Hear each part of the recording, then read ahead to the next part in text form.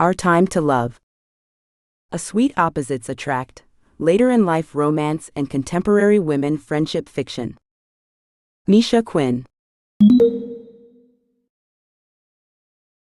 Scene 1. Betty and her life before. A small, cozy cottage nestled on the shore of the lake. The cottage was 2 stories high, with a heavily sloping roof covering a small terrace overlooking the lake. The walls of the cottage were wooden, painted pure white. Against this white background, the wooden, naturally beige-colored supporting beams of the supports and posts that supported the roof of the terrace and the canopy above one of the upper floor windows stood out nicely, but in contrast. The bases of the pillars were set on stone supports about half a meter high, which gave the house the character of a light but sturdy structure. The cottage's front door was made of the same unpainted wood, and had 2 narrow vertical windows inserted into it. Under the roof of the terrace above the front door hung a street lamp made of glass and metal, as if it might have held a simple candle, but there was still a pretty modern lamp. The clear windows of the house reflected the dense green of the garden and the blue of the lake. A small garden was laid out around the cottage. Lush flowering beds were interspersed with bushes of berries, currants, gooseberries, and raspberries. The fruit trees were planted a little away from the terrace. They gave their corner of the garden an inexpressible comfort, as if it were the only place one could sit down on a garden bench. This place was right under one of the apple trees and the rest. Everything in the house attracted not only the eye with its well-groomed appearance. Everything in it made me want to go inside and ensure that everything there was as well kept and comfortable as it was outside. Only dwarves or elves could live in such a house, so colorful was it and everything around it. The landlady, Betty, or Elizabeth Smith, did not think so. It was not her and her husband Greg's house, but a rented one. And so she liked everything about the cabin. What she did not like, she tried to ignore. Betty would have only liked that it was small for her things, her sewing, her knitting, and her many jars of canned vegetables and condiments for the winter.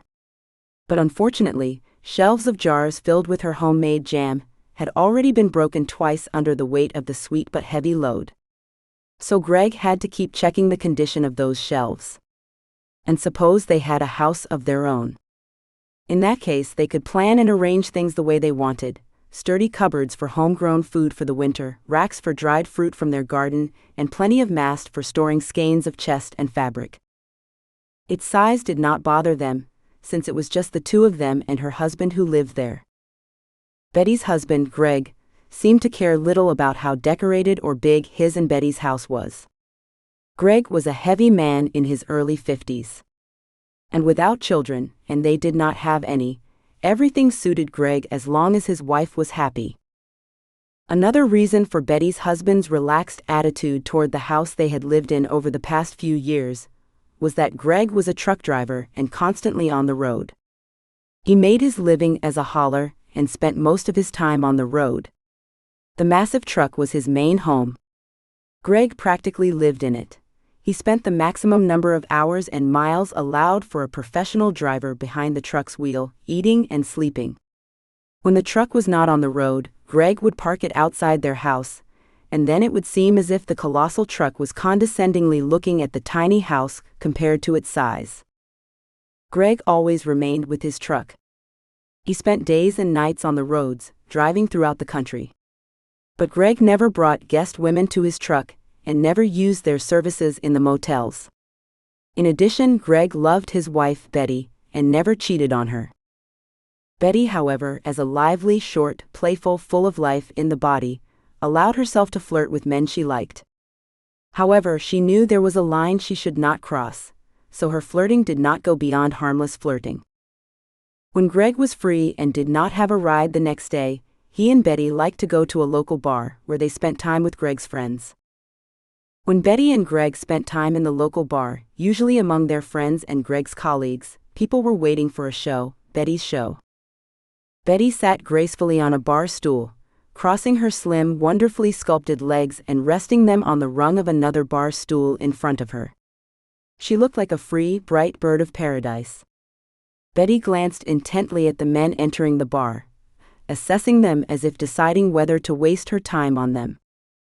At the same time, her husband spent his time quietly in the bar's corner, setting a row of empty beer glasses on the table in front of him.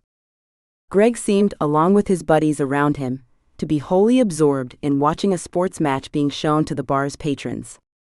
As the contest continued, he seemed uninterested in other people around him or his wife. However, things seemed different. Betty knew that as soon as one man would approach her and start a conversation, Greg would appear from behind the daredevil, slap him on the shoulder nicely, and urge him to make a place for him next to Betty. Usually, Betty's admirer would quickly disappear from view, or even from the bar. Finally, Betty, grumbling something like, "Well, you cannot have fun anymore," would meekly move from the bar to her husband's table and sit quietly beside him, watching a soccer game or a car racing show. All this heat of feeling was just a game they played together.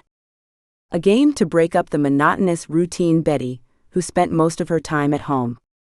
It also gave Greg a chance to shake off the old days and show those around him he was still the man who would stand up for his wife, who was so attractive to other men.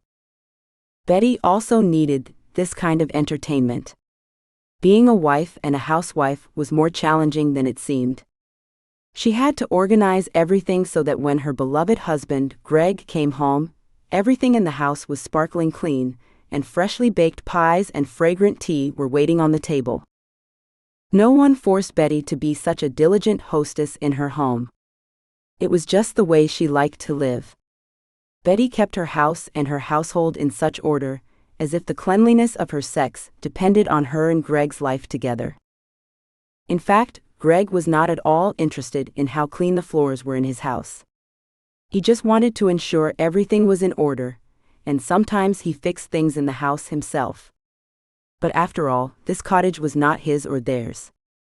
They had to rent it because they did not have the money to buy their own house. And there was no money for their own home because Greg was the only one with income in the family. Betty earned nothing. Since everything in their life had been going on in a way that suited them for many years, neither she nor Greg gave much attention to the future. Moreover, since there were no children, there were few expenses that other couples had, such as clothes and toys for the children, tuition, hobbies, and medical fees, and so on. Greg was most interested because they had a place where they lived, and his beloved wife was waiting for him, tired from work. A place where he would get a tremendous, hot, home-cooked meal, and all the love of his Betty. Betty had not worked since she married Greg. However, he wanted his wife to devote her time only to him, and he promised Betty they would always have enough money, he would earn it for both, which he did. Despite this, during their long life together with Greg, Betty tried many times to go to work. After all, if a woman with not only a husband but also children could do the job and the household, of course, she could. And Greg would be satisfied, and if she had a salary on top of his income, they would have had their own house long ago. If no children, at least a home of their own. But Greg never accepted that his wife would go to work with his family. He saw it as something unworthy of a real man. Greg thought a woman should only go to work and socialize with different men under his supervision. Greg, who had been an only child and had lost his parents early, often thought with horror that if Betty had taken the bait of some handsome man who had never held a real tool in his hand except a dumbbell at the gym, he would not have survived such a loss. Perhaps this desire to keep Betty's love alive was the main reason Greg did not want to see her working anywhere but on their property. But deep down, he was terrified of losing her. And then what would he do if an attractive bird of paradise like Betty charmed her male coworkers? And that was bound to happen. The way Betty liked to flirt with men, it was a miracle she was faithful to him. Indeed, if Betty were to go to work, she might not just flirt for fun there, like in a bar, but she might have a crush on a male colleague. Occasionally, Greg imagined that the fancy offices were full of charming men who would mesmerize his Betty with their seductive aromas, take advantage of her, and then leave her with nothing. He thought Betty, with her bright soul but completely uneducated, had a very mundane way of thinking and would be a victim of the handsome man who wears an expensive case. In addition, Greg imagined that involved in the active work life, Betty would leave him, her workman-driver husband, bored with his simplicity. Although, in life outside the offices, few people could match Greg's ability to cope with the difficulties of everyday life. He could, for example, change a flat tire in 5 minutes on the road in a passenger car. Or in winter, right in the morning, he could go out into the frosty air in the yard, quickly chop some wood and melt the stove, so that his Betty could wake up to the cozy crackling of the wood burning in the stove. But of course, no one could compare it to Greg driving a massive truck. Among his peers, he stood out for his precision and the fine-tuned techniques of driving the colossal machine he used to earn his family's hard-earned bread. Greg was unbeatable in the competition for survival in difficult conditions. So, in the present state of affairs, with Betty at home doing their chores and cooking, Greg had no doubts about her loyalty. In their little town by the lake, all events quickly became public. First the rumors spread, then the facts came out. Here, everybody knew everything about everybody. With all her love for Greg, Betty constantly resisted this state of affairs in their family. Finally, years ago, resigned to the fact that their family would probably never have children again, she repeatedly tried to at least go to work. From time to time, through acquaintances of their family, Betty received pretty good job offers. Well, these were jobs, mostly service-related. For example, a cashier at the local supermarket or a postal worker. And even a personal assistant to the manager of one of the big companies whose office was in their small town. These jobs suited her perfectly. After all, Betty was a true extrovert.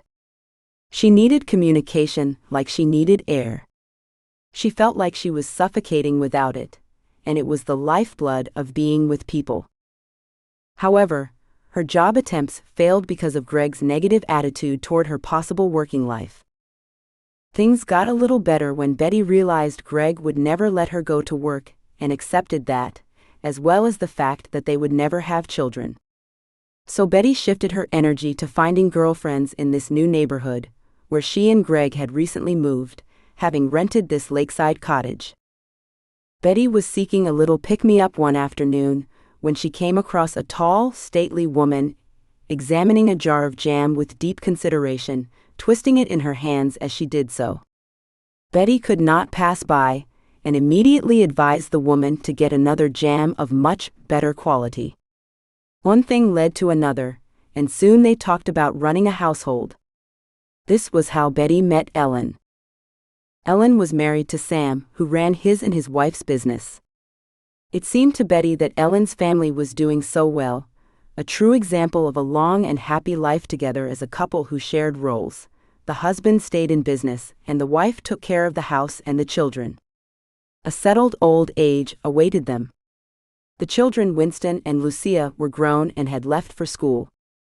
Everything in Ellen's family was so good that Betty sometimes thought she wished she could be as poised as her friend. Perhaps Betty would have felt better about having nothing to do in her spare time, as she had no children. Already, good friends Ellen and Betty welcomed Lori into their circle. Lori was the wife of the famous writer, Daniel. She was also a housewife in her later years and had a lot of time to think about her future life.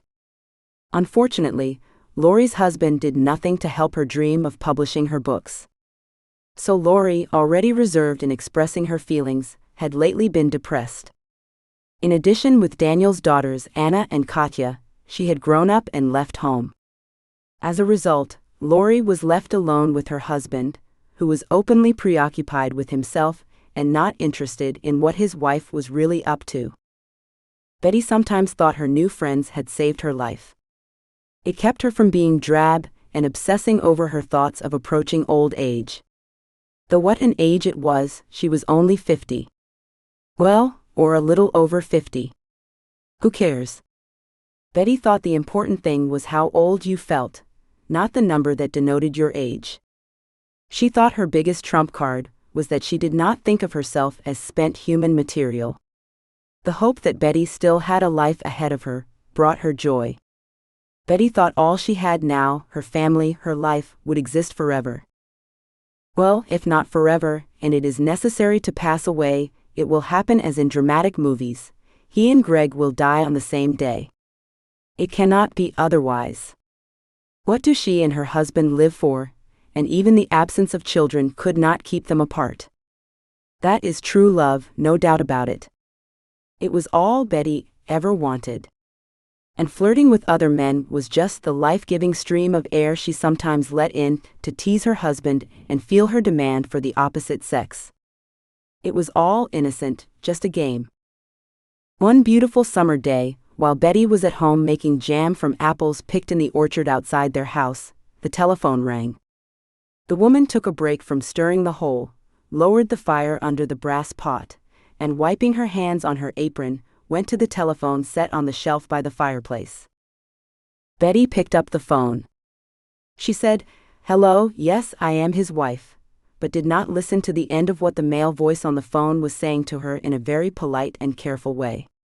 The phone receiver fell on the mantelpiece, then hung and twisted on its wire, knocking against it. Betty slumped down on a chair near the fireplace, after clumsily resting with her arm on the wall. Betty felt this wall falling against her, along with the ceiling. She closed her eyes, put her arms around her head, and bending forward, groaned in agony. No, it cannot be. There must be some mistakes. Her Greg could not have done this to her. He could not have been in a car accident. He could not just die like that. 1 year later. Drops of drizzling rain fell on the cemetery's tombstones, on a hill by the lake but quite far from its shores. The spruce trees that grew along the cemetery's edges shaded the place. Their heavy branches, downcast, created an air of sadness. Even the fresh smell of pine needles did not bring joy as in an ordinary forest. Still, it gave this place a particular note of eternity, the same eternal longing for people who had left this life as these evergreen crowns of spruces did. A path lined with white sandstone slabs led from the entrance to the cemetery to the back, where it branched off and suggested going straight ahead, to the right or the left. That was it. The cemetery was tiny, but at its entrance, on a light stone pedestal, there was a beautiful bronze monument to the mourners. Near the door was a small chapel, built of the same stone as the cemetery paths. Anyone who wished to pray, or to be alone with his thoughts, could enter it. The gravestones of the cemetery, stacked on the ground in neat rows among the short-cut grass, were rather monotonous, either light, made of light stone, or darker, apparently older, made of greened metal. Some were practically sunk into the ground, and some, marking relatively recent burials, were still towering above the ground surface and the grass. 3 women of an elegant age, dressed in dark cloaks, stood on the path a few meters from one tombstone. In their hands, wrapped in black gloves, were bouquets. The flowers were white and unwrapped. The gravestone near where they stood was also pure white, with gilded embossed letters of the inscription. To Greg, my beloved husband. My memory and love are with you forever. One woman separated from their group and slowly approached the grave. She leaned over the slab on the ground, kneeled, and placed a bouquet of white roses on the grave. A short, thin woman, still standing at the side of the grave, quietly called out to her. Betty, let us put our flowers next to yours and take care of the grave soon. You do not have to do everything yourself. It is hard for you to get on your knees. The woman, still on her knees, turned to the others and answered in a voice that was choked with emotion. Thank you, Laurie. Thank you very much too, Ellen. She nodded to her other companion, a tall, statuesque woman holding a large bouquet of white gladioluses. For the memory of Greg, her beloved husband, with whom Betty had lived for over 30 years, she will crawl on her knees on the wet ground and not feel the pain and cold of the tombstone. Betty rose heavily from her knees, shook off the hem of her cloak of wet yellowed needles and grass, and turned to her companions. Betty's rounded face expressed anguish at being alone, or having trouble getting up from her knees. Everything was long behind her, her husband's death, his funeral, and her life going on, but Betty loved him so much. Although friends were talking about how she should think about living alone, Betty was back to her usual cheerfulness and optimism. She did not want to keep the subject going. She did not offend her friends, and cleverly shifted the subject to something else. No one can replace her husband, no one.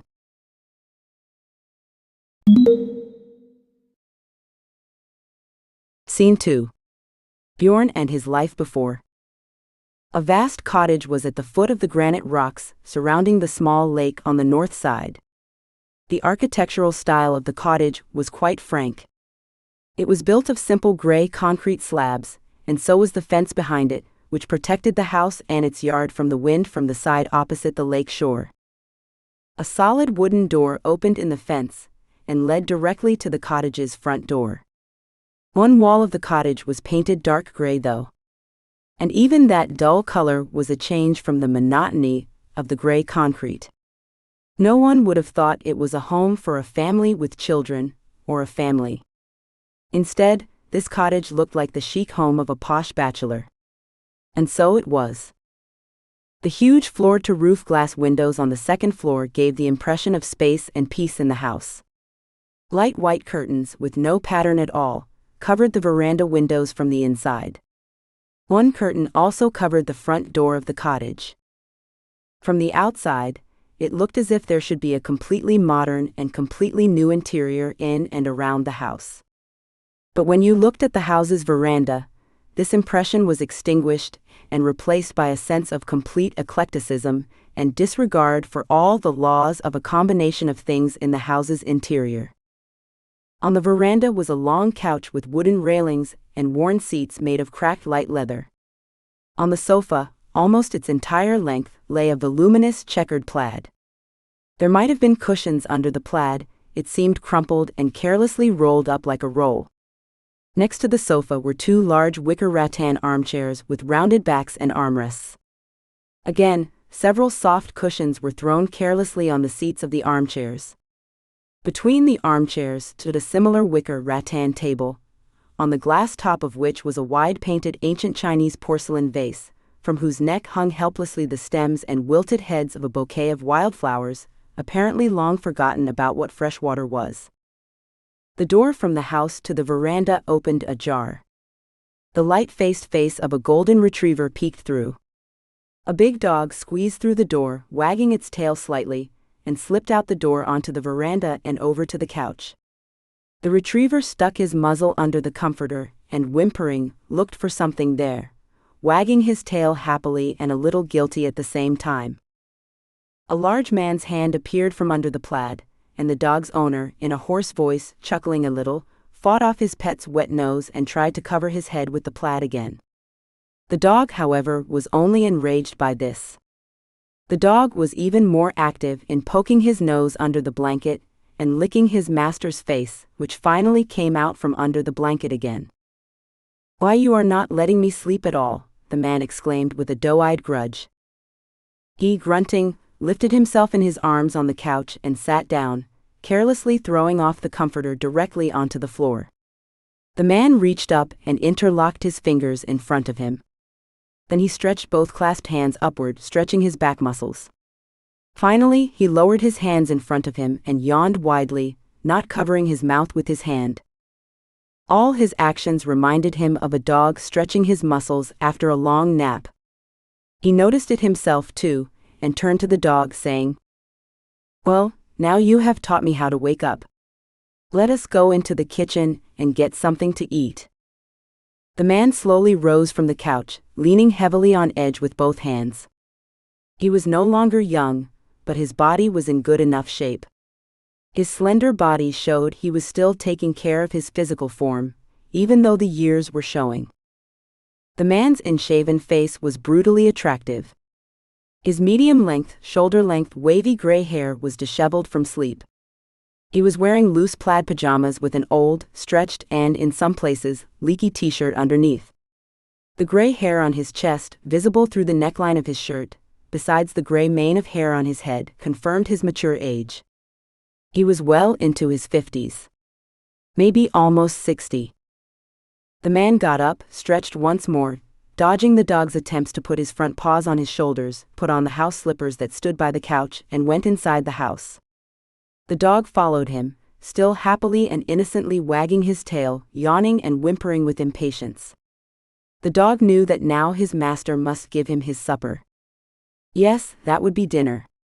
It was a pity that during dinner the master slept, and the dog never dared to disturb him.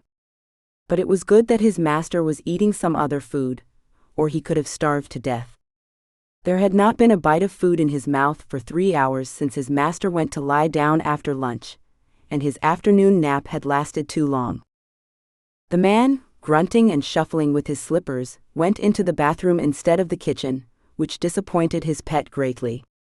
He lay down on the floor, put his head on his front paws, and waited. The retriever lay on the kitchen floor, watching hopelessly and longingly for the shower door, which had closed behind his master. For a while, all that could be heard from the shower room were the jets of water falling on her floor, interspersed with the contented snorting of a man. Finally, the shower room door opened. The dog lifted his head from his paws when he saw his master. The man seemed completely transformed. His slender and muscular body was covered only by a large white terrycloth bath towel wrapped around his narrow thighs. There was not a drop of fat on his torso. Instead, his whole body seemed made of graceful muscles and veins. The man was clean-shaven, and his damp, wavy hair was carefully styled and slicked back. The man looked mockingly at the dog, and went into the kitchen with an understanding look at the dog. There, he took a jar of pâté for the dog from the refrigerator. As soon as the man opened the refrigerator door, the dog jumped up, squealed happily, and started running around the kitchen. It was a good thing the kitchen was quite large. The dog fit into it, and nothing of the surroundings was swept away by the storm raised by his tail, which whirled like a propeller. Finally, the dog's food was warmed and placed in the dog's bowl. The man put the bowl on the floor in the place where he usually gave food to his pet, and looking sternly at the dog, jokingly threatened the dog with his index finger. Well, do not you dare. Wait. The dog obediently sat down by the bowl of food, and looking back at his master, froze. Only a trickle of saliva ran down his lip to the floor. His master saw the dog's anguish, relented, and allowed him to eat. The dog pounced on the pate in the bowl, as if he had not eaten in 3 days. It was all right. Brock, as the dog's name was called, always had food on time. As his owner's name was called, Bjorn took touching care of his pet, and people who knew them both sometimes felt that Bjorn cared for the dog more than he cared for himself. After feeding the dog, the man hastily made a simple bread, butter and cheese sandwich. Then, after boiling the water for the coffee, he went into the living room and turned on the television. On the TV screen was an image of scientists and artists being presented with awards on a stylishly decorated stage. Bjorn shouted to the dog, "Well, Brock, come watch me get my award." The dog immediately found himself at his master's feet, and seemed to start watching his master on the television screen on stage and being presented with an award for outstanding achievement in the arts. Bjorn Svensson was an internationally renowned architect. This award was one of many on his list of competitions and projects. The world has long recognized him as an architectural genius. However, Bjorn modestly believed that he was merely repeating nature and taking the simplest of its designs and outlines. His children, now grown-up son and daughter, lived far away from him. The daughter, Yelena, was also an architect and worked in an architectural firm, but in another city. She had recently married, and Bjorn was pleased with her chosen one, an up-and-coming young composer. It was good that his daughter chose as her husband a man from her milieu, a milieu of creative people, but not one that competed with it. It was essential to the family.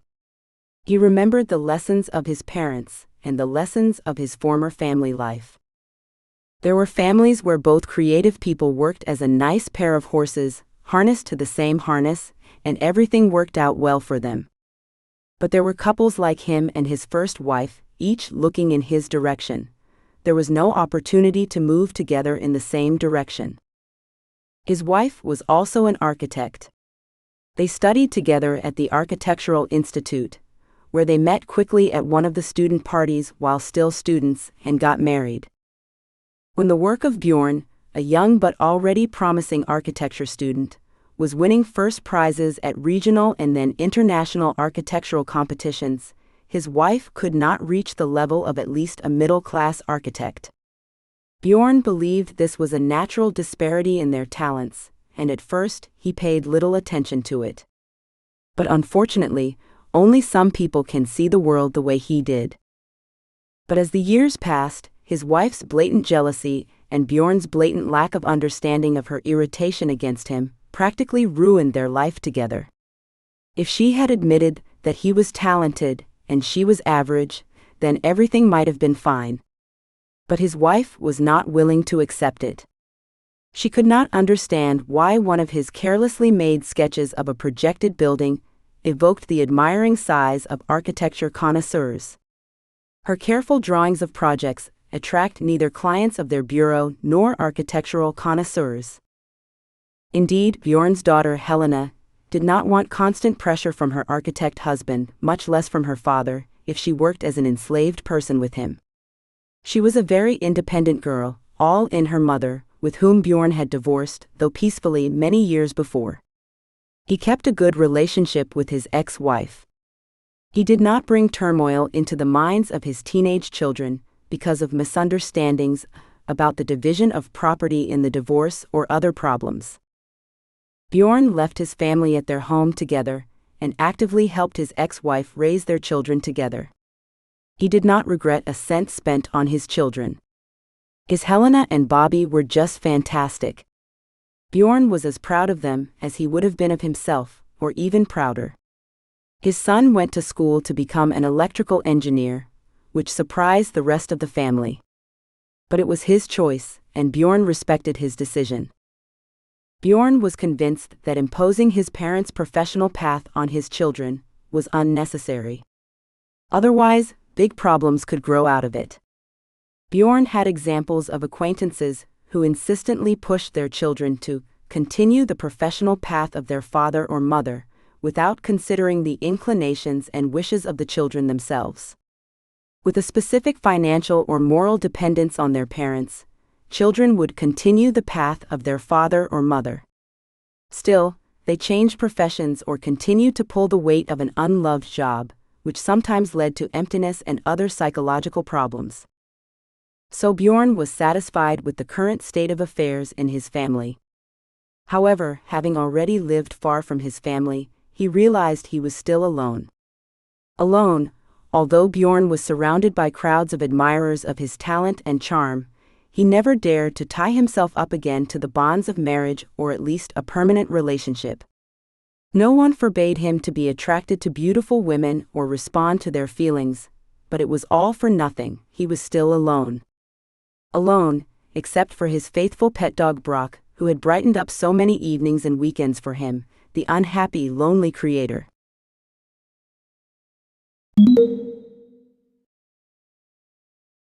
Scene 3. First meeting. A long city bus pulled up to a bus stop full of people. Passengers, patiently waiting for their line, lined up in a long line, intending to enter the bus as quietly as possible. The car, which weighed 15 tons, rolled gently up to the curb of the stoop, and letting the air out to brake, stopped precisely at the line where the doors were to be opened. The front door opened, and the first passenger who stepped from the bus stop platform into the doorway of the bus stopped in surprise. The woman driver looked at him sternly and even a little haughtily. She did not take her hands off the car's steering wheel. The woman's face was pleasantly rounded, her full lips painted with bright lipstick, and her dark medium-length curly hair fluttered perkily over her shoulders. She wore a cap with the emblem of the company that ran the bus lines in their neighborhood. The work uniform, a suit comprising a shirt, jacket, and pants, fit the woman driver seamlessly, encircling her steep chest and stressing her thin waist and hips. A neckerchief patterned in the bus company colors was tied in an elegant knot in the front. Two ends of the scarf were coquettishly pinned to the shoulder of the uniform jacket. Stunned by the woman driver, the man could not turn away from her and register his fare. All this delayed the other passengers, perplexed by the bus door and waiting their turn to enter the bus. The driver noticed his hesitation, nodded to him affably once more, and said in a ringing voice kindly, "Good afternoon. You can register your ticket by swiping on that reader over there." "Yes, that is right. Thank you." She pointed to the fare box with her hand wrapped in a stylish driver's glove of finely perforated leather. The passenger finally tore his gaze away from her breast, moved it to her hand, and registered his fare as if in a dream.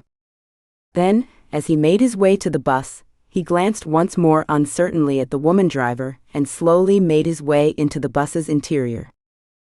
Betty turned away with a grin and looked at the mirror over her head to see what was happening inside the bus. The habit of controlling everything on a trip had taken its toll. She did not seem to need to handle anything. This passenger had already paid his fare. But what if he had made a mistake and returned to her for advice? It has often happened that way. Seeing a woman at the wheel of this enormous machine, with very feminine forms and bright lipstick on her lips, many men were lost and made mistakes when choosing a ticket. Perhaps only some people made mistakes, but she had to help the men with them far more often than she would have had a male driver at the wheel. After this man, a couple more women entered the bus, followed by a group of schoolchildren. Suddenly, a man dressed in a long, light semi-season coat appeared in front of Betty. He wore a hat with a wide brim bent upward. Beneath the coat was a plain blue and white check shirt. The loose blue jeans were not at all tight around his long, slender legs. In Betty's opinion, it was how an ordinary man should dress. Nothing needed to be tight, and an ordinary woman could see what she needed. From the legs of the new passenger, Betty looked up. A brightly colored striped scarf was carelessly wrapped around the man's neck. His whole appearance reminded her of someone, but Betty could not remember who it could be. She must have been watching too many TV shows about love. That was why she saw a familiar actor in every mildly attractive man. A wide-brimmed hat half hid the man's face, and Betty could not see his features or if he was looking at her. The man did not look like the man who rode public transportation. Betty turned away and looked at the clock on the bus dashboard. It was about time all the passengers were in their seats. She had to get off before she missed her schedule. But Betty had to hurry to the restroom and freshen up at the final stop. Then she should make some tea in the thermos she always has with her on the road. And if there are still 5 minutes left, she should get back on the bus and stretch out in the back seat to relax her back. The man, however, did not come through. Instead, he turned back toward the front doorway and ducked a little in a half bow as if talking to someone of small stature standing there behind the bus door. Betty still saw no one there. "A baby, I guess," thought Betty. Then the man turned back to her, and she saw in his hands a long and robust leash attached to a beautiful leather collar, adorned the neck of an adorable dog, a large golden retriever with long, wavy hair. The man talked affectionately to the dog, while pulling him up inside the bus's interior. The dog was not used to public transportation and was shaking, stepping on the floor of the bus, shaking from the concussion of the diesel engine. Betty thought, well, passengers with dogs often require special attention from the bus driver. They have to go through and choose a seat for themselves and their furry companion or companion, so as not to disturb other passengers and not to make their pet too nervous. So, I wait until they are fully seated before moving off. She stared intently at the passenger, and suddenly her heart sank. The man, stroking his retriever, turned his head toward her and looked directly into Betty's eyes. His gaze was straight as an arrow. Light blue eyes beneath thick and still dark eyebrows penetrated her very soul. Betty was embarrassed and looked away. What was it about his gaze that affected her so? Was it the man's interest in her, or some unusual feeling of unity with him trying to persuade his pet to get on the bus? Her curiosity and the professional training of the driver, who had to serve hundreds of passengers a day and remain politely neutral in communication, were fighting in her soul. Betty finally pulled herself together and addressed the man first, saying, "Good afternoon, do not be shy, come in quietly. I will wait for you to choose a seat. I hope your four-legged friend will not be too nervous." She hesitated to call the dog dog. Four-legged friend sounded much more logical in this situation. Betty rarely chose her words very well, but here she was at work, and besides, this man had such a strange effect on her with his look. There was something in Betty's soul that she had forgotten about, something that reminded her of wanting to get a better look at the man. But it is all nonsense, she scolded herself, and firmly pressed her mouth shut to avoid looking at the man or smiling at him. Betty was afraid that he would think she was flirting with him, which was not her style these days. Those days were long gone. Without saying a word, the man looked gratefully at Betty, still sitting there, staring proudly ahead at the road. Even though she no longer turned her head toward him or looked at him, she saw the man smile appreciatively and nod. Then he led the dog further into the cabin, where, fortunately, there was enough room to accommodate the massive dog so that he would allow himself to be bypassed by the other passengers entering and exiting the bus. Betty looked satisfied in the passenger compartment mirror. Yes, everything was all right there. The rest of the passengers were already seated in their seats. Everyone was already seated, and the man with the dog was seated in the middle area so as not to disturb anyone. He was sitting in the reclining seat and holding the dog, sitting on the bus floor by the collar.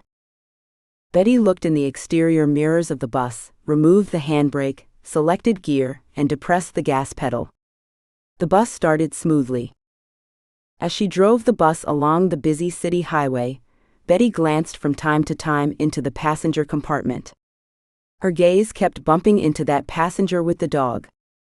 For some reason, she convinced herself that she was only looking at him to make sure the dog was not bothering itself or disturbing the other passengers.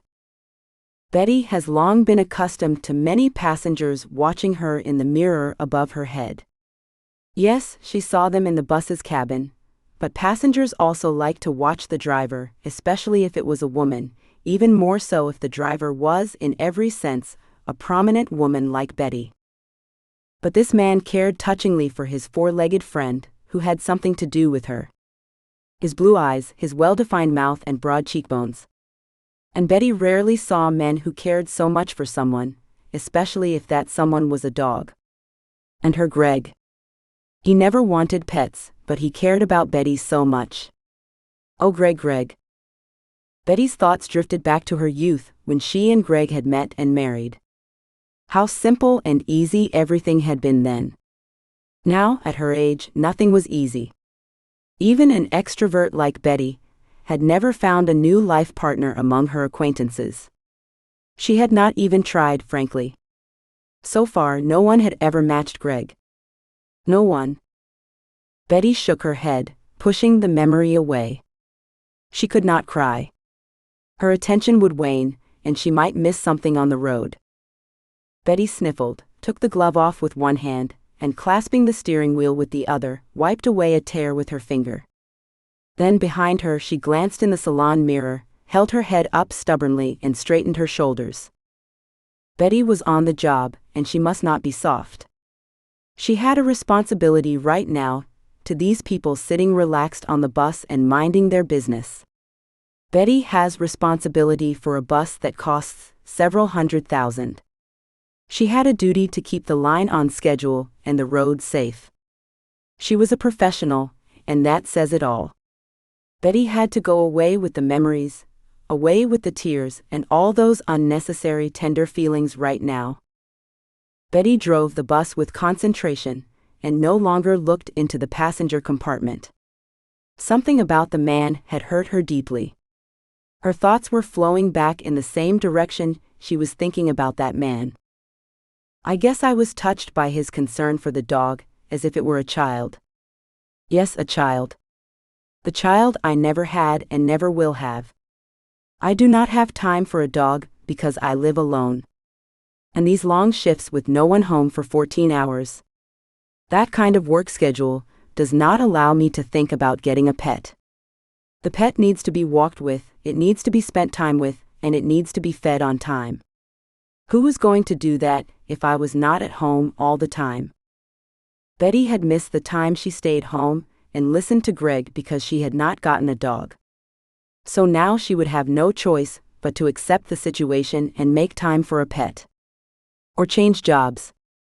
However, Betty had no husband and no dog. And oh boys, this job that was draining her of all her energy. But she had to make a living now, and she had to make money for her retirement. Betty did not let on how hard it was for her to drive the bus. Driving a bus differed from driving a car. Betty had difficulty learning to drive a bus because it differed from how a car moves. But Betty had done well in her training. Keeping Greg's truck and continuing his job as a truck driver was out of her mind. Betty would not have been able to pay the lease payments on her late husband's truck while she was getting her heavy-duty driver's license. Despite the grief of losing her husband, Betty did the math after the inheritance was processed. She went to their bank, discovered Greg's state of affairs as an entrepreneur, and realized that he had no savings. All his earnings went to his beloved truck and providing for Betty's life. That meant that he had left Betty nothing, except for the debt on the car and the lease on the house. Yes, Greg loved her, but he was not looking ahead. And of course, like many men, he would live forever. He made no will for his wife or any of his distant relatives. Betty, however, received his entire estate, which comprised his business, which was at zero income, and debts. Going through his files, Betty did not understand why Greg never talked to her about his financial affairs. Now she would have at least something saved up for emergencies. As it was, her husband was gone, and all she was left with was his debts, no house of her own, no truck, nothing. Realizing that she had nothing but a lease on their lake cottage, Betty realized she had to get a job right away. After talking to Ellen and Lori, she became convinced that she needed to get some in-demand profession and find a job right away. Betty went to all the adult education institutions. She realized she could only afford to study differently than young people. She cannot wait years to get a profession. One day, while browsing ads for adult education courses, Betty noticed an ad for a bus driver's course. It was 4 months long, had government support for the duration of the system, and almost guaranteed jobs.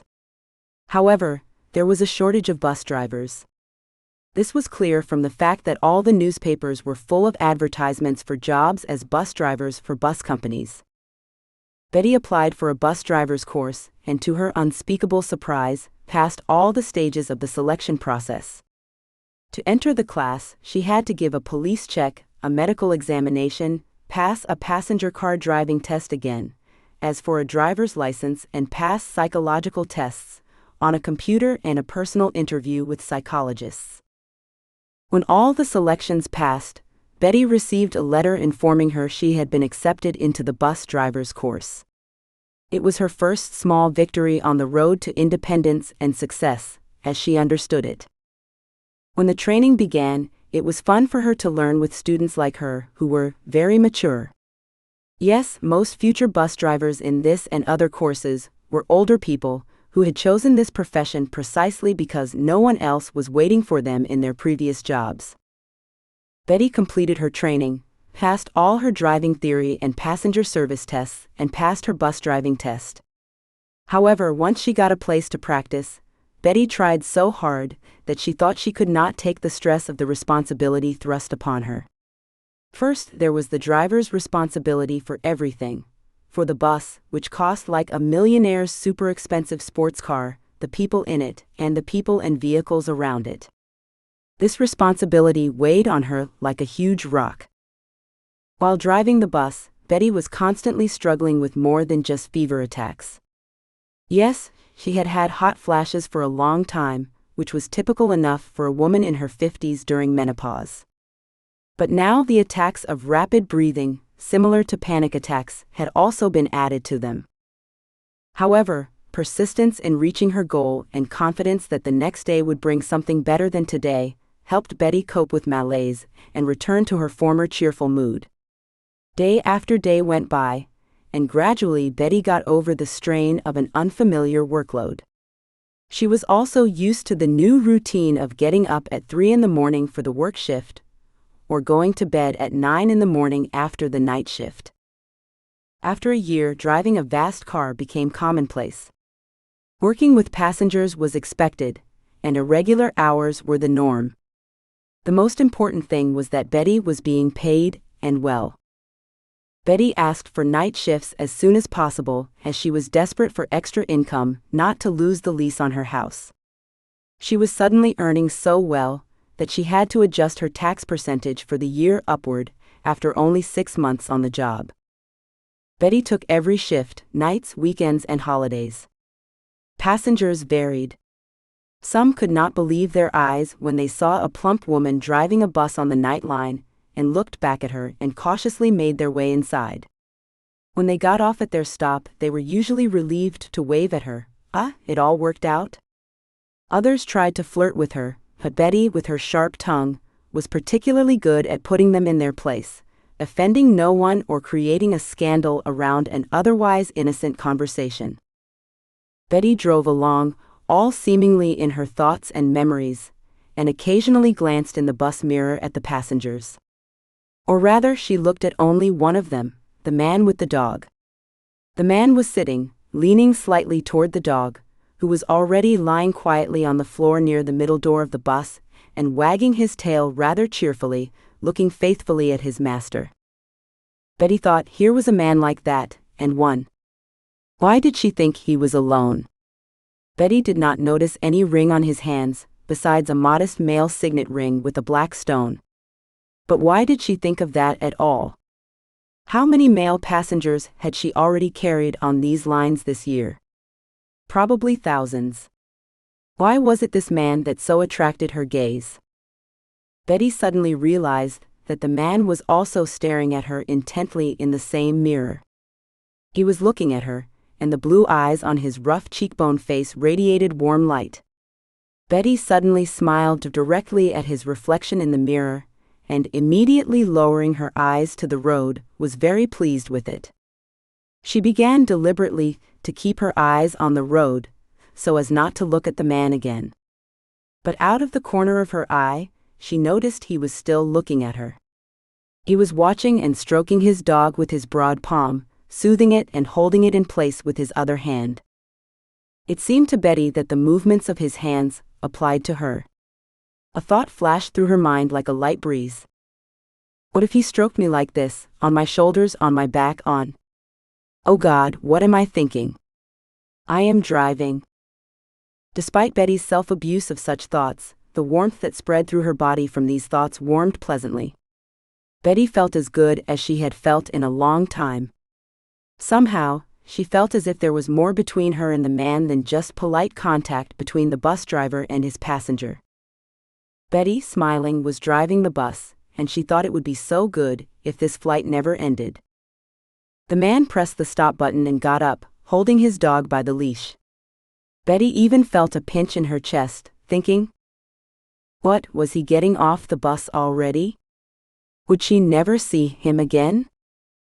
However, she pulled herself together and gently stopped the bus, trying to make it look like a young woman with a small child was getting off rather than a stout man in the prime of his life with his dog. Pressing the button to open the middle doors of the bus, Betty no longer looked in the mirror, knowing that now all the passengers, the man and his dog, would get out, and her obsession would be over. She turned away and looked out the window to her left so she would not see her passenger leave. Suddenly something made her look in the cabin mirror again. The man did not get out but walked across the cabin straight toward her, leading his pet behind him. He approached her booth, which was separated from the passenger aisle by a transparent wall of plexiglass, and tapping gently on its barrier, politely raised his hat and said in a soft baritone voice, "Thank you so much for your excellent service. It has been a long time since anyone drove us so smoothly." Brock was not even scared, as he usually was. He is not used to buses. Thank you again. He bowed slightly to Betty and smiled heartily, flashing his perfectly preserved teeth like a Hollywood actor. Then the man put his hat back on and led the dog out the bus's front door. All left behind was the smell of expensive cologne, entirely unfamiliar to Betty. She, enveloped in that scent and still feeling the stranger's gaze, stared in the bus's exterior mirror at the man and his dog walking away. Yet, even though it was over, a sense of girlish delight was bubbling in her chest, and her thoughts raced like racehorses overtaking one another. He noticed me. He noticed me and came back to thank me. That means something. But what does it mean, she thought. Betty turned back to the bus's steering wheel, proudly grasped it with both hands, and pressed the gas pedal to start smoothly with the vast car on its way. Yet, a thought continued to haunt her mind. And I am still good enough for such an interesting man to pay attention to me. Yes, he is interesting. What made him so interesting to me? Yes, he has such unusually attentive eyes. It is as if he can see right through me. He has this incredible irony in his eyes, like he is laughing at himself and everyone else. And he has such a soft spot for his dog too. I wonder what his dog's name is. Brock? Or did I just hear? Betty suddenly wanted to go back in time for a moment and stroke the man's dog on its long, wavy fur as she said goodbye.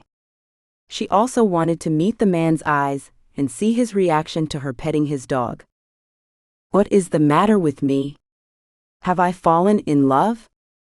He is a complete stranger to me. And I will never see him again. Wow. Betty drove, executing with honed motions everything she needed to ensure she could move safely on the road. Passengers were getting on and off the bus. But Betty's thoughts were far away. In her thoughts, she was walking down the street beside that man, trying to pace with him and holding his dog's leash. She glanced up occasionally, meeting his gaze. Her hand casually touched his arm as she did so, and it felt so good.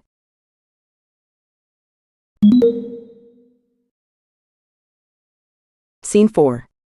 On the bus. A week after Bjorn took Brock, his dog, to the vet, he accepted his colleague's invitation to spend time at the country residence of the Architects Club. Yes, their neighborhood society of architects had its country club. Bjorn and the other architects knew how to live largely. At least, that was what it seemed to everyone. Bjorn knew what it was like to buy a piece of land, make his design, and build his house the way he wanted. And so, he was aware of what it meant to their society of architects to get to spend time in that expensive, super-modern chateau he had now traveled to. The chateau was built by one of them, not Bjorn but by his colleague, his rival. He was a rival, in the good sense of the word. After all, creative people usually have a keen sense of competition. The slightest success of a friend or colleague caused an acute sense of inferiority in most people who did not get that distinction. A lucrative job contract, a title or award at a competition, or from the state or even national leadership. Bjorn and his friend Shota were no exception. Shota came from a southern country on the shores of a warm sea, and in all his projects he brought a sense of the waves' movement and the sea's color. Bjorn's projects were in the style of the rugged northern nature, with which he was a native of the Nordic country. Their laconicism and absence of excesses in decoration and implementation attracted local customers, observing the financial side of the projects a little more than the lavishly decorated projects of Shota. Two friends were rivals in the arts and fought for client projects as if their lives, not money, depending on getting and carrying them out. People who knew them wondered if they were so competitive in their professional activities. How could they be friends and spend their free time together after that? But there you go, you can. During meetings among colleagues and friends, each absorbed fresh thoughts and thoughts about new projects and their implementation. Communication was battery recharging for both Bjorn and Shota. So now Bjorn was busily packing for the road. But first, he had to pack all his things and those of his pet Brock. While Bjorn was putting his stuff into the bulky travel bag on wheels, the retriever was happily running around and trying to bring and shove one or another toy into his owner's hands. This time Bjorn had considered the surprises of his old SUV. He was quietly getting ready, not intending to get behind the wheel of his car that had let him down so much the week before. Bjorn did not need to use his car, because the Architects Society had offered him a seat on a custom bus that would arrive at his house any minute.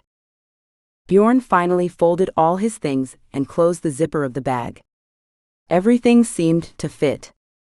Even Brock's toys were tucked in, carefully folded in a plastic bag. The man put his pet's other belongings in a separate bag, stuffed to the brim. Food, a dog bed, blanket, food and water bowls, and a comb and towel were all in place. Bjorn did not care as much about his comfort, as he wanted his dog to be groomed and always get everything he needed. That was why the bag's zipper barely came together, so full it was. Finally, it was time to get out of the house. First, Bjorn put Brock on a collar and harness, suitable for spending time outdoors. Then he attached a leash to the saddle and, taking his travel bag, went outside with the dog from his house. From the corner of his eye, Bjorn noticed a small tourist type, the new bus parked on the road in front of his house. Bjorn strolled up the path to the bus, carrying 2 bags, one on his shoulder, the other with Brock's things on wheels, and leading the dog beside him. It took much longer than usual to walk from the front door of his house to the common road. When Bjorn walked to the bus's front door and saw the driver, he was stunned. He was sure he would never see her again, even though he had remembered her so well. Betty, yes, that was her, sat quietly in the driver's seat on the bus, studying the itinerary printed on the paper. Her employer had offered her a part-time weekend job with an overnight stay at the place where she was to take her passengers. The trip was for 2 days and paid well. Betty gladly accepted the job offer. Her license allowed her to do any work involving bus or cab transportation.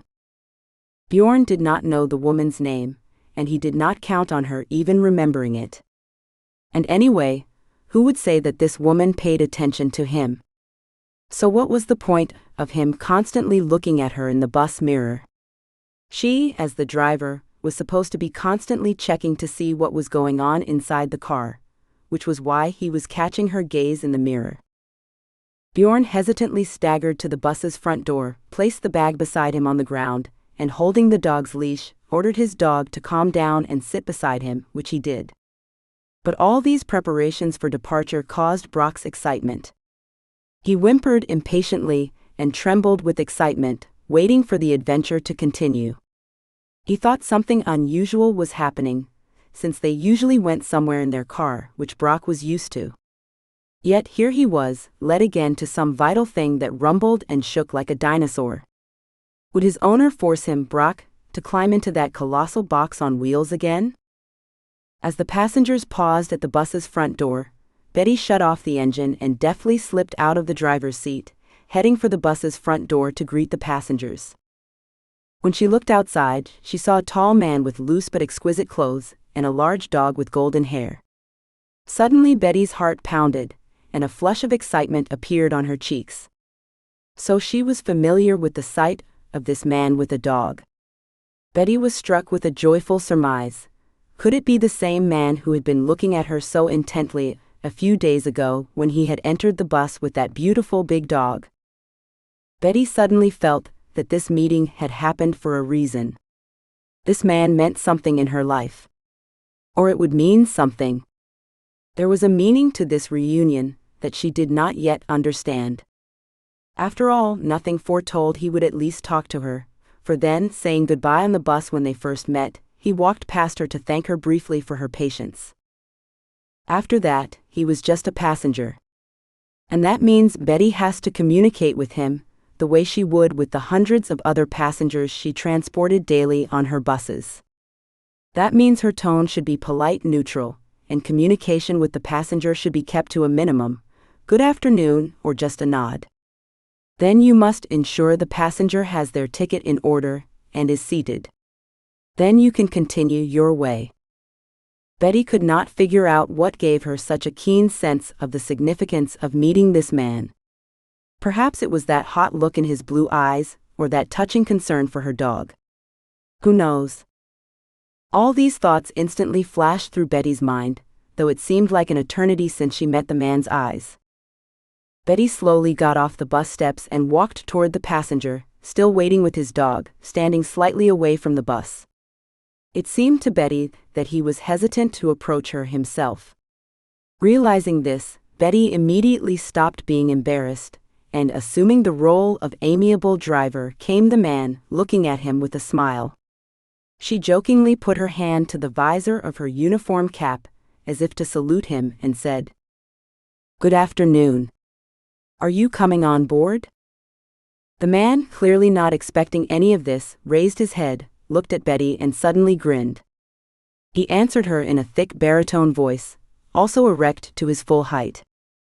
"Good afternoon, dear." He hesitated, not knowing what to call the female driver. It did not seem like a driver, as it was usually used in the masculine gender. She was not a stewardess, though she said, "Come aboard," as if inviting him onto the plane or the ship. Shush T, how am I supposed to address her? Bjorn's mind raced. Betty understood his confusion, and continued the conversation herself. "Respected driver, of course." She was not at all embarrassed because the word was in the masculine gender. On the contrary, it was okay because you cannot change the language all at once when in fact, about only 5% of the professionals were female and 95% were male. Betty smiled and considered the man.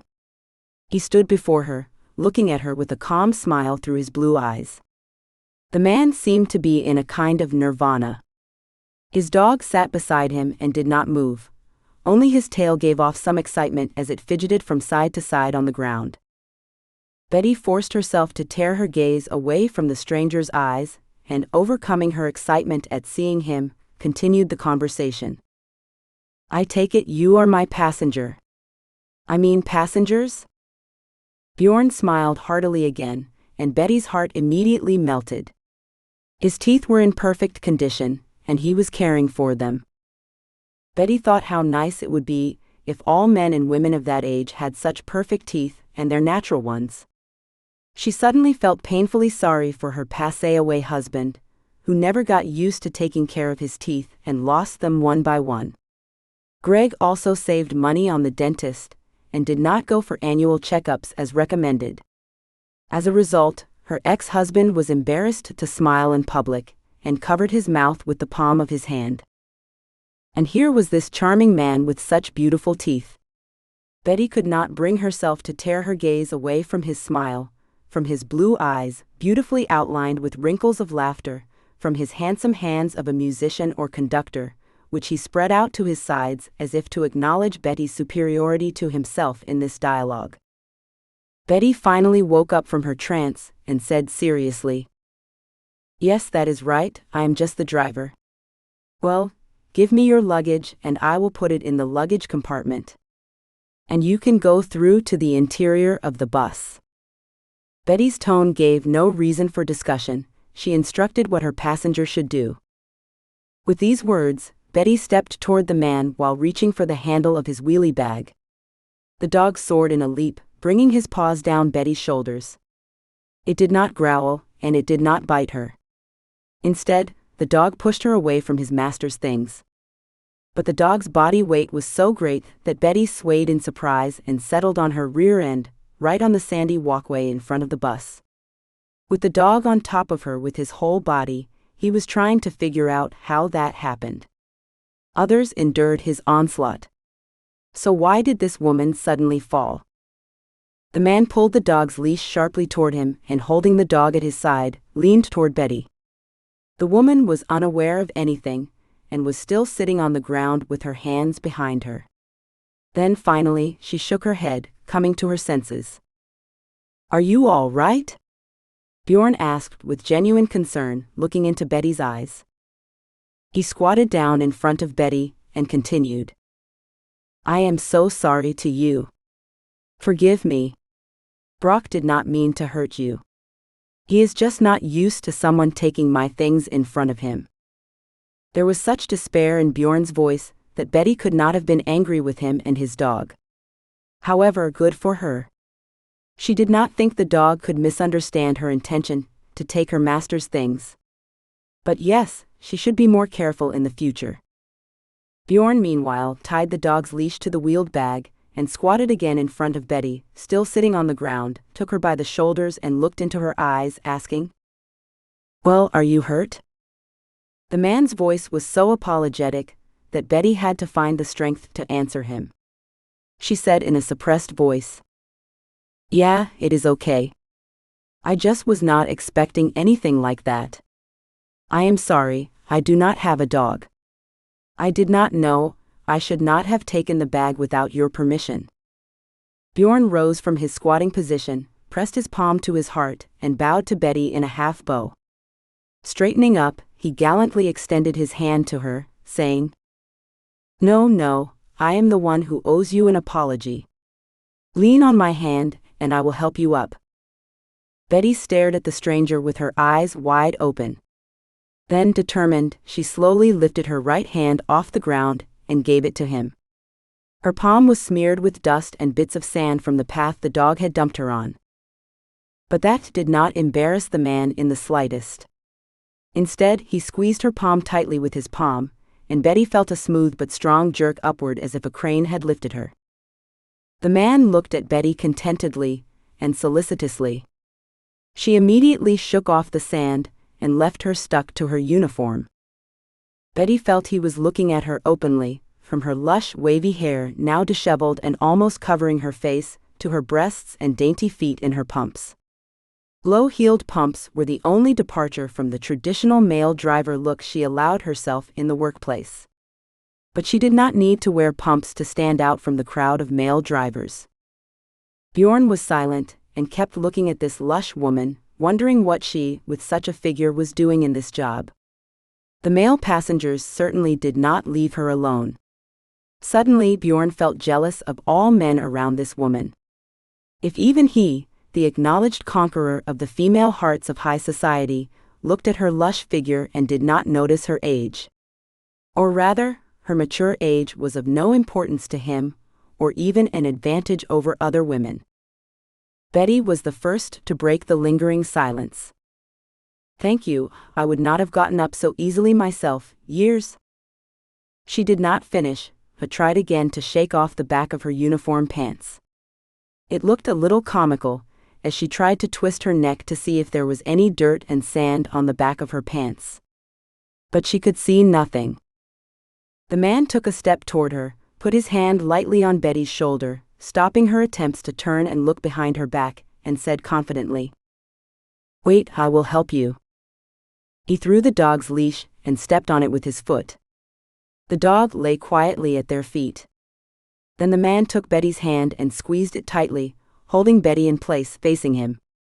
With his other hand, he shook off the sand from her clothes, which Betty could not see. Finally, his hand slid down her body, top and back, over her shoulders, sides and butt, moving to her legs. Betty obeyed the authoritative tone of his voice. She stood there like a schoolgirl, looking up and down at the man in confusion, wildly, as he shook off her clothes from behind her waist. Betty froze and could only smell him, the smell of expensive cologne and something else, perhaps the smoke from the fireplace. It seemed to Betty that he was massaging her. Even if this man had not touched her clothes and body, she would have felt his warmth through them. The warmth of his hand and his breath reached her as he almost hugged her, staggering without turning her back to him, to get his hand to place on her clothes as far behind her back as possible. But she had nothing against it, which was strange. Betty usually avoided even the casual touch of unknown men. She preferred to slow dance only with her husband, her sudden death, Greg. Thoughts of Greg brought Betty back to the present. "Oh, what an adventure I am having today," she thought, suddenly realizing that her hand was still in his palm. She was embarrassed and cautiously released her hand from the stranger's palm. Betty took a step back from him and shook off her clothes. Bjorn stood and looked at this woman who was not angry with him, even in such an awkward situation. Bjorn was used to his society's pampered and even capricious ladies. It was a high society, filled with the rich or people with refined tastes in everything from interiors to fashion to food. He hardly ever socialized with women outside his circle, such as this female driver. It seemed to him and his friends in their progressive society of intellectuals and only plain rich people that there would be nothing to discuss with the attendants. There were no common topics or common understanding of life. You could not joke around and be on the same page as them, simply various levels of education and opportunity. But this woman had a sense of humor, not bad since she did not make a fuss about his pet's behavior. Brock. She was undoubtedly a kind soul. Bjorn looked at Betty, not knowing what he should do now. But she had already fixed her clothes and was smiling at him again, informally. Well, it is all right now. She looked straight into Bjorn's eyes one more time, then turned her gaze to the dog and said, smiling at the dog, "Please go to the salon and take your seats." Then she added, looking at Bjorn, "I hope you and your pet are comfortable on the trip." With these words, Betty gestured to the man toward the bus's open door. Bjorn took a step back from her and looked where he had left the bag that had caused Brock to lunge at the woman. He saw the bag and lifted the dog's leash off the ground, pulling the dog with him. The man took the bag in his hand, walked to the open door of the bus, and was about to bring the bag inside when he saw Betty step toward him, still not coming closer than a step, and said in a confident tone, "But you still leave that travel bag here. I will put it in its place right here in the luggage compartment of the bus. Do not worry, I can see that the bag is not heavy and it is my job." Bjorn looked at Betty, nodded at her, and set his bag on the ground by the bus door. He led Brock inside the interior of the bus. Betty opened the luggage hatch on the side of the bus, grabbed the bag by the handle, and lifting it quickly, deftly placed it on the bus floor in the luggage compartment. She climbed under the open compartment hatch, covering her like a canopy. Betty pushed the bag farther inside with a sharp movement. This man was her very first passenger on the route from the city to her destination, and there were 8 other passengers she needed to pick up along the way. Meanwhile, Bjorn made his way into the interior of the bus, which was clean and well-maintained. However, the car was brand new. Everything around it smelled of dressed leather, plastic, and something else that Bjorn could not identify. But Brock immediately recognized what else it smelled like. It was the smell of this woman driver's perfume, and the scent of the vanilla cake was in her bag, which lay on a shelf inside the driver's door. The dog lingered in the aisle by the driver's seat, sat on the floor, and did not want to go further into the cabin. Bjorn tried to pull him gently toward him by the leash, but realized some food had attracted Brock. The man asked him mockingly, "What is up, Pies?" To which the dog, swallowing saliva, wagged his tail and ingratiatingly looked into the eyes of his master.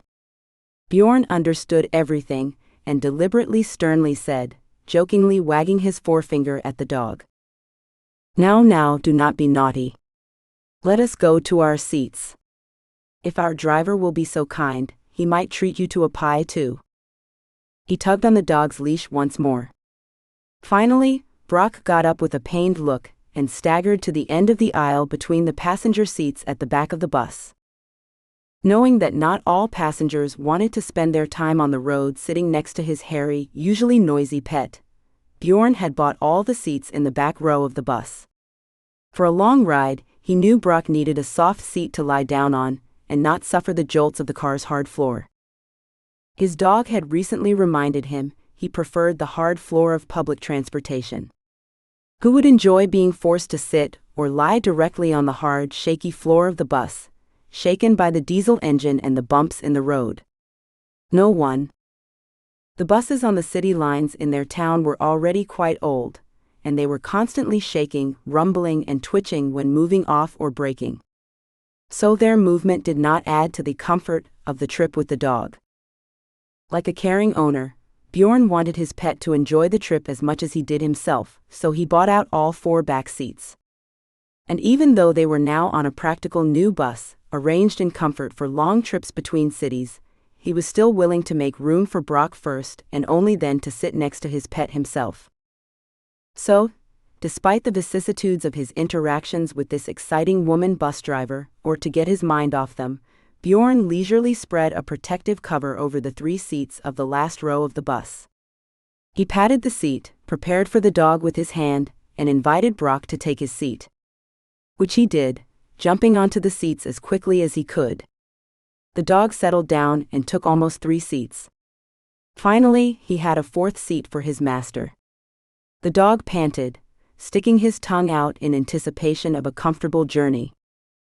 Bjorn adjusted Brock's bedding, put his bag on the window seat in the same last row, and sat in one chair next to Brock. Bjorn's gaze automatically searched for the female driver. Ah, there she was.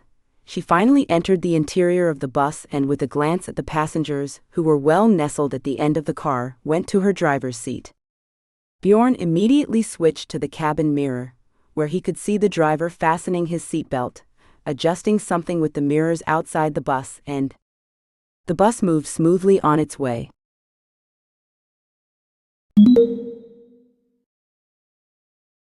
Scene 5. Snobbery, Gloves and Rings. Outside the bus window, the pine trees were glimpsed, red trunks colored bright orange by the rising sun. The road from Bjorn's cottage to the highway led through the most picturesque places. As an architect, he knew how to choose a suitable landscape for his creations, and though this house of his seemed old and unimproved, everything around it was just perfect. The lake, the pine-covered cliffs, the yellow sandy beaches of the lake beach, the paths winding between the cliffs and the woods. Today Bjorn was in high spirits, and noted with curiosity that his long-rumored surroundings were suddenly bright again. As the driver stopped the bus to pick up more passengers, Bjorn watched her curiously. He could not understand what it was about this woman, who was not in his social circle, which interested him so much. As a highly educated, hereditary, intellectual and creative person, Bjorn could not remember the last time he interacted with a woman outside his circle. Since childhood, he was raised among his people to be well understood and accepted. As a result, he had a closed loop, and a rather snobbish one.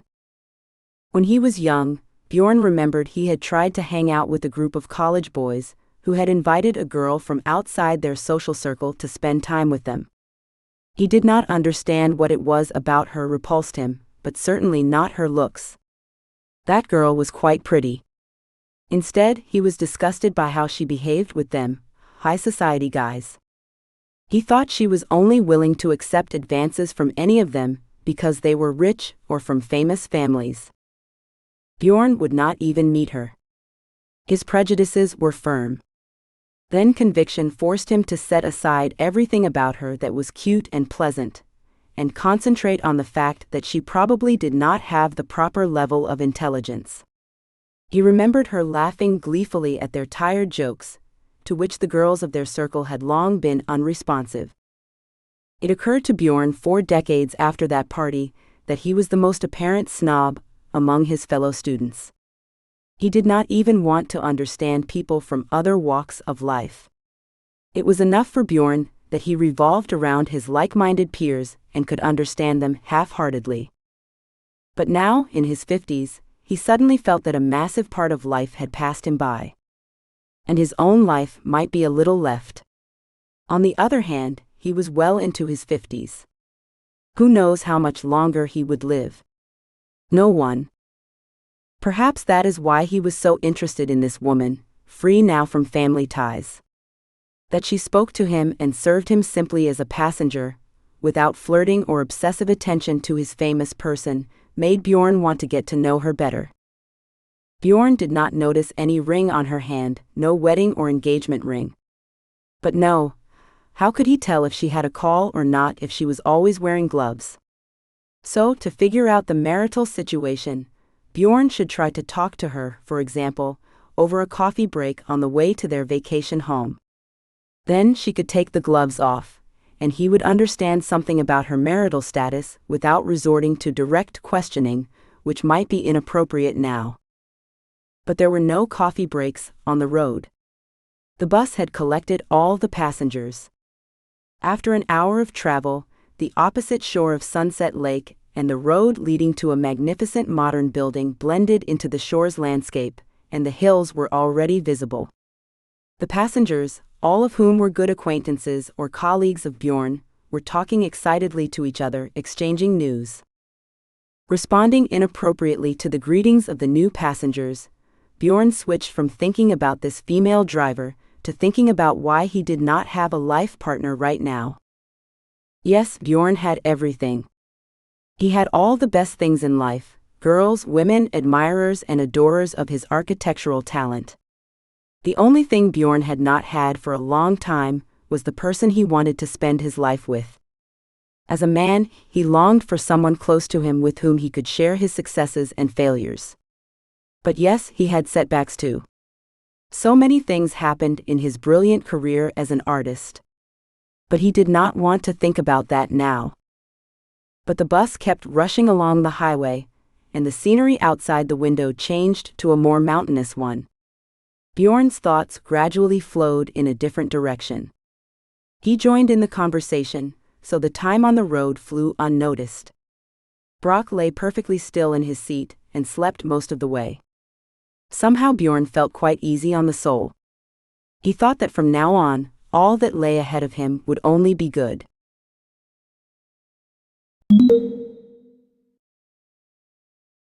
Scene 6. Arrival at the group resting place. The hotel complex was in a mountainous area, where huge gray rocks seemed carelessly sketched by the hand of a giant around the lake. The pine trees clung bravely with their knobby roots to the slopes of the cliffs. Sometimes, such a massive tree seemed impossible to hold on to the almost bare cliff rock. But these trees knew how to survive in extreme conditions. They proved their ability by proudly raising their crowns above the water surface and, in some places, even above the cliff walls. Everything was covered with moss at the bottom of the cliffs. This place was the realm of dwarves and elves. Betty was fascinated by its scenery, so she had never been to this place. To get to her destination without problems or delays, Betty had diligently studied a map of the area and all the roads before her trip. Of course, she had a navigator, but she preferred to know the route herself. Yes, Betty always had to know her route. In this, she was guided by simple common sense. Of course, the navigator helped her navigate unfamiliar terrain, but Betty needed to have complete trust in technology. Working as a driver, she had already been in situations where the navigator either had no signal or the wire was suddenly severely connected to the terminals. It just went out at the most crucial moment of the trip. That is why Betty knew nothing could replace a good old map of roads printed on paper on a trip. Except for the professional driver's memory. Looking briefly at the surrounding scenery, Betty drove the bus to the resting place building of the group she had been assigned to bring in on this transportation order. Now she was to help the passengers unload their belongings from the luggage compartment of the bus and say goodbye to them for a couple of days. Betty had to say goodbye to them, although she stayed with them in the same hotel complex until the group left to return home. The trip organizers provided Betty, the group's driver, with a private room and 3 meals daily in the hotel's restaurant complex. Betty walked all the passengers out of the 2 doors of the bus, front and back. She diligently removed and handed passengers their bags, and she had no time to look around. As Betty unloaded the passengers' travel bags, she did not see whether the man with the dog she had taken such a fancy to was already out. What did I see in him, anyway? In the back of her mind, Betty hoped he would come to her and thank her for the great ride. But the man was nowhere to be seen. Betty finished unloading the bags, said one more friendly goodbye to the last of the passengers, sighed disappointedly, and returned to the bus. She had to park it in the special parking lot behind the main building of the hotel complex. As she pulled into the parking lot, Betty prepared the bus for the long layover by turning off all the appliances. She gathered her belongings from the driver's cabin into a small bag and walked down the aisle of the bus cabin once more, like a flight attendant through an airplane cabin. Then Betty exited the bus to the outside, locking its front door. Adjusting the travel bag strap on her shoulder, she strolled toward the hotel building to the front desk to get the keys to her room. The main entrance to the hotel gleamed with chrome door handles and light stone steps. Betty could see the hotel lobby and reception desk through the vast glass doors. Her passengers were not there, and no one was there except the manager behind the counter. Everyone had time to check in and go to their rooms. They had their program and Betty had hers.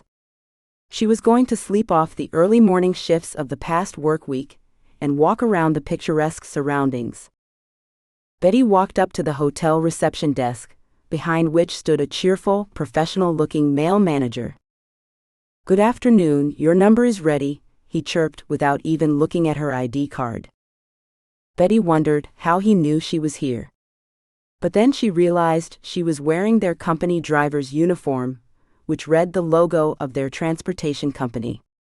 Of course, everyone else in her group of passengers was dressed very loosely and in more expensive clothes than she was. But that is okay. She had a pair of jeans and a t-shirt with her so that she could disappear into the crowd of people vacationing there in her free time, and no one would recognize her as the driver. The young man waved her away from the main hotel building.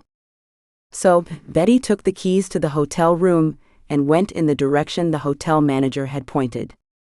Betty did not understand why this young man was so interested in watching her reaction as he handed her the keys to her room. Usually, a driver for such trips would be given a low-class room with all the amenities and employer-paid meals. And although this was the first time Betty had taken such a trip, she was aware of the rules. It was okay that her room was not in the main hotel building. She thought it would be even safer for her. Betty took her bag and went in search of her hotel room. As she walked away from the main hotel building, she saw a sandy path hidden in a wooded area. Betty continued along the way. "Right there, okay? You cannot see anything yet. Apparently, then we have to turn over there. But where is my room?" she thought, still not finding any second hotel building or anything like it. "There must be another hotel building, a one-story one, so I cannot see it behind those grove trees," Betty thought, walking down the sandy path between the pines. At last, she emerged into a clearing surrounded by a bright pine forest. In front of her towered an unusual structure that looked nothing like a hotel room. Absolutely nothing like it at all. Betty found herself in front of a small house, the walls of which were made of solid pine logs. The whole structure was raised high above the clearing on posts, and its dark pointed roof towered over the tops of the pines of the grove. The large window made it possible to see the inside of the woodland cottage. The sun's rays streamed into her hall through the vast window and the windows on her roof. At the top to the entrance of the hut led a freestanding spiral staircase, the steps and handrails made of openwork panels of blackened metal. The staircase was protected by a glass hood that shielded it from the wind and rain. Betty did not expect to see such a hotel room. Betty looked around, confused. Could this be my room? There must be some mistakes, she thought, looking around. Betty checked the number and the address on the room key tag she had been given. The address and the building number on a plaque on one post that supported the house's base were the same. Still, Betty could not believe it was her place. She turned to go back to the hotel manager when the same golden retriever that had caught her eye twice before, mainly because of its owner, ran out to meet her. The dog dashed toward Betty.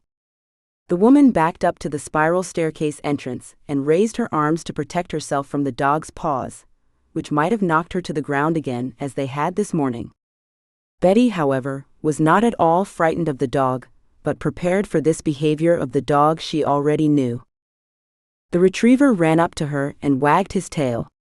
He was obviously about to stand on his hind legs and drop his forelegs on Betty's shoulders again, but a low male voice called sternly to the dog. "Brock, freeze." The dog stopped in front of Betty. The woman opened her eyes wide and froze with her arms folded in a gesture of protection. From the edge of the pine grove, the same man, the dog's owner, and her recent passenger were walking toward her. The man quickly approached her and took the dog firmly by the collar. Holding his pet like this, without asking Betty for anything, he took the travel bag off her shoulder with his other hand. He looked at Betty, questioningly. She, unusually confused by the adventure, still did not understand what he wanted. But somehow Betty felt warmth in her chest. He was with her again. And so handsome, even though he was in years. Some men are only beautified by age. This passenger was one of those men. He was tall, still handsome, and had a mop of wavy hair. The man realized that Betty could not speak, and started the conversation himself. "Forgive me, my dog scared you again. My name is Bjorn Svensson." Betty awoke from confusion, realizing that the man of her dreams was addressing her again. She smiled and replied, already coquettishly fixing her hair. "Betty, Elizabeth Smith." The man held his hand for a handshake, and Betty immediately extended hers. It happened somehow, without her control over what she was doing. Even now, though, he was still her client, her passenger, and there was no reason to perceive otherwise. Betty's palm sank into his soft, firm palm. The handshake lingered a little longer. It was as if both were frozen, trying to feel each other at that moment. Betty, still keeping her hand in his palm, thought, "Maybe I like him so much because I miss simple human warmth so much.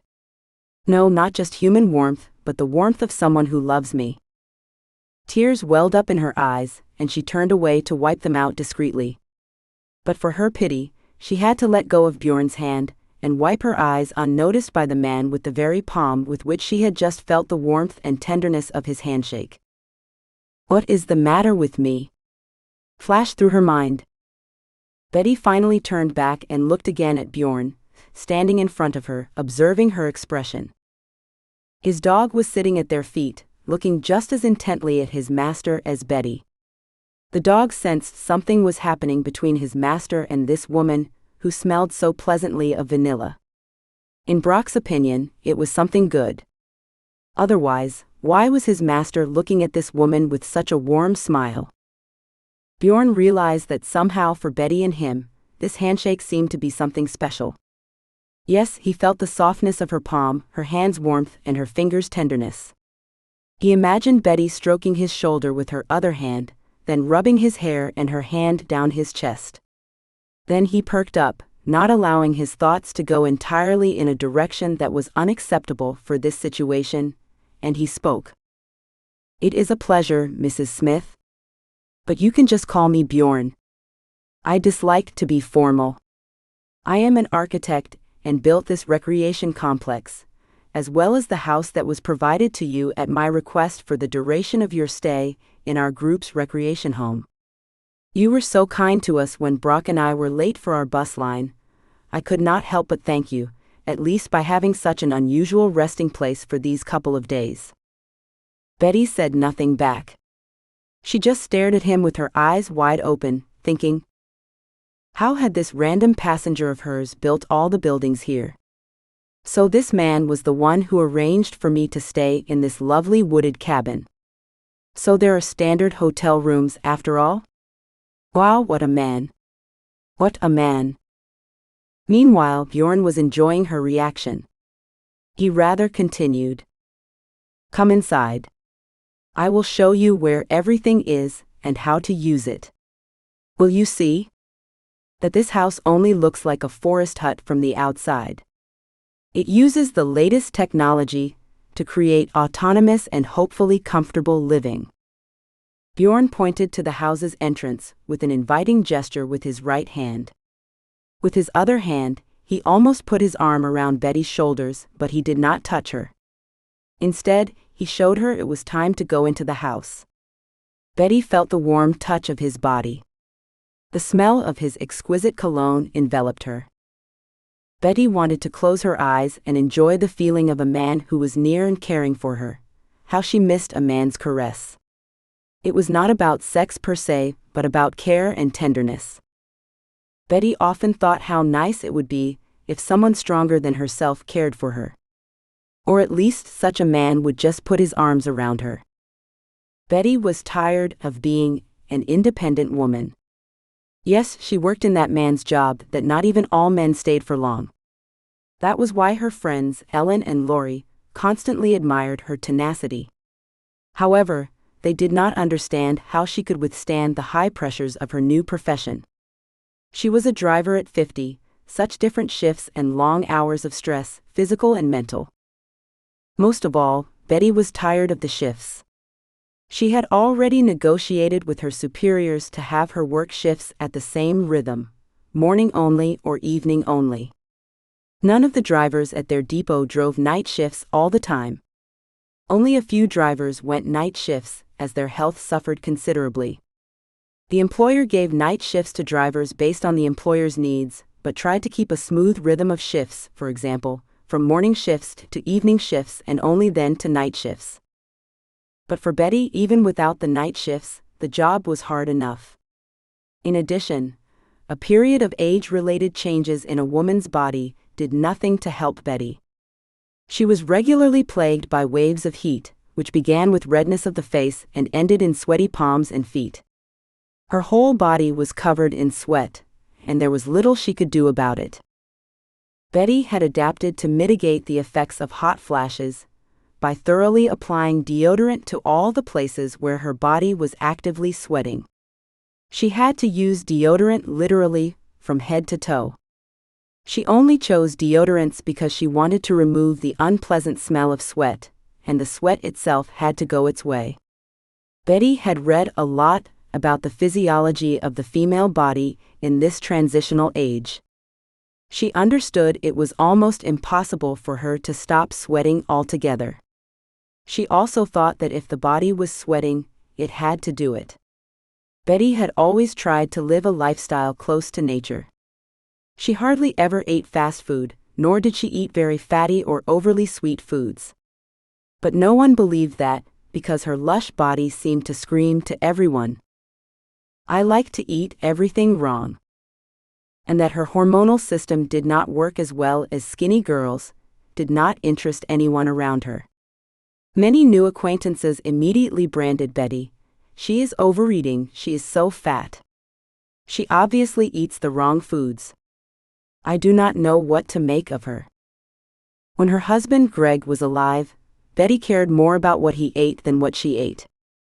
Though he spent a lot of time away from home on his trips, she felt he was malnourished, and when he came home, Betty would fill him up with home-baked cakes, bread, and other goodies. And of course, she ate it all with him. But of course, her fullness did not embarrass her. After all, that was precisely the plump woman her husband liked. I mean, her ex-husband. Her late husband. When Bjorn touched his sword to Betty's shoulder and asked her, "Well, are you going inside with me, or are you afraid?" She shuddered and woke up from these thoughts, coming back to reality. She answered him, looking him playfully in the eye. "Why should I be afraid of you? I am not afraid. I have enough experience to know which passengers to be afraid of, and which not." Bjorn was a little embarrassed, not by her tone, but because he was put in his place. To her, he was just her passenger, and nothing more than that. But Bjorn would not give up, and would continue the conversation in the same joking tone. No sooner had he raised his eyebrows in a feigned surprise, about to reply with a joke to Betty's tirade, than she continued. "You look decent, and behave politely. Of course, I am not afraid of you." After uttering this tirade, which her companion was not expecting, Betty wrenched herself carefully out of Bjorn's grasp. She walked forward toward the spiral staircase leading up to the hut. Instead of going first into the house he had constructed and wanted to show Betty, Bjorn, shaking his head and humming contentedly, ended up following her. He held Brock's leash in one hand and Betty's travel bag in the other. Betty walked up the winding staircase ahead of Bjorn, holding on to the railing with her hand and trying not to stumble. That was all she needed. If she slipped on the stairs, she would fall right on Bjorn's head, and he would fall on his pet. That would be quite a picture. Betty laughed, even though climbing the steep staircase through several steps made her breathe with her mouth instead of her nose. Yes, she is a little overweight, and it only becomes noticeable when she tries to do something actively physically. In other ways, her extra pounds did not bother her. Betty sometimes reminded her of friends and acquaintances who wanted to steer her in the right direction.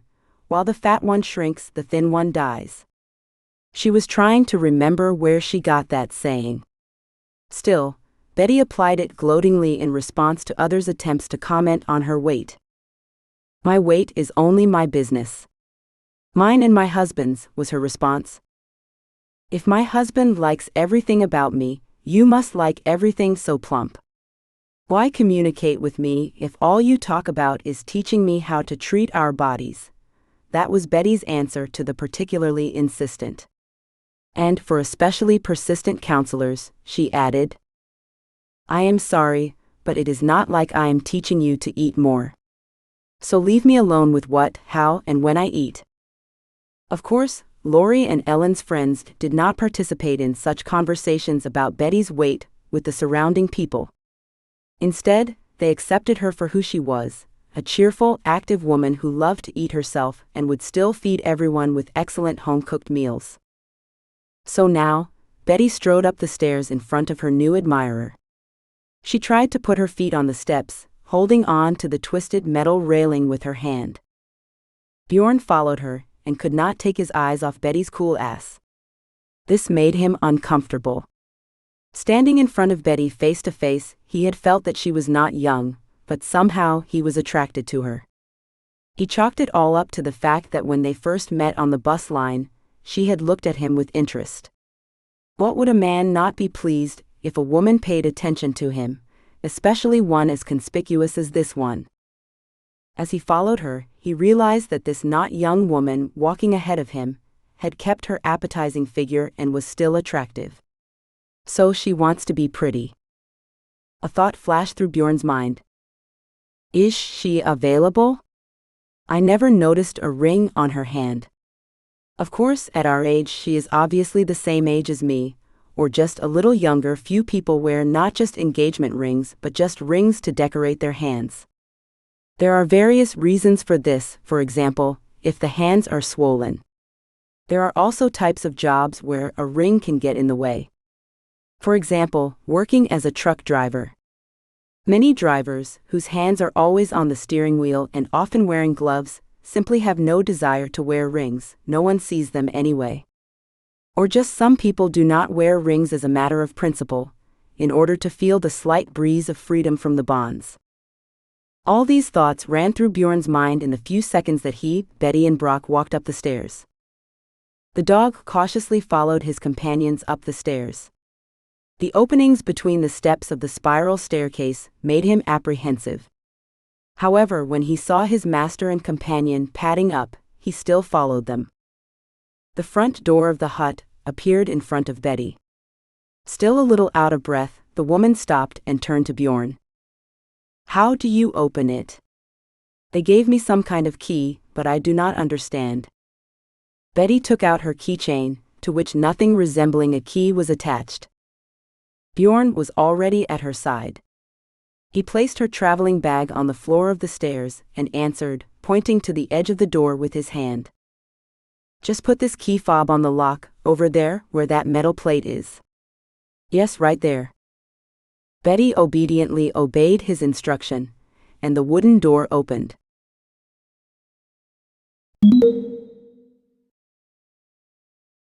Scene 7. In the hut.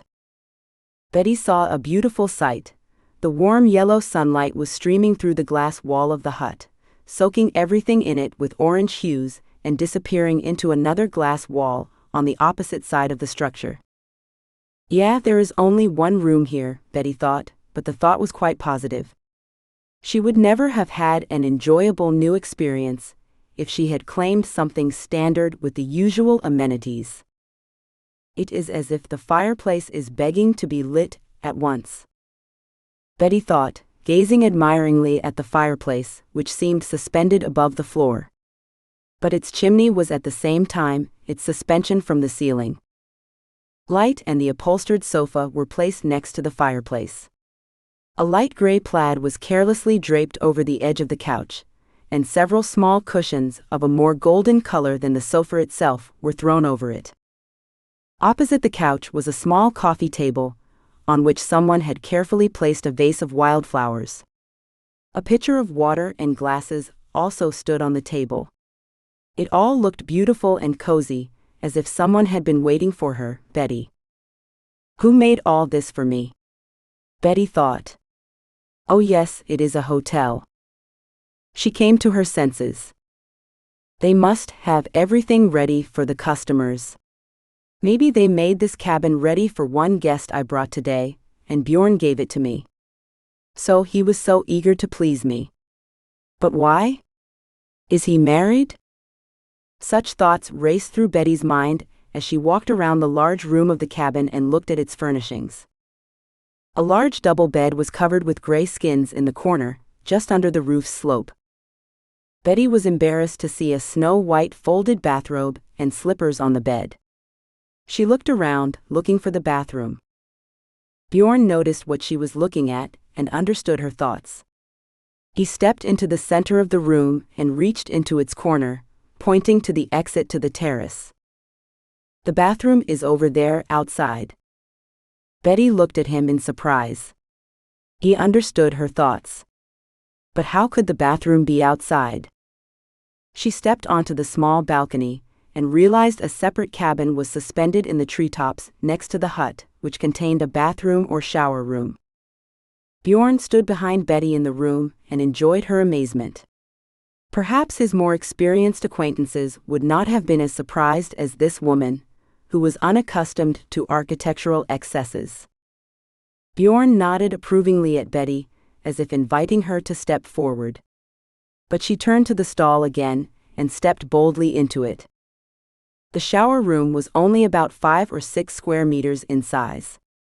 But it had everything. A sauna with a small wood-burning stove and a sauna corner, separated by a brown-tinted glass fence with a glass door. Next to the sauna was a shower, with taps embedded in the wooden wall of the cabin, and a wooden bench for changing clothes. Where the water drained here went, Betty needed to find out. Still, she was sure that nothing with the soapy solution would go directly into the surrounding nature. Bjorn stood outside the shower stall between the cabin and the shower stall. Then, pleased with its effect, he watched silently as Betty looked around inside. This woman seemed to him the embodiment of a kind of innocence. It was not the innocence one speaks of when one is inexperienced. It is the innocence in which one does not know that something terrible can exist or even be invented and made by people like Bjorn.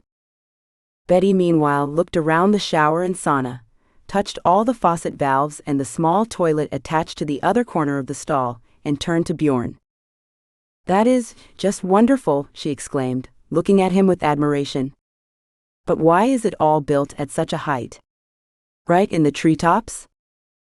To his surprise, Bjorn was unprepared for this question and embarrassed.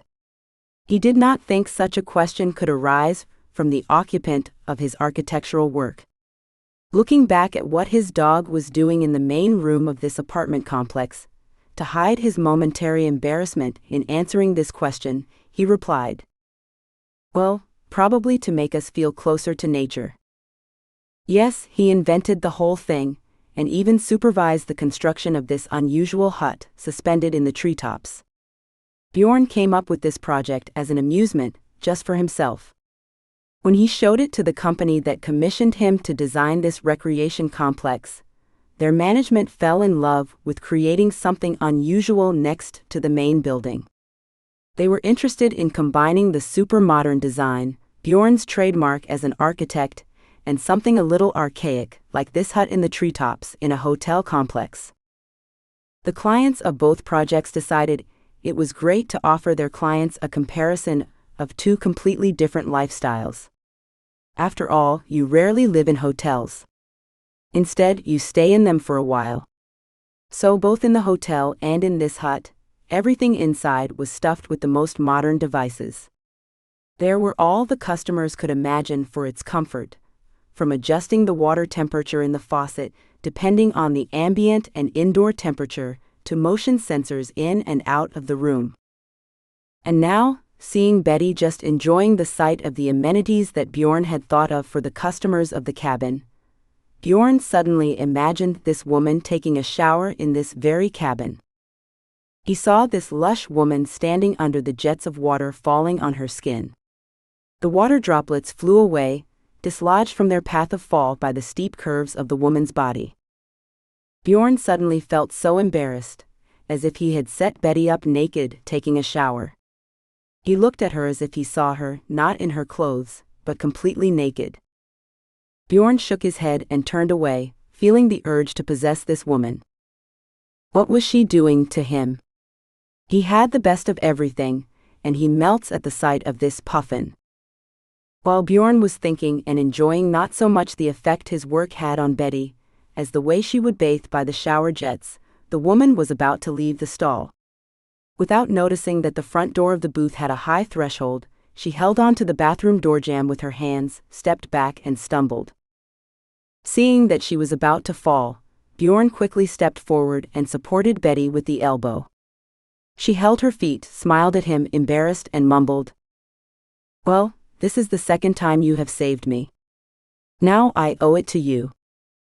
Bjorn did not answer but sighed sharply and let go of her elbow. As he let Betty pass ahead of him to return to the hut, he pressed himself against the passage wall. He did not want to hurt her. Bjorn did not want to touch her now that he would imagine her naked. Betty walked past him, also almost wiping the opposite wall of the aisle with her clothes. They were both embarrassed that they would have to touch each other again. A third time without consequence, neither of them would have survived it. It was okay, but how should one react to the fact that it was as if they were forced to touch each other, but they had no relationship other than that of the bus driver and her passenger? Betty slipped back into the hut and searched for her traveling bag. She found it right by the front door, where Bjorn had left it. Betty was already putting her things into the small dresser's drawers when he walked back into the hut. Bjorn realized it was time for him to leave her alone, and, coughing slightly so that Betty would notice he was right behind her back, said, "Well, I guess it is about time Brock and I left you alone. Right here in this folder is all the information about when breakfast, lunch, and dinner are served in the main hotel building. Oh, and do not forget, please have dinner tonight at that restaurant over there, right outside the main entrance of the hotel." He pointed toward the main hotel building, the corner of which could be seen from behind the pine grove. Betty was surprised when she dropped her blouse, which she had folded neatly on the closet shelf. She said, "Dinner? In a restaurant? But It ran through her mind that she had no money to pay for dinner, lunch, and breakfast, so she brought instant coffee, dry cookies, and juice in jars. She also had her quick cooking oatmeal in bags. Betty knew that the driver's rooms were set up so a person could heat a cooked meal, make tea or coffee, and nothing more. Bjorn, noticing her confusion, without interrupting the harness to Brock's collar, continued in a satisfied voice. Nothing. Do not worry. It has already been arranged by your company. So you do not have to worry about it. I can add that you do not have to pay for anything yourself. All that is offered here, food, entertainment, and excursions, if you wish to take part in them, of course, is free to you." Betty was still trying to contradict him, but Bjorn continued. "Do not even think about objecting. Imagine, well, what would you do here for 2 whole days?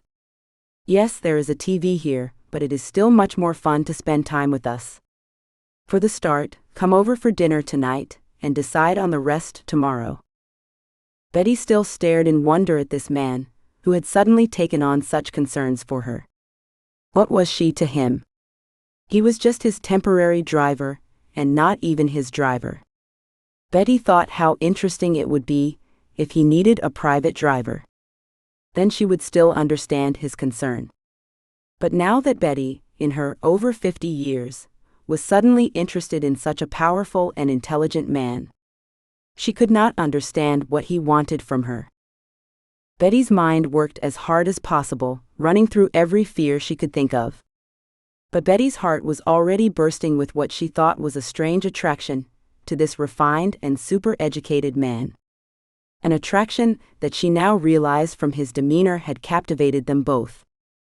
Meanwhile, Bjorn was already leading his dog to the exit of the hut, and turning to Betty, he waved a friendly goodbye. Then he and his pet disappeared into the opening of the spiral staircase. Betty, still not finally unpacking her travel bag, rushed to the glass wall of the lodge, where she thought he would emerge from the winding staircase. But she wanted to see him again. Something in her heart told her that there was a story between them. Where the story would lead, Betty needed to learn. But this was not her usual flirtation. There was more to it than that for both. Betty decided that if he turned around and looked at the hut, he would be as interested in Betty as she was in him. The man and the dog strolled down the path toward the inn. Nothing foretold Bjorn would turn around to look at the hut, against the glass wall of which Betty was nestled. The new acquaintances were about to disappear behind the trees at the forest's edge, which hid the main hotel building from view. Suddenly Bjorn turned and looked, Betty thought, directly into her eyes.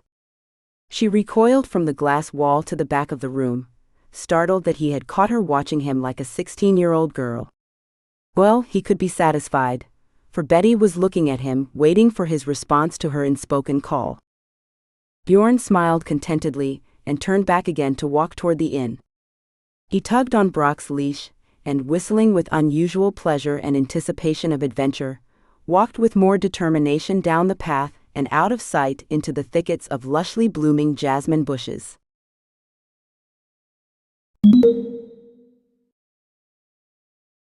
Scene 8. Betty's conversation with her friends. When Betty calmed her feelings and rearranged her belongings in the shelves and drawers of her cabin room, she decided to call Lori and Ellen. They were the only ones who could tell her how to make sense of her sudden feelings. She felt like a girl of 14 or 16 who needed someone to pour out her feelings, which were so difficult to deal with alone. Betty called her friends. At once. She had something to tell them. How wonderful it was to feel like a 16-year-old again. And that at 50. True, Betty had never thought of herself as an ordinary 50-year-old woman. That age was not some distinction or limit in her life for her. Many people around her felt that from age 50 onward, life went downhill, especially for women. But Betty had a different opinion, and her optimism was justified. She was now feeling as boiling as a teapot. She was 50 years old. No, that age was only a number and nothing more. It all depends on your soul and your plans. Betty called Ellen and Lori over the video. She missed her friends and wanted to see their faces, not just hear their voices. Then, holding her cell phone in one hand, Betty laid her clothes on the bed and tried to decide which would be appropriate for the soiree at that luxurious hotel. Lori was the first to get in touch. "Hi, how are you?" "Oh, Betty, you look beautiful." Lori was always calm, and her warm smile lit up her not quite right face, which as usual was almost hidden by thick horn-rimmed glasses. Betty answered her, shrieking with joy. "Oh, hello. Oh, it is so good to see you." Ellen joined in the conversation. "Hi, Betty." "Hi, Lori. How good of you to take the time to pull me out of my worries. It is so nice to see and hear from you." Betty greeted her as well, sending her friend an air kiss. They began talking about the weather and what Lori and Ellen's children were doing. But the friends sensed Betty had something important, something for which she had summoned them, which was unusual. Normal, Betty loved face-to-face meetings and sitting around the dinner table with a lavish meal and tea in a beautiful tea set. However, Betty could not get into their news now. She was eager to tell her news. Betty blurted it out when it was her turn to break the news. "Girls, I am having an affair." They were left speechless and with their mouths open in astonishment. Ellen, as usual, overtook Lori in her reaction and cautiously asked, "Betty, did I get that right? Are you having an affair? For real? But with whom?" Betty, satisfied with the effect, explained, "Well, the romance has not started yet, but anything is possible. It is strange, but I suddenly got an admirer." At this point, Lori entered the conversation. "Well, explain, where did he come from? Who is he? Well, how old is he?" These questions were Lori's whole point. She accepted everything with an explanation and a clear breakdown of the facts. Betty had to explain, starting with the most important. "He is older than me." "Yes, I think so. But he is so attractive. If I saw him somewhere, I would never think such a man could pay attention to me. Of course I am well and know that very well, but still." The friend sensed some doubt in Betty's voice. "Well, what is the matter? Why are you hesitating if everything seems so good that you were eager to tell us everything?" Ellen, as usual, quickly understood the situation and clearly articulated her question to her friend. Betty, wrinkling her nose a little, answered, "I do not know. He is an architect." Before she could finish, the enthusiastic voices of her friends rang out. "No way. Wow." But Betty's friends did not believe that a man of her profession would pay attention to a woman as good-hearted but straightforward in her manners as Betty. Or there was a catch to be expected in his attention. Knowing that Betty was in fact inexperienced in matters of love, having lived all her married life with one man, the women were wary. Betty was aware of her advantages and disadvantages. She understood that her education, only school, and a profession did not give her external intelligence. Betty's kind and courageous heart was good, but what would a highly educated man like her new acquaintance have to talk to her about? That was why Betty wanted advice from her friends on how to behave with her new suitor. Lori continued, "But how did you two meet? In a bar?" Betty said, feignedly, "Well, why the bar? Do I go to bars without Greg?" Lori realized she had hurt her friend's feelings and hastily corrected herself. No, I did not mean that you did. I just thought that a man in your social circle, like your new acquaintance, rarely meets just on the street and with women of our golden age." Betty immediately forgave Lori by answering, "Yes, I understand, and thanks for the golden age." She continued, exhaling at the pleasure of sharing her adventure. "We met on the bus."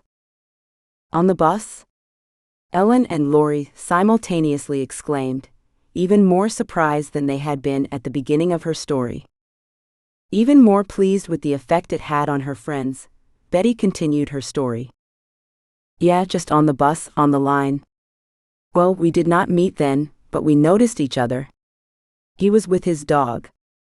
Then I was sent on a weekend trip where my first passenger was this same Bjorn." "Wow, how interesting.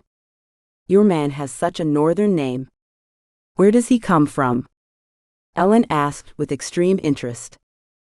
Lori also gestured vigorously and even grimaced a little in her window on the link, confirming her active interest in Ellen's question, and added, "Yeah, tell me, what does he look like?"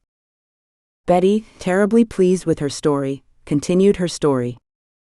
"He is tall, blonde, or already gray enough to appear blonde. He has blue eyes that make me melt. I do not know where he is from. We just met, and he said something the whole time by himself. I had no chance to ask him anything but the extraordinary hotel room he put me in." "Did he place you? Is that a VIP number?" Ellen made a respectful, understanding cluck of her tongue, clearly approving of Betty's accomplishments with a stranger. If Betty had received such favors from a man she hardly knew, she should inspect his attitude toward her. Betty, smiling contentedly, went on about her adventures. Yes. They put me in such an unusual hut that you cannot imagine. Although, look there. Betty picked up her phone and swung his camera around, showing the surroundings of her room.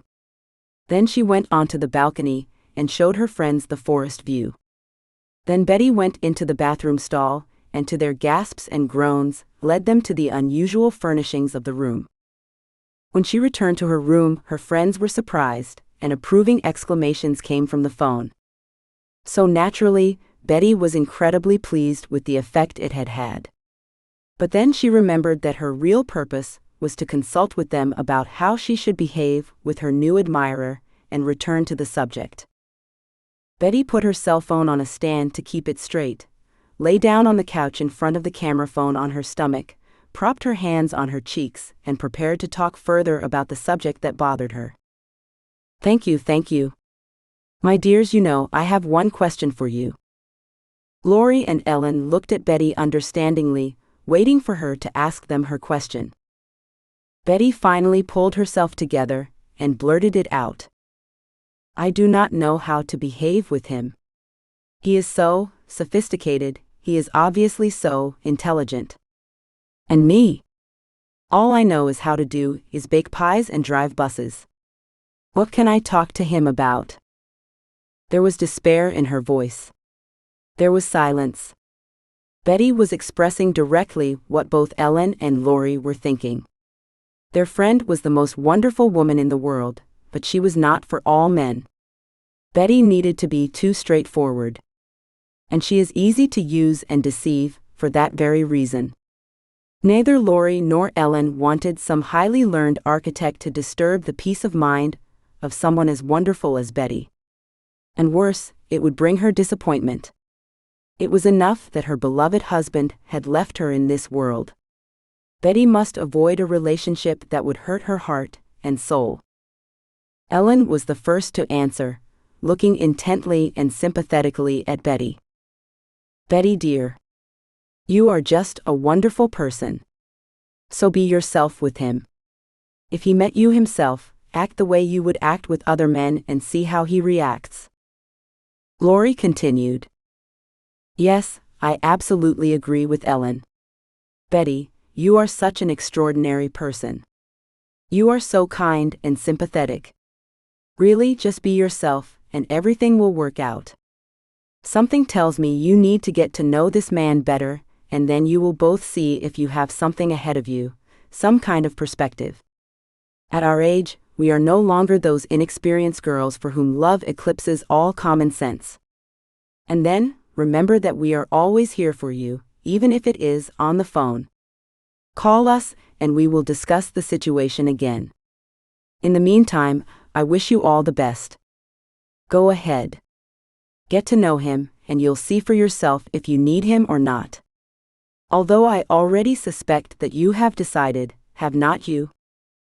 There was a slight irony in Laurie's voice. Betty replied, mumbling confusedly.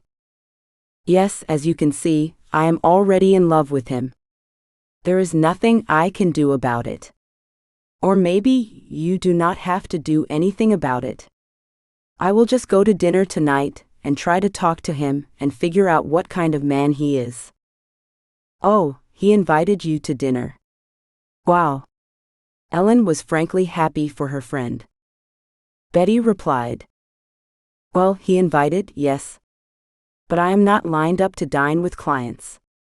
He and his colleagues on this trip are our clients, and I usually may not disturb people in their own time. I do not even know if I should go with him this evening. What if someone complains about me to our boss, and I get fired from my job? Ellen lifted her chin and answered her friend confidently. But if he invited you himself, go to that dinner. After all, he is one organizer of this trip. If this Bjorn of yours changed your accommodation to the one you showed us, go to dinner and do not be shy. Do not blame your management if they are not happy afterward. He will protect you if he is a real man. Betty pressed her lips together slightly, pondering Ellen and Laurie's words. In time with her thoughts, they shook their heads. Her expression brightened. Betty had received confirmation of her thoughts. She was unspeakably glad that her friends favored her, trying to get to know this man better. She should put aside her doubts and go to dinner tonight at the hotel restaurant. But for that, she should pick up some decent clothes, which she could do now and without delay. Betty, smiling, thanked her friends for their advice and said goodbye to them. She jumped up from the bed and walked to the closet, where she had hung her few clothes for free time. She opened the doors and realized with horror that all she had in her clothes for her free time was a plain white t-shirt and blue jeans. These clothes were not appropriate for the restaurant. But there was no way out, so Betty took a shower and came out wrapped in the cleanest colossal bath towel to apply minimal makeup, just her eyebrows and lipstick. She had nothing with her, no mascara or eyeshadow. Betty was going to sleep in her spare time and walk through the surrounding groves, not to glitter at the evening reception at the elegant hotel. Betty wore what she could find, a white tank top, blue jeans, and her favorite patterned shawl over her shoulders. With this feminine detail, she hoped to soften the simple denim style. If they still would not let Betty into the restaurant dressed like that, there was nothing she could do. But she had to get in. Betty thought for a moment. Okay, but what to do about hair and makeup? She frantically rummaged through her travel bag for a hair styling kit. Yes, she needed only a comb, a hairdryer, and a hair styling product. It was as if a mountain had fallen from her shoulders. Betty sat down at a small table with a mirror, plugged her hairdryer comb into an electrical outlet, and began styling her hair, pondering. Thank God I had all the essentials I needed right now with me on this trip, after all. Otherwise, nothing would have worked out for this evening. There is hardly any hair salon here, at an affordable price for me to style my hair. There may well be a spa in such a fancy hotel, then I still do not have the money for all that. Yes, money. How am I going to pay for dinner? Betty checked her credit card bill and realized she could spend some money she had set aside for dinner. She spent the rest of the time before going to the restaurant, deciding whether to put on her usual bright red lipstick. It was a task that left her at a complete loss. Betty thought of her recent passengers, who were sure to be at the party. They were elegantly dressed, even for the road, well-groomed women and men as stylishly dressed as her new admirer, Bjorn. Betty, who had never been timid among her acquaintances about being a plump and bright bird, now suddenly felt keen that she would stand out sharply in the company of the people around Bjorn. And to them, this distinction of hers was not to their advantage. Bjorn and his company shared the same tastes, both in the creative pursuits they earned their living and in how they dressed. Betty knew acutely that she differed from them, those who could so elegantly put together garments in discreet, natural colors or use a light scarf in an unusual color to stress their uniqueness. You had to know how to do it. She had no such ability, or rather skill. All Betty did to draw attention to herself was to put on lipstick and unbutton a few extra blouse buttons on her ample bosom. The men in her usual social circle were at once ready to fall into her arms, of course, if her late husband would allow it. Of course, Betty was playing such an available woman. Even if Greg had missed someone's attempts to approach his wife to flirt with her, Betty would have stopped the game. She needed only to feel attractive to men, and nothing more. But even with that, she never had to do it. In front of Greg, no one dared go near Betty, which still made her a little sad. So she usually got enough of the looks from men, and was comforted to know that they liked her, and her husband picked her too. Altogether, this meant nothing wrong with her as a woman. After her husband died, Betty suddenly realized she no longer wanted to flirt with men. Instead, she longed desperately for Greg. But as time passed, it was impossible to get him back. Yet, Betty gradually came to her senses and wanted to live and feel her feminine attractiveness again. During her time as a bus driver, Betty had been approached by various men, both her age and those older or younger than her. But they did not stand up in comparison with her ex-husband. Or she did not want to repeat what she had in her life. Betty knew that the men who were now trying to meet her were family men, and just wanted an excellent time with a free woman. But of course, a free woman in their minds meant she had to take them into her bed. However, no one seriously considered Betty as a life partner. Many of these men were merely at a stage where they did not need another severe crush. And some, assessing the state of Betty's finances, immediately denied her the possibility of a relationship with any future. Losing all her custody by age 50 was a frightening example for too many of them. That Betty had nothing in her 50s was strange and unattractive. If a woman in her 50s has nothing, she has nothing to gain. Her youth and sex appeal are gone, as is her ability to bear children for either of them or at least for herself. Betty did not think so deeply about why none of the men in her class were suitable. She wanted something more than what she already had. Betty reflected that if she had had children after Greg's death, all her attention would have turned to them. But she never had and never will have children. No children of her own, no adopted children. Greg did not want to see a doctor to find out if it was Betty or himself who managed not to have children of his own. He also did not want to adopt a child, despite Betty's pleas to think about it. Greg had never voiced aloud the reasons for that decision, and Betty knew it was best not to insist on his answer. If that is how life worked out for her and Greg, then so be it. Sometimes Betty thought she should have made more of her own decisions about what she wanted out of life, and listened less to her husband. But her past life had gone the way it had, and now there was nothing she could do about it. Betty awoke from her memories, and rising from the bed she had laid down to rest before leaving the house, examined herself in the mirror. Yes, she looked her age, she was a little over 50. Her tummy was growing, or rather the fat on it. All these were regular age-related changes, and Betty had never had a waistline, so it did not bother her. But the skin on her neck and cheeks. The skin on her neck was a little saggy, and covered with a thin web of wrinkles. But there was nothing she could do about that, either. Betty thought that if this Bjorn looked at her just the way she looked now, and at this very mature age for a woman, then all the flaws in her appearance meant nothing to him. There was nothing he could do about her appearance, and there was no need to. She kept looking at herself in the mirror, thinking, does anyone need someone at this mature age around you who is with you mostly because of your looks? No, they do not. Common sense told Betty that she would never be beautiful again, and that she would never regain her youth. But these mature years must be lived well, as they say, to the fullest. With these thoughts in mind, Betty lightly smoothed her shirt with her hand, and throwing the strap of a purse over her shoulder, resolutely stepped toward the exit of her room.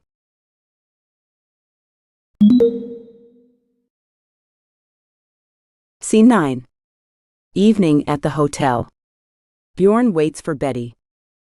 Bjorn was waiting at the front door of the restaurant. He stood leaning against the door jamb, gazing into the thick bushes that hid the path leading to the cabin where he had set Betty up. Betty. He felt good mentally calling her by her name. Betty. That name sounded to Bjorn as if it had been familiar to him for a long time. He had already learned that her full name was Elizabeth. But Betty sounded much better. It was like the name had been made for her. Bjorn continued to ponder. Yes, that has not happened to me in a long time. What was it about her that attracted me so much? Is she nice to talk to passengers? No. Certainly not that. Probably the fact that she was so attentive as I escorted Brock onto the bus, overcoming his fear of the roaring and shaking metal beast that is the bus. Bjorn had no illusions about much. However, his extensive life experience allowed him to be quite realistic about relationships with women. But now he dreamed of buying Betty a nice cocktail and taking her dancing. Dance? What if she does not want to spend the evening with me at all? What if she chooses someone else from my colleagues or buddies? No, that cannot happen. The thought that shook him suddenly flashed through his head and brought him back to reality. Although Bjorn understood that, most likely, his colleagues would only spend time with her if they built a lasting relationship with Betty. Why not? Because they would have nothing to talk about. What about me? Do I have anything to talk to her about? What do she and I have in common, besides the sudden attraction he and probably she would have for each other? Betty and I obviously do not share the same views on many things in life. A little puzzled, he pondered as he tensely watched the entrance to the restaurant. Despite thoughts of Betty's inadequacy to him and his society, Bjorn anxiously waited for her appearance at the party. It was like a test of masculine standards for Bjorn. He had invited a lady to the evening, but would she come? What if she changed her mind? Bjorn felt goosebumps crawl up his skin. He had to see her now, or his nerves would not stand the test. He was already too old to submit to such excitement. His heart was not what it had been 30 years ago. Bjorn kept thinking, what if Betty is just full of platitudes, or worse, vulgarity? I know nothing about her. But with an effort of will, he forced himself to switch to the idea that discovering another person was the most exciting thing in our world. He needed help remembering which of the great ones had said that. Or it was just his thoughts. He was not a great man, but he was still sensible. Yes, it would be nice to count myself among the greats, thought Bjorn. But it would be better to be realistic, and to be recognized as great by the people around you or their descendants. He laughed at the thought and relaxed. Whatever happens. This evening was for him and Betty. And the future would show whether they were right for each other. Bjorn spent about 10 minutes thinking this way, and suddenly saw Betty appear on the walkway to the restaurant. He was pleased to see how she was dressed, and how it stressed her relaxed style and imposing figure for her age. Yes, she has taste, admitted Bjorn. Clearly nothing expensive to wear, and no pretensions to appear to be what she is not. Bjorn was so pleased with the image Betty had created for the dinner, that he did not immediately realize that he was dressed in much the same loose style. He wore light summer pants, a white t-shirt, and a lightweight linen jacket of light blue, emphasizing the blue of Bjorn's eyes. However, he did not bother with what he wore to the party. His taste in clothes, as well as his works, had been nurtured from childhood. In a family of creative intellectuals, everything around him was chosen with unique taste and care. This gave Bjorn an almost innate taste and the marked eye of a creative person, not only in the profession of an architect but also in everyday life, including his style of dress and an appreciation of the style of the surrounding people. Bjorn believed that clothes were meant firstly to make a person comfortable with the environment, and only secondly to emphasize social status. He needed to understand why it was necessary to show someone the label of some clothing brand, or watch when you should come first and pay all attention to yourself. Also, as a creative person, he was against working as an advertising showcase for other designers, showing off his clothing brand to those around him. For example, Bjorn never wore pullovers or shirts on which you could read the brand or designer's name. He believed that the fewer brand names on his clothes, the better. If someone makes good clothes, they will be asked about them. A personal recommendation from a satisfied customer is worth much more than other advertising. That is why he ordered his pants and jackets from an actual tailor. So everything he wore, except for the most common jeans brand, was made to order. And Bjorn always looked great. Bjorn's father and mother were architects.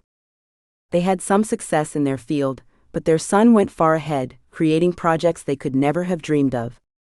Nature enhanced his parents' creativity with his extraordinary practicality and entrepreneurial spirit. The young Bjorn's ability to draw and create images was complemented at a more mature age by his ability to present his designs profitably to potential clients.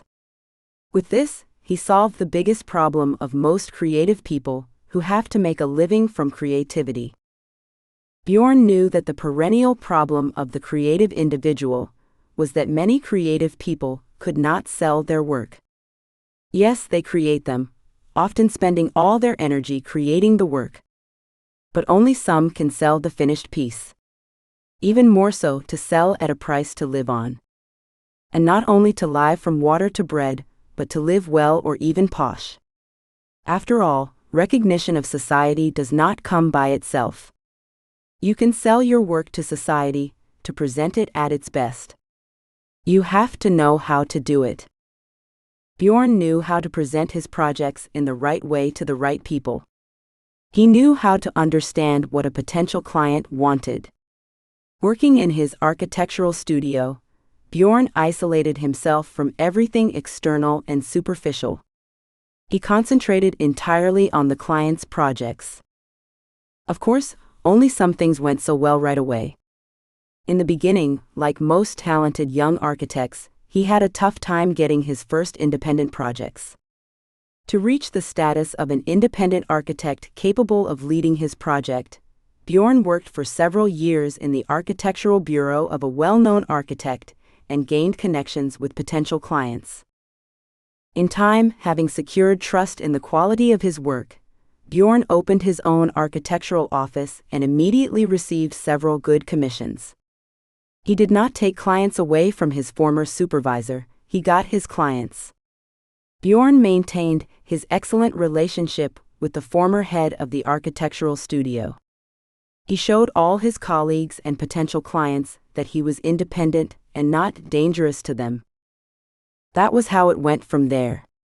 Bjorn hired several young architects to work in his architectural firm. They were only a couple of years younger than him, but they had yet to dare start their own business.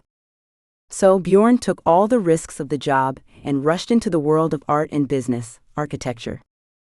While other architects worked in his office, Bjorn was busy getting and developing new projects and working with clients.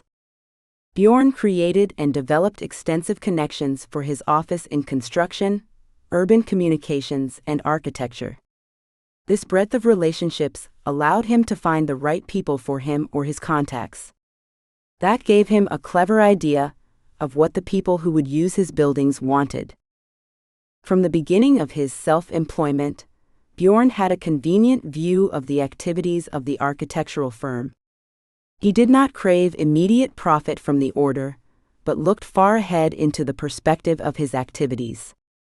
The main client was someone other than the one who orders now, but will spend hours, days, and decades in a building made by you or instead by your project architect. That was why he and his architectural firm have been doing well for many years. While all this was flashing through Bjorn's mind, Betty had already approached him. She stopped a few steps away from him in indecision, not knowing whether to nod at him, walk straight into the restaurant hall, wait for him to react to her appearance and let him show her the way. She could see the man looking at her, but his gaze was absent, as if he were daydreaming. Of course, she would have been up to walking into the restaurant hall and finding a seat. Betty looked around. A keen sense of her inadequacy in the company of people she had been invited pierced her. Betty never went to restaurants with Greg. A visit to a bar or a gathering of friends at her home was enough for them. During these gatherings, she saw people in her and her husband's circle, drivers, workers in other professions, and even intellectuals like Ellen and Laurie's family, in various stages of proper and sometimes even indecent behavior. Betty herself did not consume alcohol in quantities that would cloud her mind. However, she always had to be expected, since the surrounding men could get drunk to where at least someone could help them to a bed or drive them home. Yes, that was life. Betty was a reliable support to her husband, who always knew that if he got too relaxed with his friends, his wife would always take care of him and not leave his friends without help. These thoughts and memories flashed through Betty's mind in 1 second. She took a deep breath, walked straight up to Bjorn, stopped in front of him a meter away, and resolutely extended her hand for a welcoming handshake. Bjorn awoke from his reverie, smiled warmly at Betty, and gently took her outstretched hand. But he did not shake it. Instead, he gently and deftly turned it palm down, holding it by the wrist. His fingers slid down Betty's palm, revealing her hand, palm down. Betty relaxed her palm. She felt as if Bjorn were stroking her with his gentle fingertips, and it was so erotic. God, she had forgotten how good it felt to have your palm touched by a man's delicate fingers. Bjorn leaned forward slightly and gallantly brought Betty's hand to his lips. He touched the back of Betty's hand with his lips. His hand was warm again. Betty was stunned. He is kissing my hand. Who am I, a queen? But it felt so good. Betty could not remember the last time she felt so uplifted. No one had ever kissed her hand so beautifully as Bjorn had done. Betty thought as she looked at Bjorn's puckered hair as he leaned into her hand in a kiss. It promises to be an interesting evening for both of us. Bjorn wasted no time either. He straightened up, released Betty's hand, and gallantly offered to take Betty under his arm to lead her into the restaurant hall. Betty did not mind at all. She felt as if she were transported to her childhood fairy tale, where a poor girl with a heart of gold suddenly meets her prince. Yes, Bjorn seemed to her Prince Charming. He had everything Betty had never seen in the men of her circle: gallantry, refined manners, and a circle of educated people who were as refined as Bjorn himself or even surpassed him. However, Betty wanted everyone to be equal to Bjorn. She wanted her suitor to be the best and most attractive of all the men she could meet here. So she did not notice anyone around her except Bjorn. Betty, walking under the arm of her Prince Charming and feeling the light touch of his hand on hers, sank into a sweet sleep. She was the poor girl with a good heart who had met her prince. At the other side of the room, two men talked to each other measuredly while elegantly holding wide gold champagne glasses. But as soon as Bjorn led Betty to these two men, reality returned to her. These men were dressed in the same casually chic style as Bjorn. However, as soon as Bjorn led Betty over to them, the men were abruptly silent and stared at Betty with undisguised surprise, looking her over from head to toe. When these men looked at Bjorn and Betty, they stared at her frankly as if she were a bird of paradise. According to their facial impressions, neither of them could invite Betty into their company.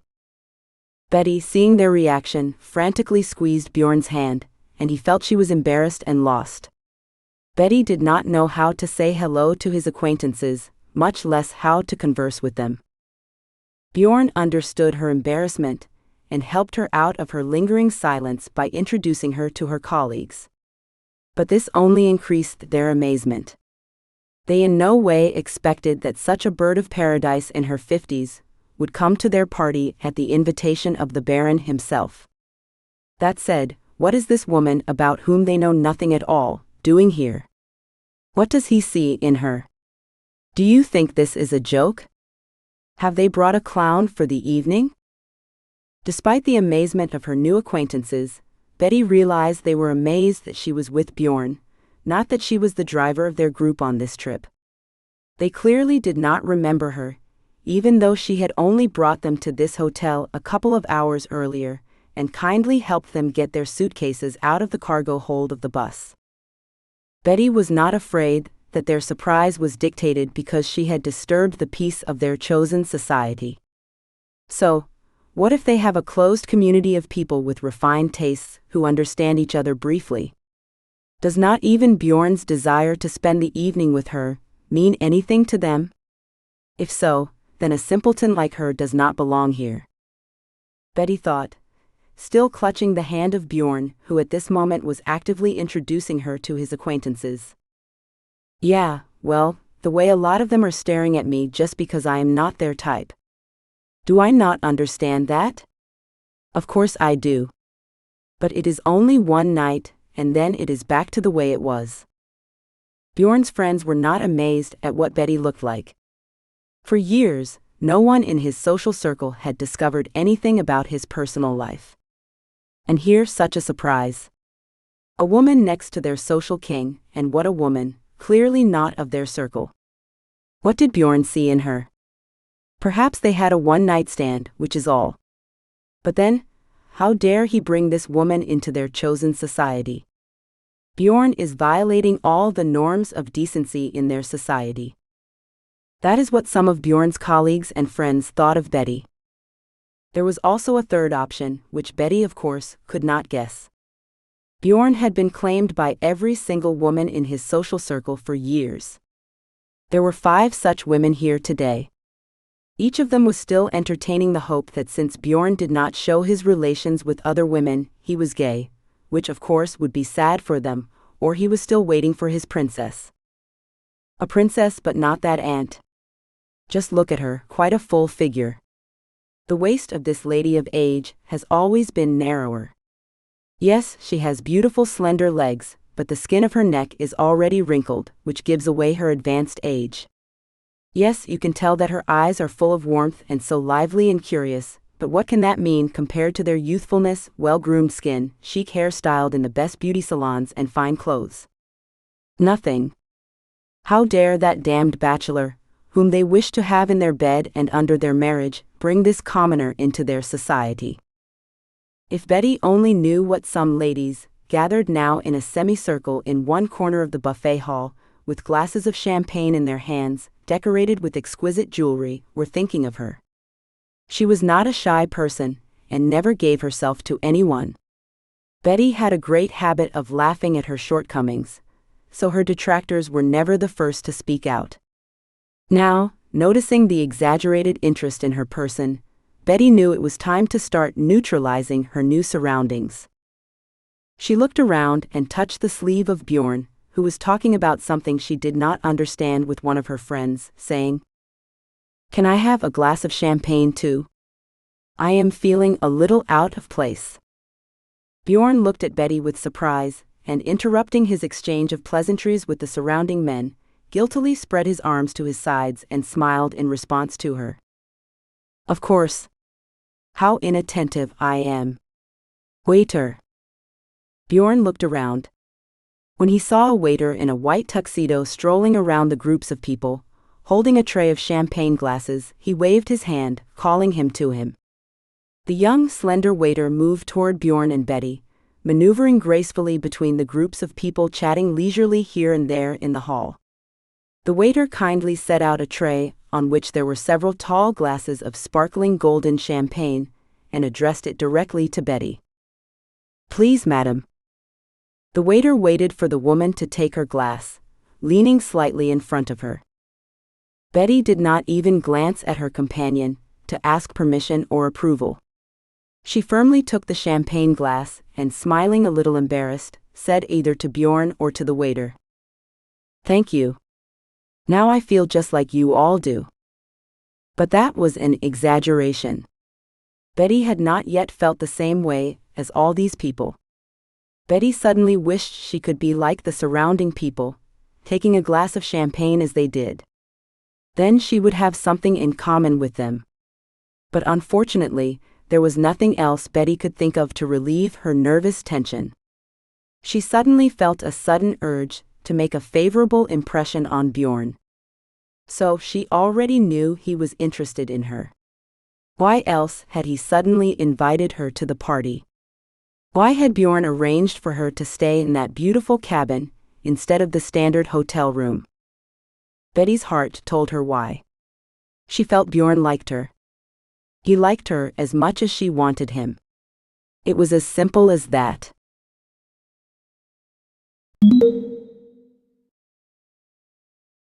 Scene 10. Evil ladies, and the first kiss at the window with cherry blossoms. Betty, who had seen various situations where a man might be interested in a woman, also knew she was not a woman to be rented for one night. She certainly would not let that happen.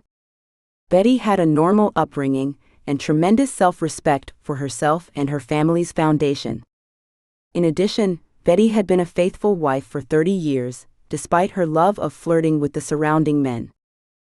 Determined to get to know Bjorn to the end that seemed acceptable to her, Betty raised her glass, looked through it into the light, and squinted and said in a quieter voice, "Bjorn, you know I am not used to such exquisite drinks.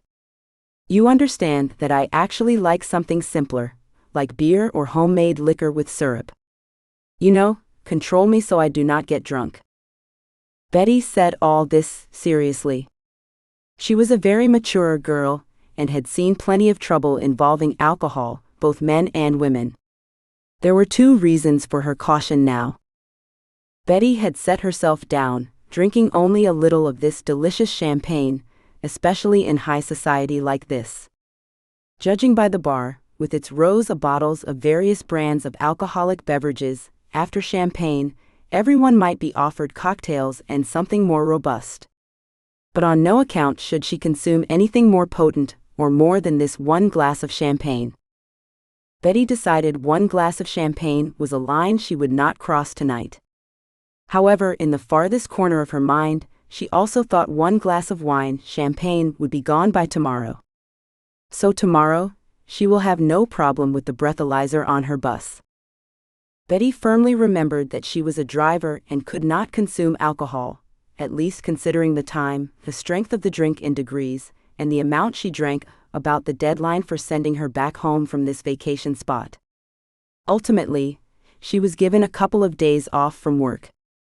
It was easier to provide a bus driver with the opportunity to spend time here than to call the bus driver twice with twice the cost of service.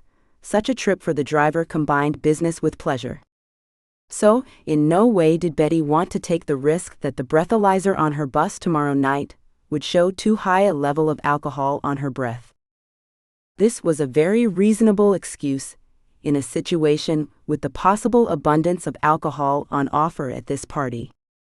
And if necessary, Betty was ready to explain her point of view on hot drinks to anyone. Except that no one realized she was their driver, which was funny. None of those arrogant people even looked at what she looked like, their bus driver. But of course, none of them would remember their bus driver, except Bjorn.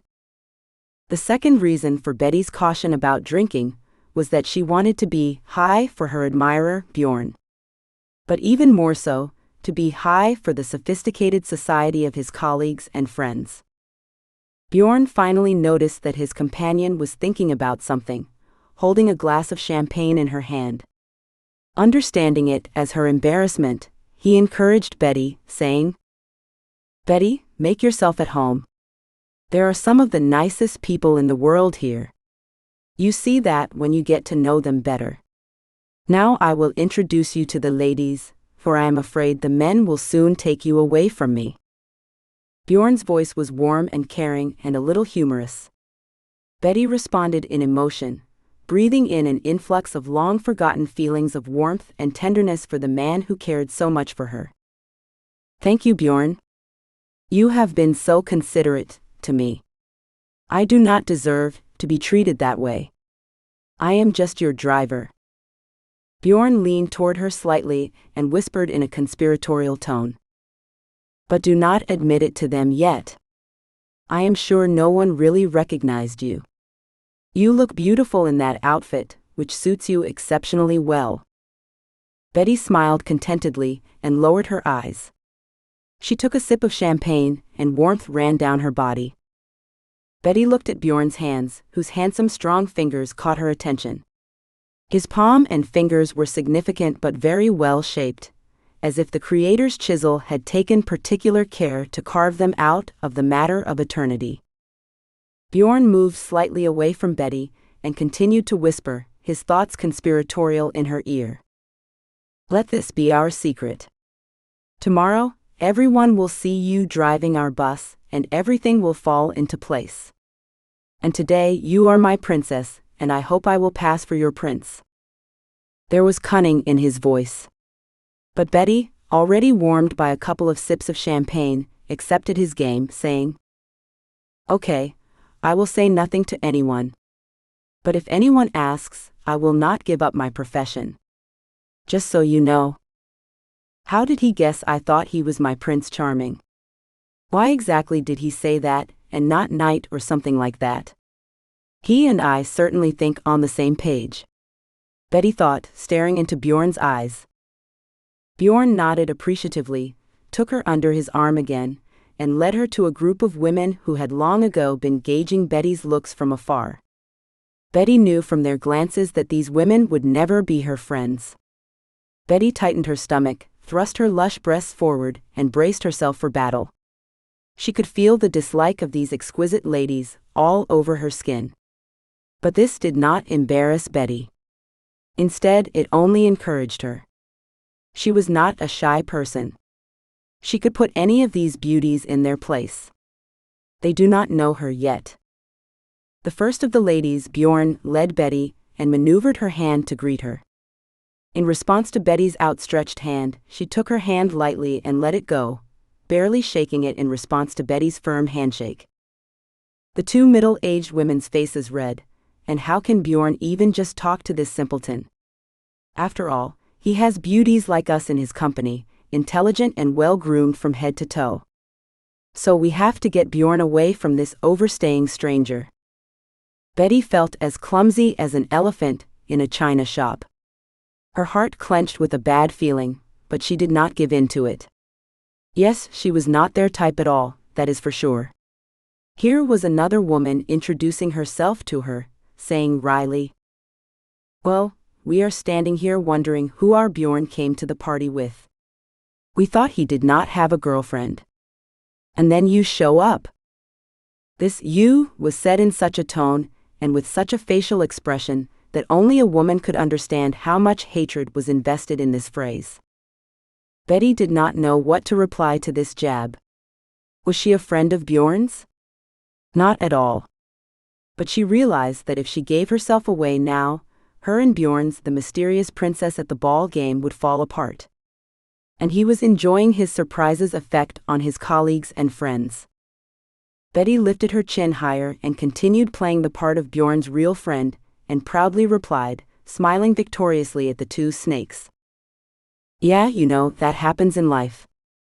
We have been together a long time, so congratulate us on that." She took Bjorn under her arm with both hands and dabbed her side and breasts against him. He was at first confused out of surprise, but then understood her game and put his arm around Betty's shoulders in response. Then, Bjorn affectionately and patronizingly squeezed Betty's shoulders with his arm, looked into Betty's eyes and said, "Yes, dear. I knew it was time to introduce you to all my friends and acquaintances. Our secret is out, so let us finish hiding and confess everything." His voice sounded loving. The ladies went numb. Slowly, the conversations of the other people around them fell silent. Then finally, someone heard something and realized that here, around Bjorn and his new companion, the central scene of the evening was playing out. Creative people are susceptible to such things, and one intonation of conversation is enough to cause a buzz of surprise in the restaurant.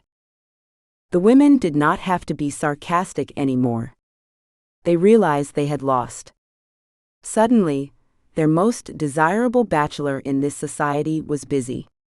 And by whom? Who was this woman who had turned up in their closed community of intellectuals and creative people? What could she have to do with such a progressive and super successful, creative person as Bjorn? The questions and bewilderment were written all over the women's faces. Betty grinned gloatingly at herself. "Yeah, they did not expect me to do anything like that. But Bjorn is playing his game with them, or some of them. I do not want to hang out with these ladies anymore. Time to get my man away from them." Betty was no longer surprised by her thoughts of her man. Instead, she freed herself from Bjorn's embrace, took him firmly under her arm, and told her new acquaintances with a dazzling smile, "Well, we are going for a walk if you do not mind. We have a lot to talk about with Bjorn, do not we, my dear?" Her voice had determination, a little sneer for women and triumph. Betty did not let herself be offended or drag out a disadvantageous conversation with these refined beauties. And since her admirer himself had started this game, she would back it up and rub these upstarts' noses in it. With these words, Betty gently pulled Bjorn by the hand away from the woman. It did not matter who they were to him. What mattered was that she was now in control of what she and Bjorn were doing. Betty looked at Bjorn gently but demandingly. He smiled, nodded at her, put his palm on top of her hand, and led Betty away from the group of women. Now, what are they going to do on the walk? Betty decided she had to ask him about himself. She knew nothing about him, except that he was a famous and influential architect and a lady's favorite. She had expected nothing of this evening, and events unfolded in ways she had never imagined. But Betty won this battle for her dignity and her man. Bjorn was suddenly her man, and the game brought them together in a way that months of dating would not. Bjorn and Betty moved away from the groups of people and stopped at the garden window. There, outside the window, cherry trees were in full bloom.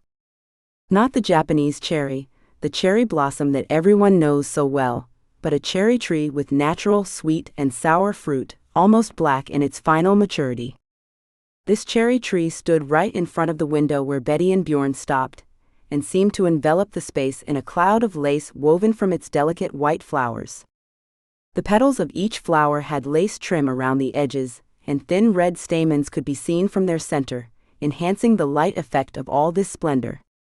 White cherry blossoms hung from the branches in bunches, as if decorating each branch with a fan of white foam. Bjorn did not look at the tree. Instead, all his attention was on Betty, who seemed unaware of it herself, still gripping his hand. Bjorn watched as his woman was absorbed in her thoughts. She looked out the window into the distance, trying to see something through the lush cherry blossoms and the coming dusk. Bjorn could not stand it, and was the first to break the silence. "Betty, is there something you wanted to tell me?" he asked, leaning slightly toward her again. But of course, with their height difference, he had to do it all the time if he wanted his words to be directed only at her. Betty awoke from her thoughts and looked up at him with eyes glistening with tears. "Bjorn, I want to tell you. I want to tell you right away. I am not the woman who goes to bed with a man for the pleasures and luxuries he gives her. There you go. So do not waste your time on me if you expect that kind of gratitude. I am, though, of a simple upbringing, a strict one. Yes, I like to get men's attention, but it is only a game. And what we have just played, couple, is also a game." Betty was silent for a moment, clearly intent on continuing her monologue. Bjorn raised his eyebrows and even shook his head from side to side a little. He tried to understand what in his behavior had suddenly provoked such a rebuke from his new acquaintance. But of course, it was just a game. They pretended to be a couple, wanting to prank his familiar ladies. But suddenly, Bjorn's hidden desires came true. He felt he wanted to be Betty's real-life companion. But why did she think so poorly of him? He unexpectedly liked Betty's determination and directness. This distinguished her from some women he knew, who before him tried to appear far more profound and multifaceted than they were. Bjorn shook his head from side to side, denying her assumptions, but Betty continued before he could say anything. "You should know this about me. I am a widow. My husband died recently. I am a former housewife who, to live without her husband's income, had to get a profession and start earning her own living. And I have no children. And I never will have children." Betty sighed in relief as she told her admirer everything she wanted to say. Seeing his exquisite surroundings, she did not want to pretend to be something she was not. She felt Bjorn was making a mistake by giving her his time. Of course she liked him. She wanted him to the point of goosebumps, especially when their hands touched. But he was a different bird than she was. What could they have in common? Sex? But it would not happen. There would not be, precisely because she would not go to bed with him. Conversation? She did not know how to have a quiet conversation about art or politics the way she did in his social circle. What could she give him? Nothing. Bjorn looked understandingly at Betty, whose cheeks were flaming with excitement and champagne, even in the semi-darkness of this corner of the room. The tears in her eyes were already dry. Her lips glistened wetly next to his, and she called out for a kiss. Bjorn saw a charming woman full of feelings, memories, and regrets before him. He saw a suffering woman who still wanted to live and love. He felt Betty defending her right to live with dignity, and not to throw herself into dubious adventures in an unknown company. Bjorn was already sure that Betty did not have a steady friend. So why would she have accepted his offer to spend the evening in his company? He was right. Betty was desperate to warn him not to go to bed with casual acquaintances. She was lovely, full of life and passion, and that is what he needs right now, even though she may not realize it. Betty has what he has lacked in recent years: lust for life and passion. Bjorn realized he could not hold back any longer, so he touched his fingertips to Betty's chin and lifted her face to his. She did not resist, she just looked into his eyes and at his lips, which were suddenly close to hers. Their lips touched. Both Betty and Bjorn froze. The moment was extraordinary. Everything around them froze, and time lost all meaning for Bjorn and Betty.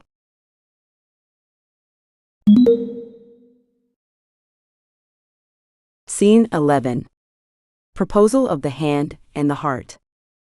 Betty woke up and looked at all the evening guests who surrounded her and Bjorn.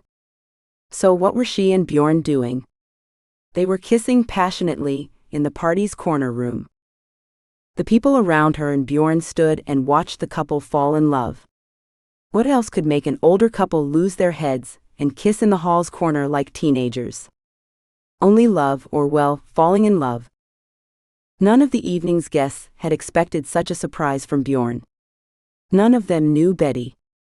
However, that was why many attributed the initiative of such strange behavior to her. But that was not the case. None of the evening's guests would have believed that Bjorn had started it all first. He was the one who kissed Betty first, not before she kissed him.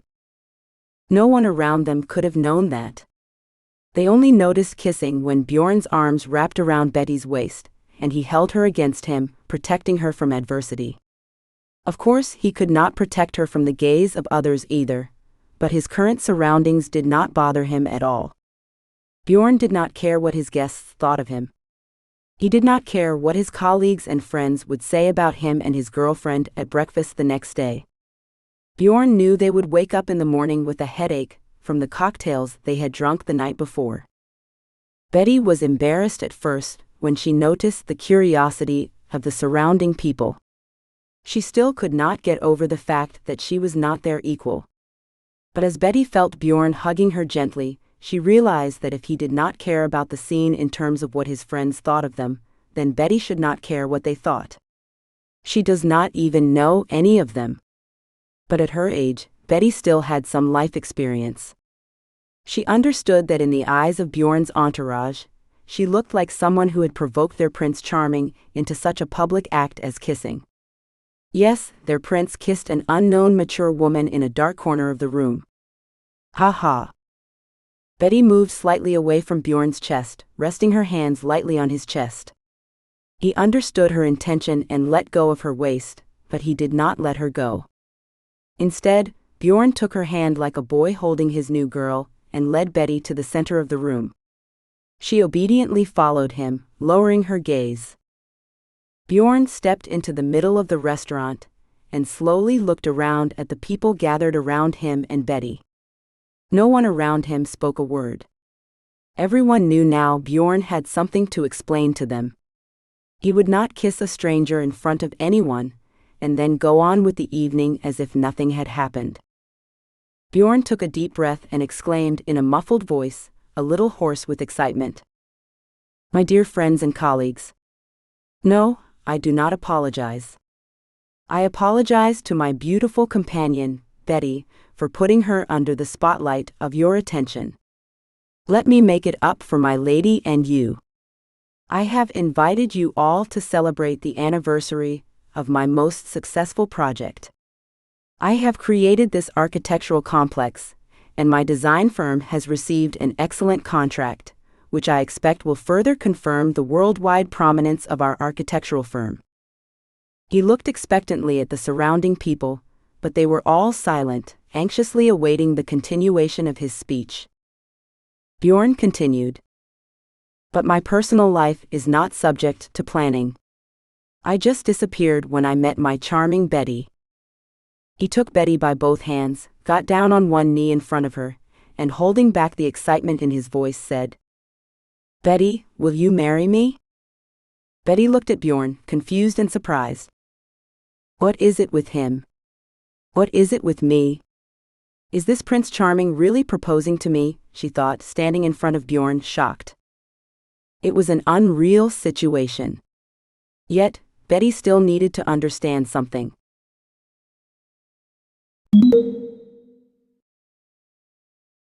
Scene 12. Betty's choice. Betty was still standing in the middle of the hall. Bjorn was on one knee in front of her, looking up at her and waiting for her answer.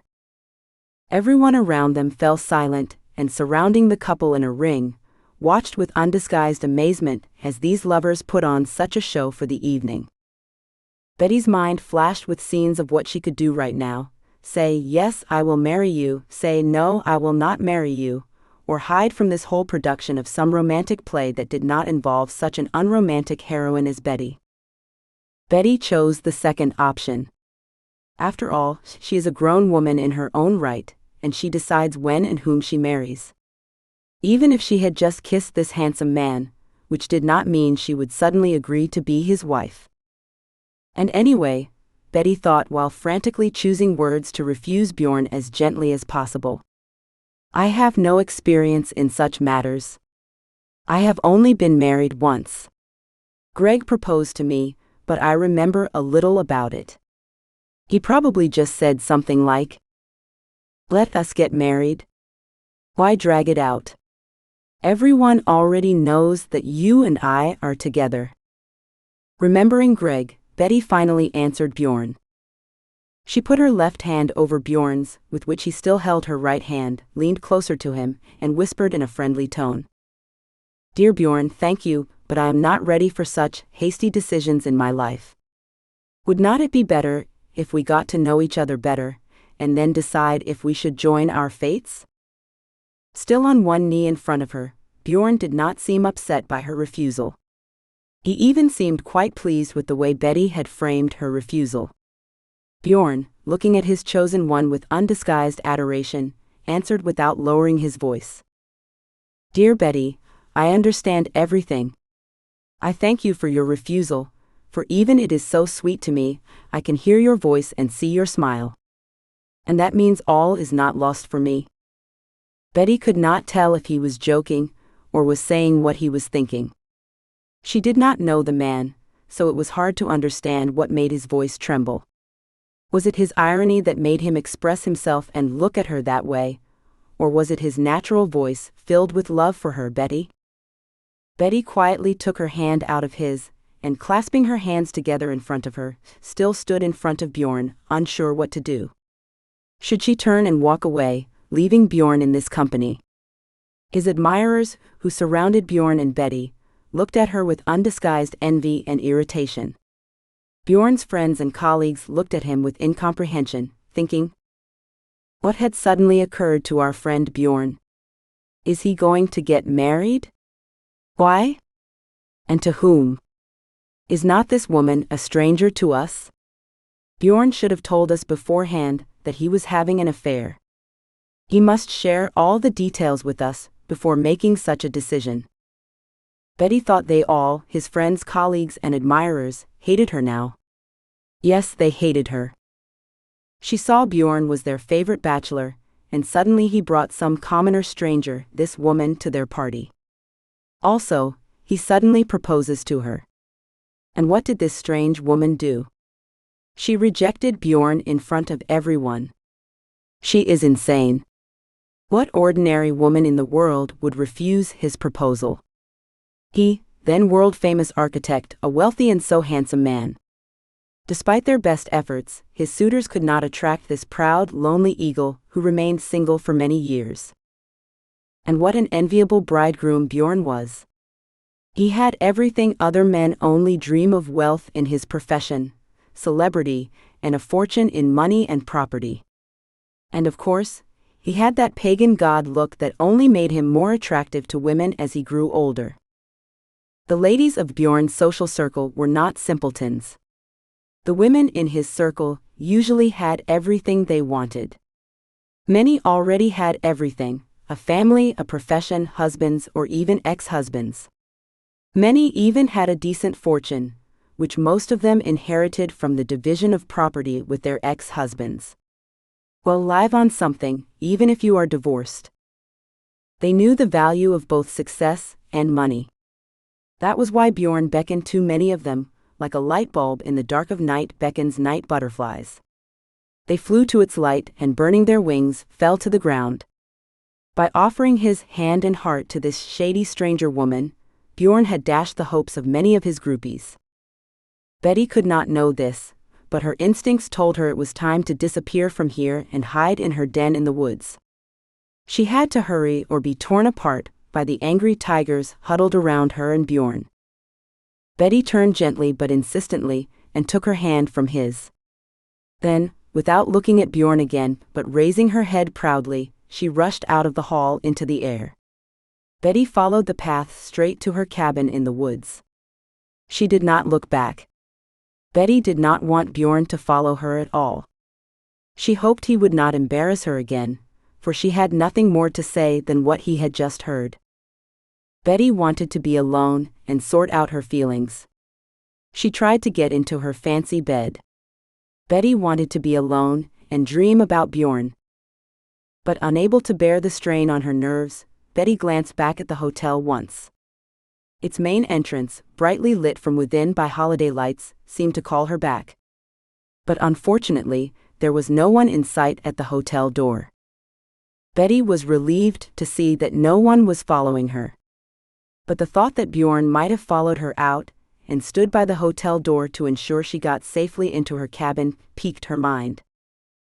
Betty sighed with some disappointment and looked at the hotel, thinking, "Why did I even turn around?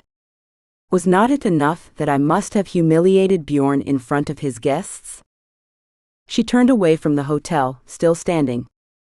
"But that is just the way he should be. I should have been warned about such jokes, and this marriage proposal was obviously a joke. Then maybe I would play along," Betty thought as she continued toward her cottage.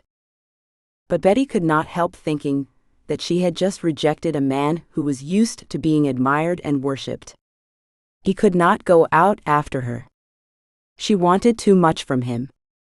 It was enough that Bjorn now had to make excuses to the evening's guests and get them back to their usual merriment and easy conversation. Immersed in these thoughts, Betty stepped out into the garden around the hotel.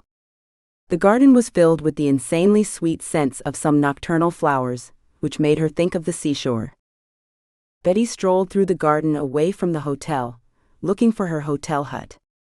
Finally, after wandering through the jasmine bushes, she saw the yellow light of her room window somewhere above and headed toward it. As she approached the lodge, its pilings and spiral outdoor staircase, the streetlight automatically illuminated directly above her. Betty was relieved to be climbing up the stairs to her room door.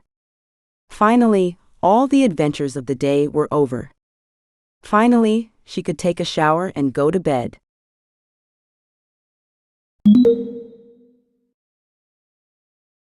Scene 13. Betty in the cabin in the woods, reminiscing about the evening and thinking about Bjorn. When Betty entered her room, it seemed like an eternity. Why on earth had she accepted her employer's offer of this part-time job? It was such a mess. What would she get tomorrow? She would probably get fired. She would come to her client's party and give them such a rejection concert with their favorite host of the whole trip that their entire evening had gone to hell. "Yeah, we will just have to go to bed, and everything will be clearer tomorrow," Betty thought, looking around her room. She went into the shower room, relieved to shed all her clothes, and stood under the plum jets of water pouring from the vast shower head directly onto her head. This immediately made her feel better, and her thoughts took a more positive direction. Now Betty thought of Bjorn kissing her. How good she felt at that moment. She had long forgotten what romance and kissing all were about. All that takes a back seat when you have been married for over 30 years. Although sometimes you want to feel young and desirable again. Betty twirled under the jets of warm water, leaning one hand against the wall and using the other to spread her hair over her voice to keep it out of her eyes.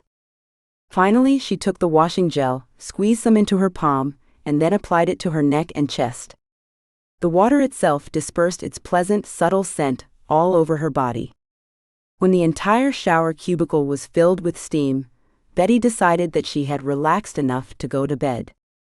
She took a fluffy white bath towel from the shelf, wrapped it around her, and stepped out of the shower.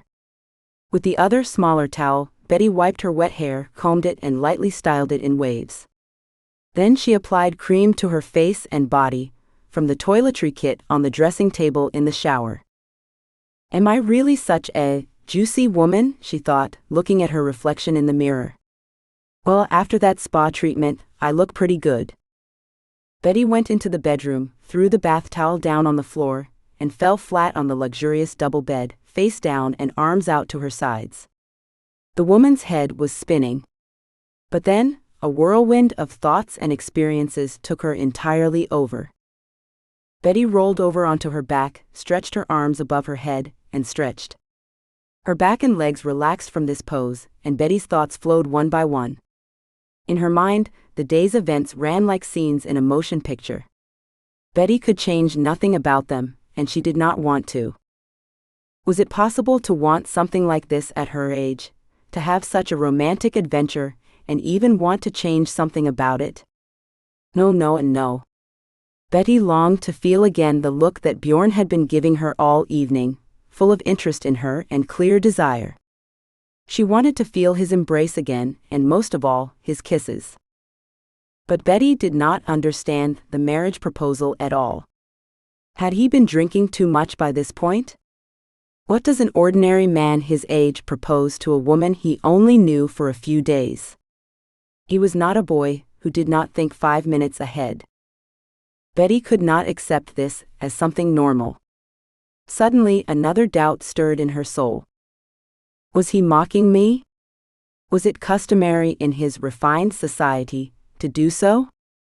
Betty had read many high society novels and knew that many severely high society people viewed marriage as a bargain. Having a fortune and a good reputation, their families must consider all the positives and negatives of marriage candidates. Betty could not accept an offer to become the wife of even such an insanely attractive man. Her common sense prevented her feelings from taking over. Betty sighed and thought that what had happened today was for the best. After all, what would have happened next if she had jokingly accepted his marriage proposal? In her imagination, Betty saw the scene as a movie. We are Bjorn and me, with our friends and relatives. Bjorn is on one knee in front of me, holding my hand in his. He is keeping the other hand in his heart. Still on his knee, Bjorn takes my hand with both hands and puts the ring on my finger. The ring sparkled with the facets of a huge diamond. Bjorn, looking appreciatively into my eyes, is saying, "That is it. You are my wife." Nothing else occurred to Betty about what he would do or say if she told him. "Yes, I agree to be your wife." The ring size looked like enough for her. So why would she say anything else? Yes, this was the right way to propose. However, what embarrassed Betty the most about how Bjorn made his proposal was that Betty did not know any of his friends and colleagues.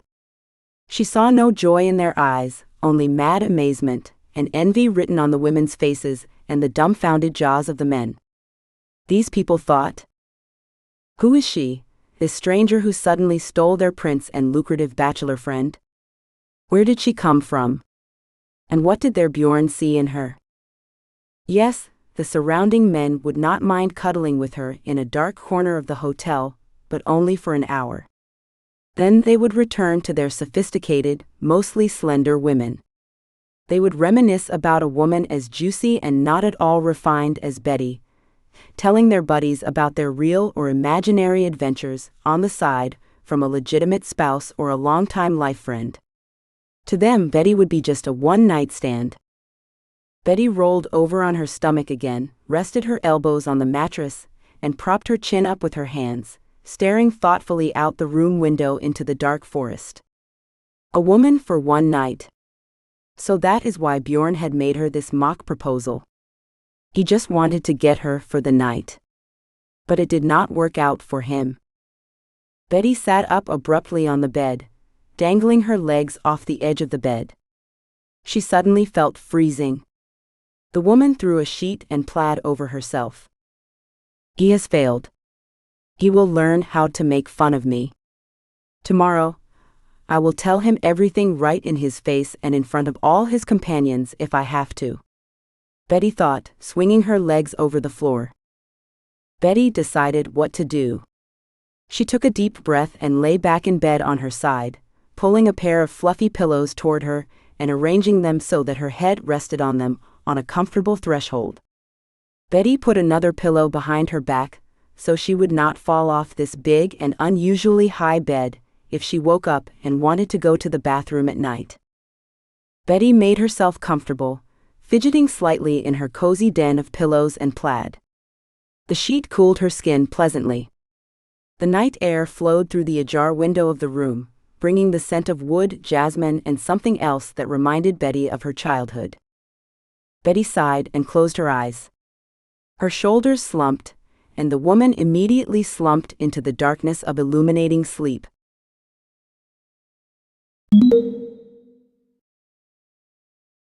Scene 14. Betty prepares to leave the hotel. She knows Bjorn's last name. It was morning. The rising sun's light penetrated the window and illuminated Betty's room. Its rays fell directly on Betty's face as she slept on the vast bed, gently hugging a couple of pillows. The crumpled plaid and sheet with which she had covered herself yesterday lay on the room floor. Betty, as usual at her age, got hot in the night and threw them on the floor. Betty woke up to the bright sunlight and stretched. She ran her hands through the sheets and suddenly jumped up on the bed, sitting on her knees with her legs tucked under her. Betty grabbed her cell phone, which was lying on the bedside table, and opened its screen. The screen showed the big numbers of the clock. Oh my God, I am not too late after all, she thought, relieved to close her cell phone case. There is still time to pack and eat before I head back into town.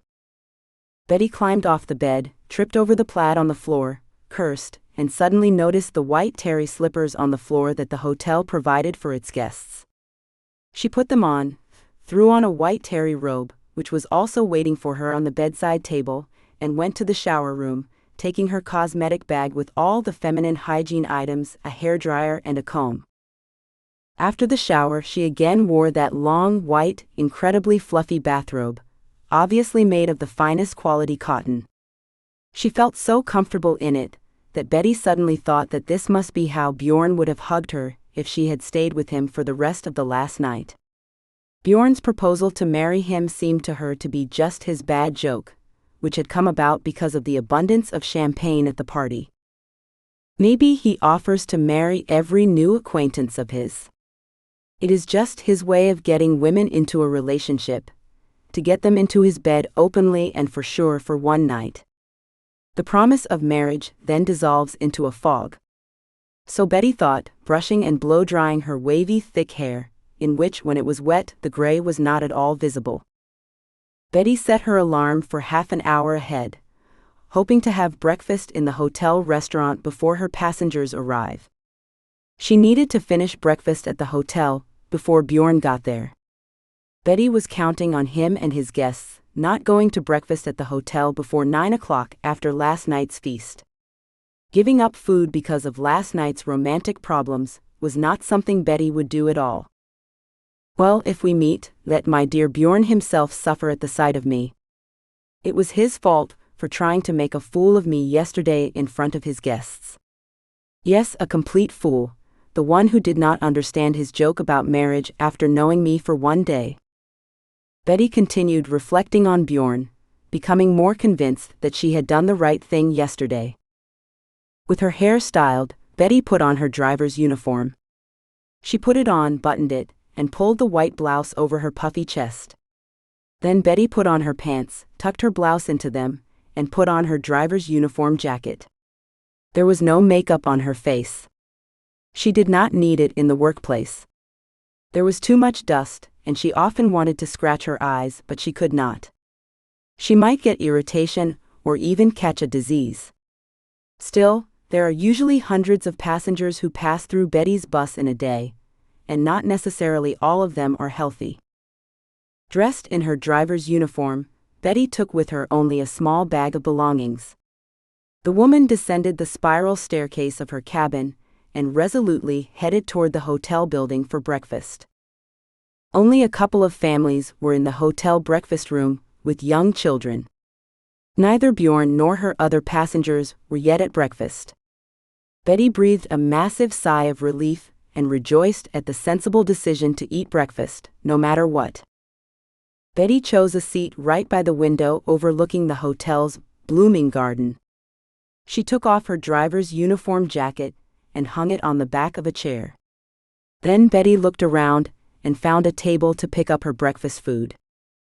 Taking her plate, she went to get herself some yogurt and fresh berries, fruit in sugar syrup, and hot croissants. A courteous cook in a tall white chef's hat offered to make Betty a fresh omelet. The cook must have been bored, standing idly by his gas burner with a frying pan while he waited for the other guests, who were late for breakfast. Betty happily accepted his offer and got her portion of scrambled eggs 5 minutes after ordering. She poured freshly squeezed orange juice from a glass carafe and ordered a cup of cappuccino from the waiter. Betty sat by the window, eating a hot croissant with butter and jam and thinking about herself and Bjorn. Why had she turned him down? Of course Betty would have a fiancé, and what a fiancé, a northern type, brutally handsome and wealthy man. But she just wanted to live up to her position. After all, who was she? She was a driver who was supposed to eat separately from her customers, the passengers, which she did now. Not like yesterday. The feeling of last night's fiasco came over Betty again. She contemplated her suitor and his proposal, thinking, but the fiasco was not mine, but Bjorn's. But how could I, a grown woman, have been so careless of him, making a fool of myself? Who else but me would have been in that situation? Yes, I have something to tell my friends Lori and Ellen. Which I will do, as soon as I finish my trip today. Remembering her friends, Betty picked up her cell phone and with one finger, typed a message to chat with her friends. Hey, how is it going? I have some news. I will tell you later when I get home. Have a good day. Betty waited a while, holding the phone in her hand, but none of her friends answered. They were still asleep. But of course they were sleeping. It was Sunday, 8 o'clock in the morning. Betty put her cell phone back in her bag. She quietly ate and drank whatever she had chosen for her breakfast. As she looked around again, she ensured that no one she knew had shown up in the breakfast room. Then Betty got up from her chair, put on her uniform jacket, and slung her bag over her shoulder. Then she stacked the used dishes on a tray and carried it to a corner of the room, where it should have been left on the dirty dishes rack. Betty was not a barista. She knew how to clean up after herself, and appreciated the challenging work of the service workers. There you go. Betty returned to her room, meeting none of her group of passengers. That Bjorn might be around, she thought, was best to forget. Instead, Betty concentrated on the fact that she needed to pack her things for the trip. She tucked her loose-fitting clothes, jeans and a tank top into her travel bag. The ballet shoes she had worn that night went in there too. Betty thought packing her things for the trip, he was wrong, not her. Let Bjorn suffer if he had a conscience. She would not worry about him for long. So what if they kissed? They are not little kids anymore. They will both get over it. And of course, he had forgotten about her. Already irritated, throwing all her remaining clothes into her bag, Betty sat down on the edge of the bed. She knew this man was no match for her, so why would she go with him this evening? Yes, she was fascinated by him. But she had to be reasonable and not fall for his tricks again. Betty did not want to be in a situation like that again, being among strangers who were her customers and passengers at the same time. All this might reflect poorly on her professional reputation as a driver. She might no longer be allowed to work part-time and drive groups of people on weekends. Betty remembered she had noticed no sympathy for herself on the faces of the people around her and Bjorn yesterday. At first, she thought that the people around her and Bjorn were frozen, as if they were made of stone. Then Betty remembered the astonishment, replaced by outright anger, of the women Bjorn had tried to introduce her to. They considered him their property. And here was this curvy stranger woman. What a woman! She refused him, their lover and prince. How dare she humiliate him like that, in front of them all? Even if it was all just a practical joke by Bjorn, known for his extravagant acts, always forgiving him because of his extraordinary charm. But Betty did not know why those ladies might have felt that way. She just felt that, unwillingly, she had caused them a lot of trouble yesterday. Bjorn was a stranger to her. She did not know if he always behaved that way with new acquaintances. Perhaps he had asked everyone to marry him. It was just that Betty was the one who turned him down. Who knows? That is it, let us get out of here, Betty thought, and getting out of bed she grabbed her densely packed traveling bag and her small shoulder strap bag, which contained all the essential things: her passport, professional cards, driver's license, driving schedule card, the key card for her bus tracking system, and other keys. Betty proudly looked at herself in the mirror as she left the room. Now no one would confuse her with the guests of the evening. Betty felt she was her now, and that gave her confidence. So, she thought as she walked out of the room and down the winding staircase to the street. Now I am in my place, as they say. More precisely, in my class. Right now, I am running my game if my passengers are under my care, from the moment they get on the bus until they get off. Betty left her hotel room, slamming the door behind her. As she descended the winding staircase, she staggered away from the place that had brought her joy and disappointment. As Betty walked to her bus, parked in the parking lot behind the main hotel building, a group of people had already gathered. They were her passengers. Yes, they, the elegant men and women who had seen a play, put our friend and colleague Bjorn yesterday. The play was titled, Dear Betty, I Offer You My Hand and Heart. Despite such thoughts, Betty kept pace and stepped confidently toward her bus. She was the boss, and they had to obey her travel schedule. Regrets about yesterday had no place now. Betty approached the passengers and, looking for Bjorn, was relieved to see he was not there. Not yet, she corrected herself, and with a sigh of relief, stepped right into the center of their group and greeted them loudly. Good morning, dear ones. I hope you had a good time. Let me start the bus, and I will help you place your bulky luggage in this side compartment. Betty did not look at any of her passengers as they looked at her. Right now, she did not care. She was doing her job. And there was nothing personal about it. It did not matter what happened yesterday. She was not a clown that would come to see time after time and wait for another performance every time. She is the driver, and they are now in her jurisdiction. Betty walked to the bus door and unlocked it with a unique key. She stepped inside, and with familiar movements, placed her things in the driver's cabin. She sat down in her seat and started the car's engine. The engine slowed a little, but then roared furiously. Well, it is okay here.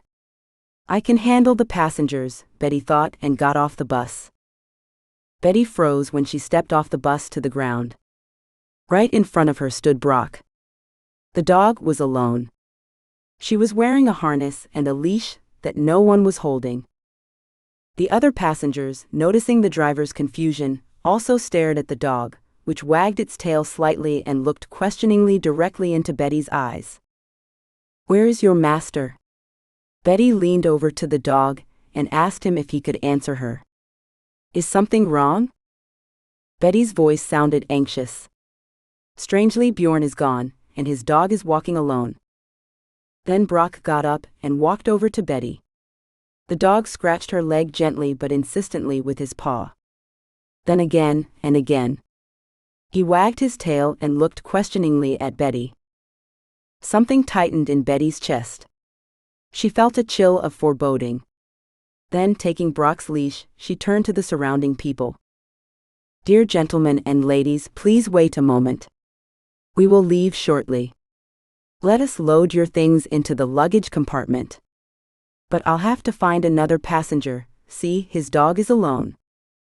People were looking around in confusion and talking.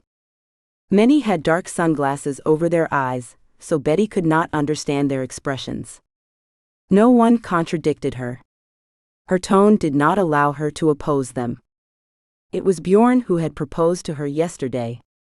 That is why she now has the first right to look for him. Plus, her responsibility for the passengers. She has to let all those girlfriends of his wait on the sidelines. Betty opened the hatch in the cargo area of the bus, and deftly taking the passengers' bags and small suitcases from their hands, placed the items in the luggage compartment. The dog sat beside her the whole time, though no one was holding his leash. The dog could have gone wherever he wanted, but he did not. Betty did not understand what the dog wanted from her. The woman continued to load the passengers' belongings into the hatch of the bus. Then she went to the driver's cab and turned off the engine when she finished that job. Betty turned to the passengers and said, "Dear gentlemen and ladies, we will leave shortly, but I still need to find your colleague, Mr. Bjorn." Svensson?" "Svensson is his last name," shouted one passenger, rising from his seat. "Thank you, yes, Mr. Svensson," Betty continued, standing in the aisle of the bus cabin like a stewardess. "And you will sit here, please. I will leave the doors open, so if anyone wants to get off, you can get off and wait outside." Betty turned and stepped outside of the bus. Brock was still waiting for her, sitting on the pavement, wagging his tail weakly at her sight. She grabbed the dog's leash, and the dog immediately pulled Betty away from the bus toward the field beyond the woods.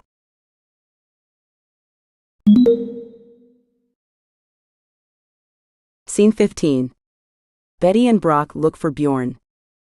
The dog was leading Betty, constantly looking back at her to ensure she was trusted, and followed him. Finally, Brock led his companion away from the hotel, out into the clear fields. Betty understood nothing, but obediently followed the dog, loosening the leash and giving her the freedom to choose where to go. Betty's heart was already sinking with a bad feeling. What was Bjorn's pet doing near the bus, alone and with his leash and collar on? It did not look like the dog had just run away from his owner and got lost. Finally, the dog stopped before some shrub at the edge of the field and sat by it, looking expectantly at Betty. Brock was checking to see if his companion understood his actions and signs. That he sat down by a small ravine at the edge of an empty field was a sign. The dog wanted to make sure Betty understood, for a reason. However, the woman still understood nothing, except that her heart was about to jump out of her chest with a bad feeling. Betty knew she had to find Bjorn. Still, as she followed Brock, she gave him the right to decide where they should go in search of Bjorn. Betty stepped cautiously around Brock, sitting guiltily at the ravine's edge, his tail wagging guiltily. Suddenly her heart sank. Right in front of her, behind a tall bush, Bjorn was lying on the grass of the field, arms outstretched, one leg unnaturally twisted outward. It must have been dislocated, or even broken. His eyes were closed. Betty thought he may have been unconscious. And lying beside him, a large bouquet of freshly picked wildflowers. Betty felt great relief and guilt. Relief that she had found Bjorn. Guilty, he must have been trying to make up for his surprises last night and give her that bouquet of wildflowers. And what was the result? He was lying unconscious in a clear field, and she was so mad at him this morning that she never wanted to talk to him again. Now she had to save him. He was just a human being. Betty dropped the dog's leash and jumped quickly over the ravine. She kneeled in front of Bjorn and, leaning toward him, tried to see if he was breathing. Bjorn was breathing but was unconscious. Betty began slapping his cheeks with her palm, trying to bring him to his senses and calling his name. Finally, Bjorn opened his eyes. His eyes were expressionless at first, staring straight up into the sky. But then he could move his gaze to Betty's face. Bjorn smiled weakly at her. "Ah, there you are, my beauty," he whispered, struggling to move his tongue. He tried to get up from the ground, but his leg did not obey, and he fell back into the grass without strength. Betty looked at him with tenderness and pity, thinking, how much time did he spend here, lying there helplessly and unable to even call on his cell phone? Then she woke up. Yeah, why did he not call for help on his cell phone? Where is his cell phone? Betty looked around, holding Bjorn by the shoulder so he would no longer try to get up without her help. The cell phone was lying a meter away from Bjorn, who obviously could not have reached it because he had fallen so badly. "Betty, my beauty, forgive me," Bjorn whispered, trying to lift himself off the ground again, at least a little. But his arm snapped, and he fell back onto his back, resting his elbow on the floor behind him. He tried to get up on his own again, but collapsed. "My leg does not seem to listen to me," he said guiltily and embarrassedly at the same time. "We should call for help." He reached for his cell phone but could not get it. All attempts by Bjorn to resolve this situation on his own were unsuccessful. He looked at Betty, who had already stopped holding him. Instead, she examined his leg, which was twisted outward in a way that had something seriously wrong with it. "I am not a medic," said Betty hesitantly. "But I can give you first aid. First, I have to fix my leg so that it does not change position until the doctor arrives." Bjorn leaned back helplessly on the ground and fell back into oblivion. He did not answer, but Betty was not as afraid for him now as she had been when she first went looking for him. He was alive, and she could handle the rest. Betty dialed the emergency number and put her cell phone on speakerphone to follow the operator's advice, who asked questions about the patient's condition and surroundings and instructed what to do next.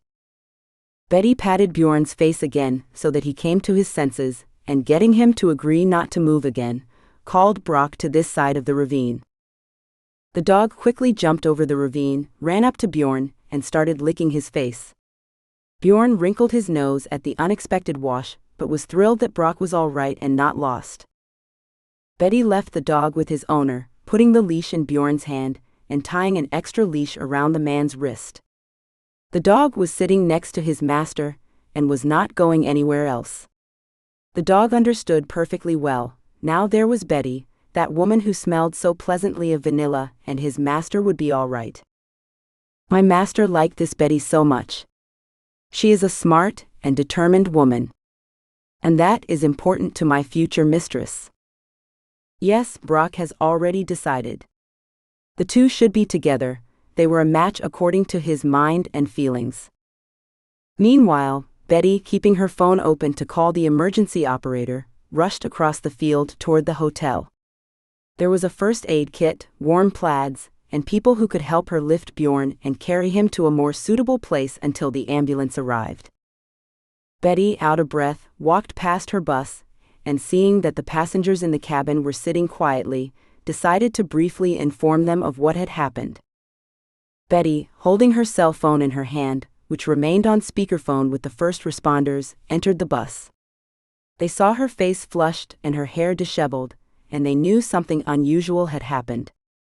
The excited look of their previously unperturbed driver was nothing like the timid lady driver who had invited them to their seats 15 minutes earlier.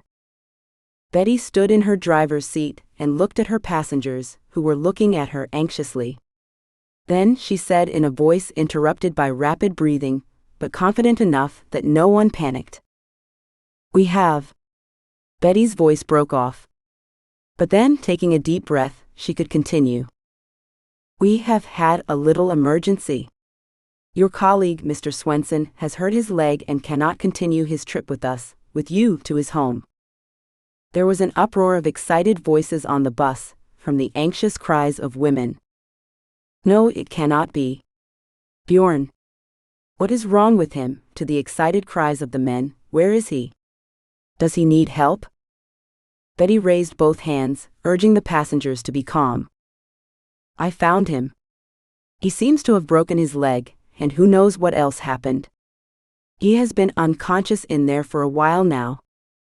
A sigh of horror and astonishment went through the interior of the bus. Betty continued. Do not worry. I am in touch with the ambulance center and will arrange everything now. Those who want to help Mr. Svensson, and even stay with him until the ambulance arrives so they can get their luggage off the bus and come with me. I think a couple of men will suffice. We just have to provide firm support for his leg and keep him warm with blankets and warm drink before the ambulance arrives. People looked at each other questioningly and talked, figuring out who could stay Bjorn. Betty took a breath in those seconds and continued. Our firm will arrange and even pay for a separate cab for those who stay with him.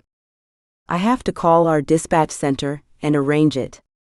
And everyone else will go home on the same bus once I have arranged for Mr. Svensson to help. After a brief negotiation among themselves, a couple of stout men rose from their seats and headed toward Betty, showing that they were ready to go with her to help Bjorn. Betty got off the bus, opened the cargo hold, and pulled out their travel bags. Then she stepped back into the bus and said in a more confident tone to the remaining passengers, I will be back soon and we will go home. Nothing is cancelled, it is just the circumstances. Tell me right away if anyone else wants to go out and get a cab. No one else wanted to leave the bus. So Betty left the doors open and almost ran to the hotel again, accompanied by her assistants, who carried their luggage and could barely keep up with her.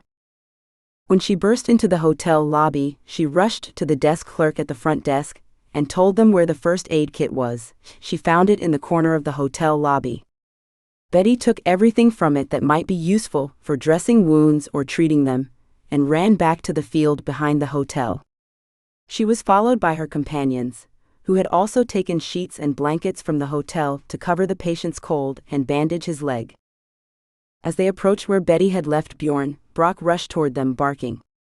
It was as if the dog was accusing them of taking so long.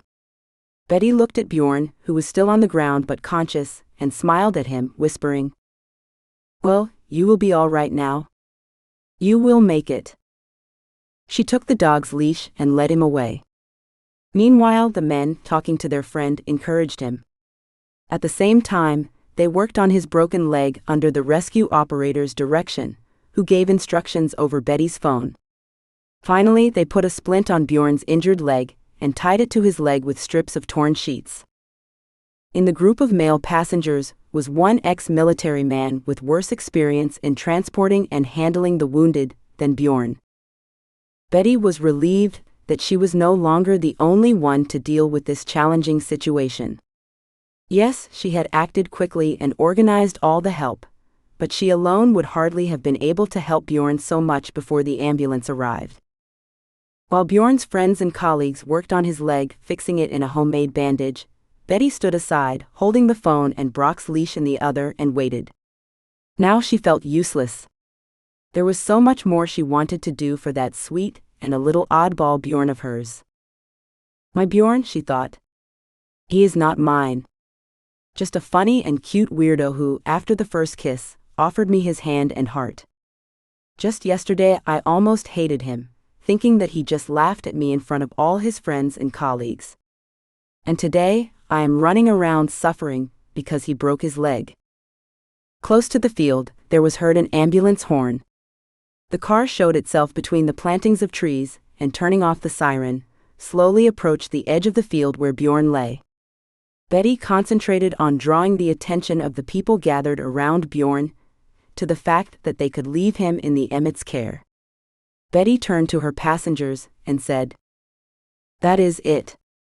The ambulance is already in place.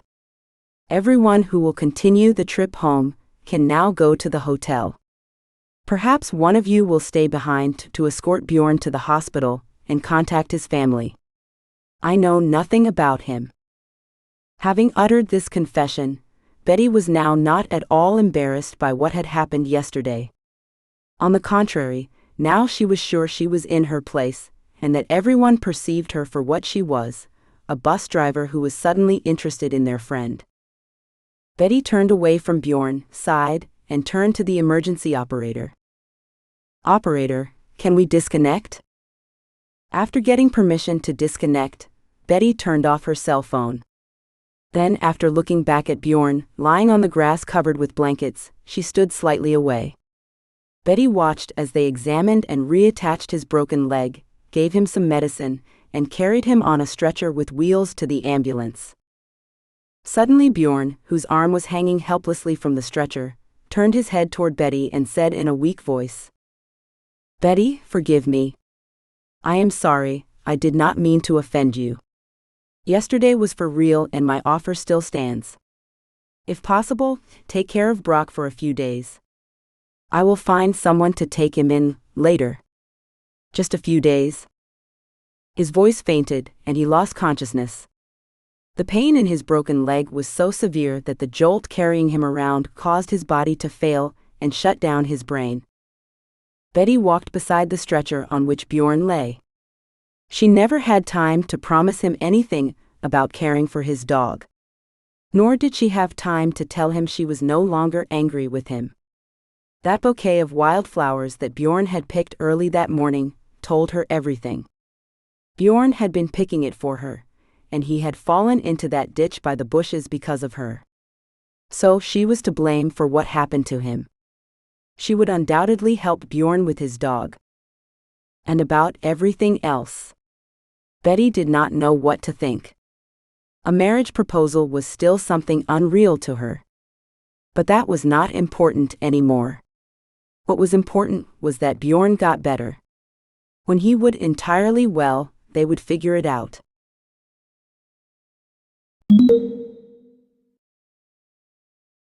Scene 16. Betty and Laurie talk about Bjorn. Betty returned home late in the evening. After leaving Bjorn with the emergency workers, she made sure that one of his friends went with him, and had to make sure that the hospital in their town was booked correctly. Betty knew from talking to the paramedics that Bjorn would be taken to their local hospital. In addition, they told her he was found to have no injuries other than a broken leg and some hypothermia from lying on the cold ground for so long.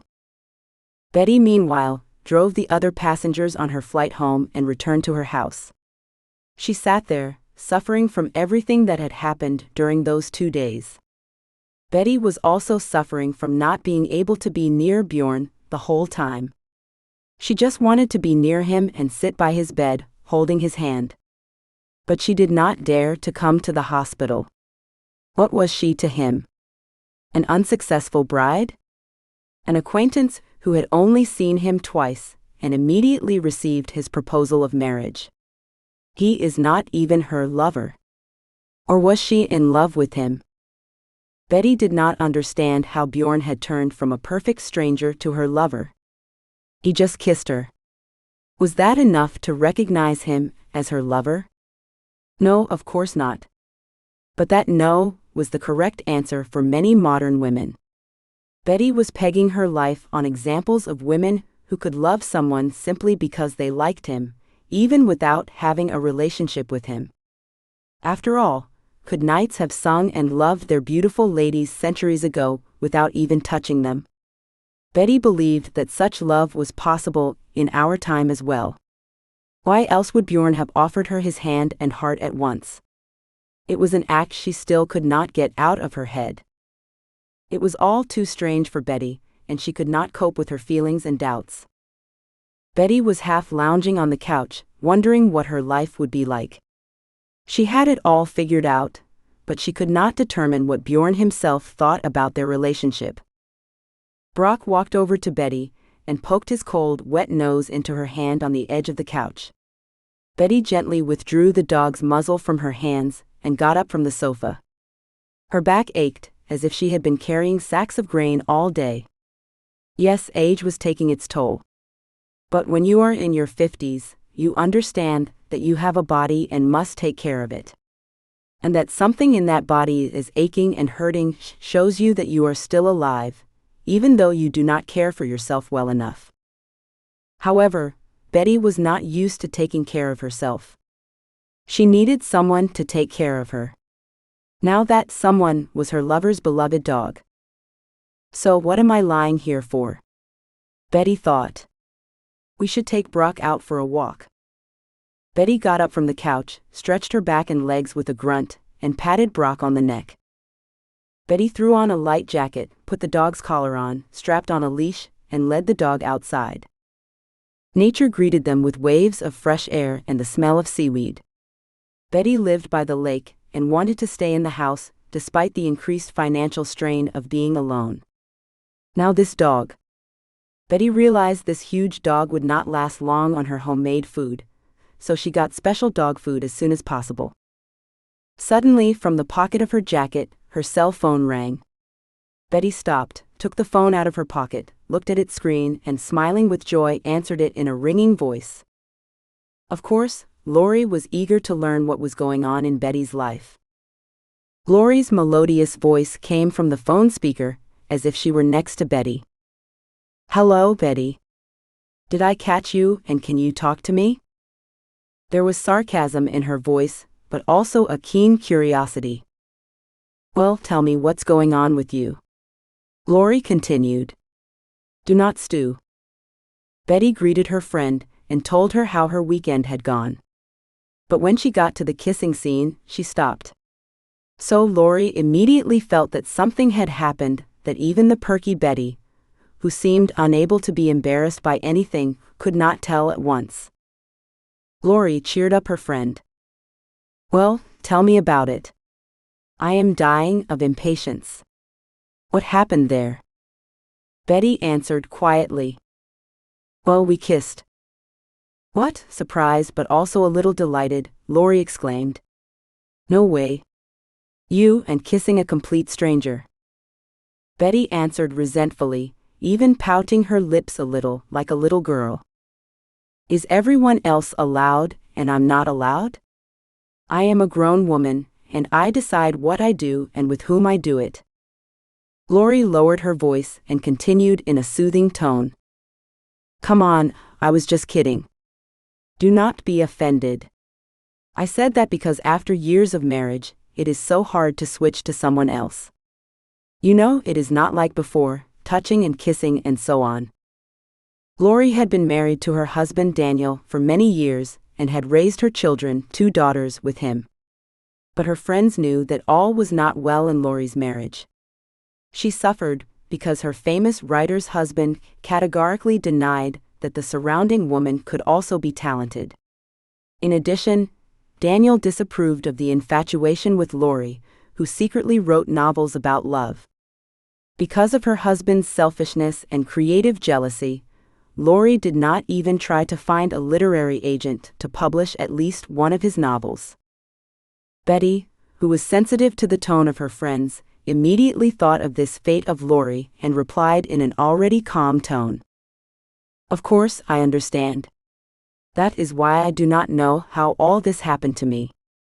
And I do not know what to do next with my new relationship. Lori also sensed from Betty's tone that she had not told her everything yet and encouraged her. Well, go on, tell me more. What else happened? Betty was almost whispering by now. Well, he asked me to marry him. What? There was a hysterical sneer in Lori's voice. Married? After a couple of days of knowing each other?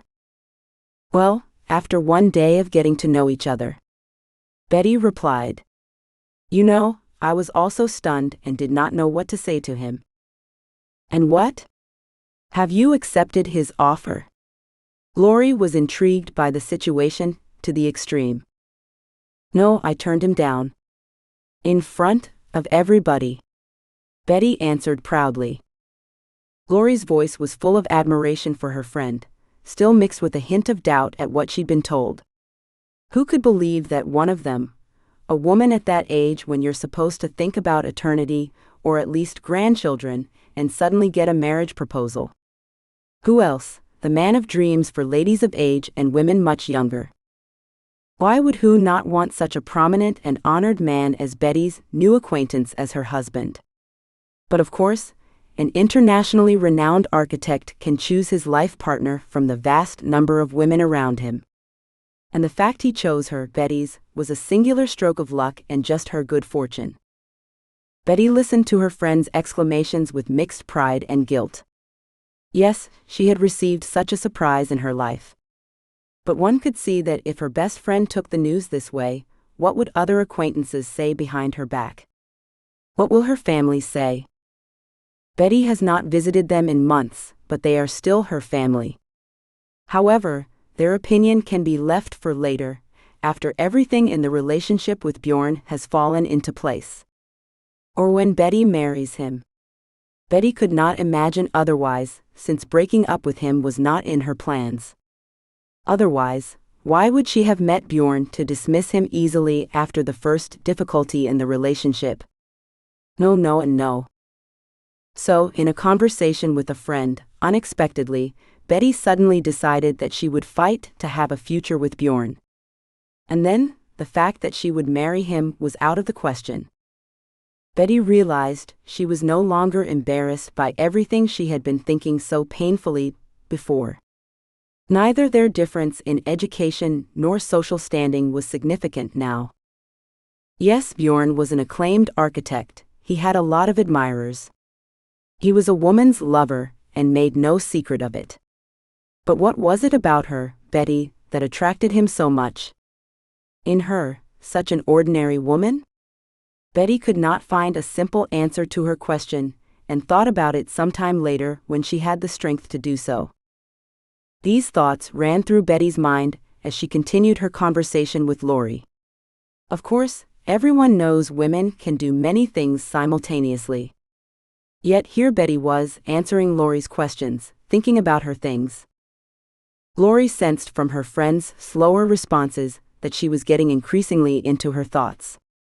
Betty, too, did not mind being alone now with her thoughts and her new decision to fight for her relationship with Bjorn, and she ended the conversation with her friend as well. Well, I have told you everything, Lori. It is time for me to go home and rest, after I walk Brock. And who is this Brock? Nothing surprised Lori anymore. Yet, Betty pulled out another of her trump cards in this conversation. She answered her friend importantly. Yes, that is Bjorn's dog. It lives at my place now. That was how mundane Betty showed that her story about her lover's unusual proposal was real, and that she had not made it up. Of course, Lori did not doubt a word Betty said, but Betty wanted something to back up her story about Bjorn's dog, so she ordered Brock. The voice. The voice. The dog barked happily and pulled its leash further down the road to release its energy as it explored new places on the lake shore. Betty obediently followed him, and out of breath, almost shouted into her friend's phone. Well, that is it. I am off, I ran. Bye, see you later. Bye. See you later. Do not be gone long. Lori shouted back and pressed the end button first. The connection was ended. Trying to shove her cell phone back into her jacket pocket, Betty almost ran along the lake shore behind the dog, dragging her happily and powerfully on a leash. Trying to breathe rhythmically, like the track and field practice Betty had taken many decades ago in high school, Betty thought it was the dog walking her, not her walking him. This feeling was both funny and good. Someone was taking care of her too. Her extra weight would come off quickly if she walked like those 3 times a day. Not that she wanted it to, but she still thought it would not hurt any middle-aged woman to get rid of a couple or 3 pounds. With that in mind, Betty rushed to the shore of the lake, following Brock farther and farther away from her home. Yes, it was a good walk, and so was the conversation with Lori.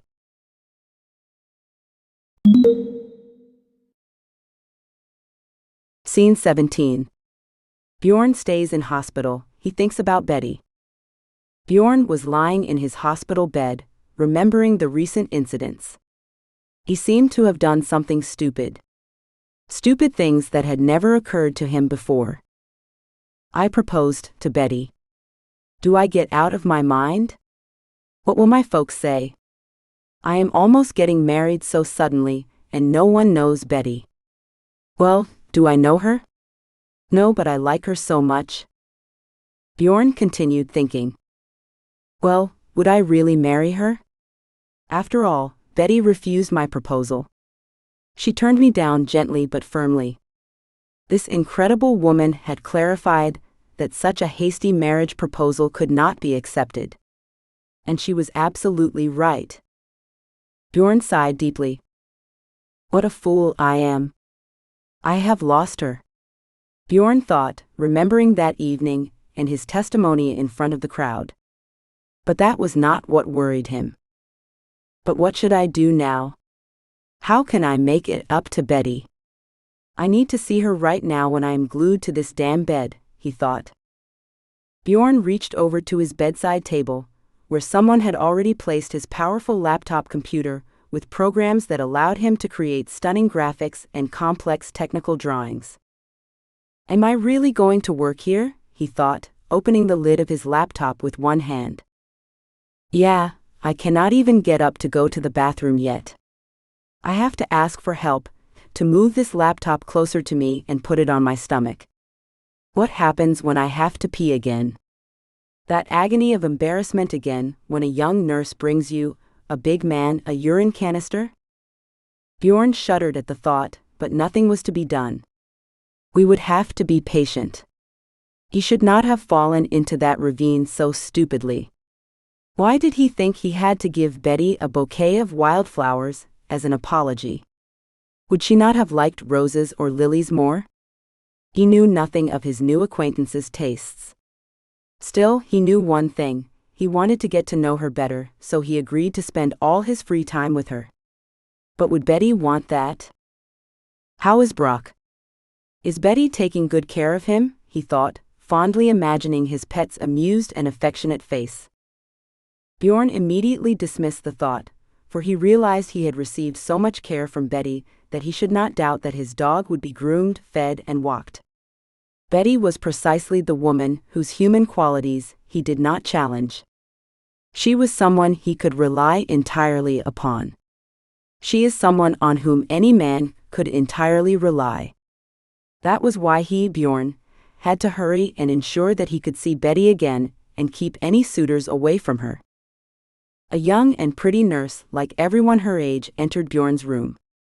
Looking thoughtfully at Bjorn, she said, So, are you feeling better?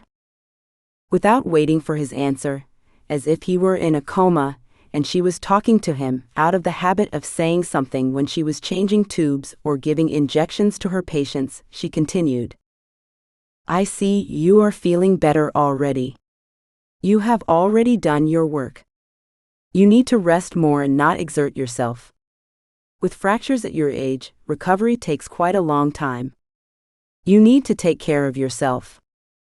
While the nurse, in her familiar soothing voice, was saying all this to Bjorn, she was doing her usual job of checking the patient's heart rate, preparing his medication for administration, and making his pillow comfortable. The firm pillow was arranged so Bjorn could raise at least one elbow to take his pills with water, which she had tentatively placed in a glass to his lips. Bjorn realized he did not need to answer the nurse at all. So he just lay there in silence, with his eyes downcast guiltily. The mature man was lectured like a little boy who had caught a cold, and was lying in bed at home. Well, he could think about Betty as much as he liked. No one had to explain or prove anything to anyone.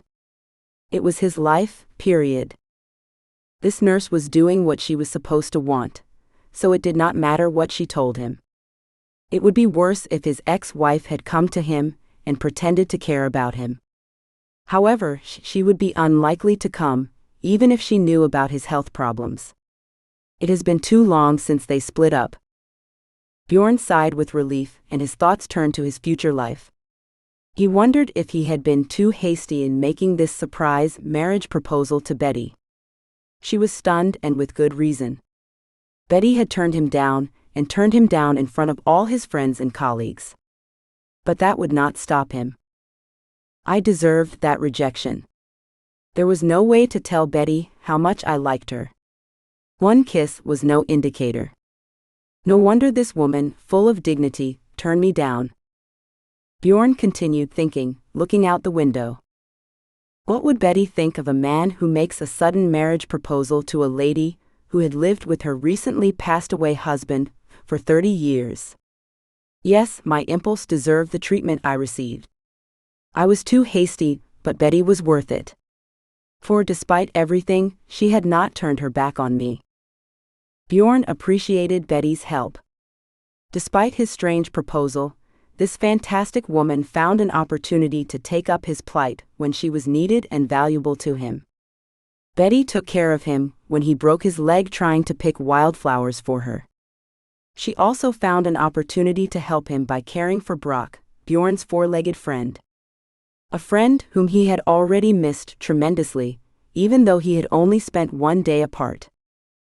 Bjorn turned slightly in bed, settled his broken and plastered leg more comfortably on a bracket hanging over the bed, and looked out of the window. The wind was blowing outside the window, and the rain was pouring down. The best weather for thinking about Bjorn's future life and plans. He felt he had to plan something definite to make his life how he had imagined it. He thought he had had enough flying through life, relying only on his professional successes. Bjorn needed to get attached to the ground and to someone he could be comfortable and secure with. And Betty was precisely the woman he felt that way with, even though they had only known each other for a couple of days. What am I going to do now? How do I prove to Betty that I did not mean to hurt her? I am not a boy anymore to stop at the fact that trying to give her a bouquet and ask for forgiveness landed me in a hospital bed. Bjorn sighed, and his thoughts went back in the same direction. I need to prove myself as a man, a mature man. That is what Betty never got to see in me. So, thought Bjorn, lamenting the easy impression he had made on Betty. He needed to prove to her he could not only joke and kiss, but also cope with adversity and face the future confidently.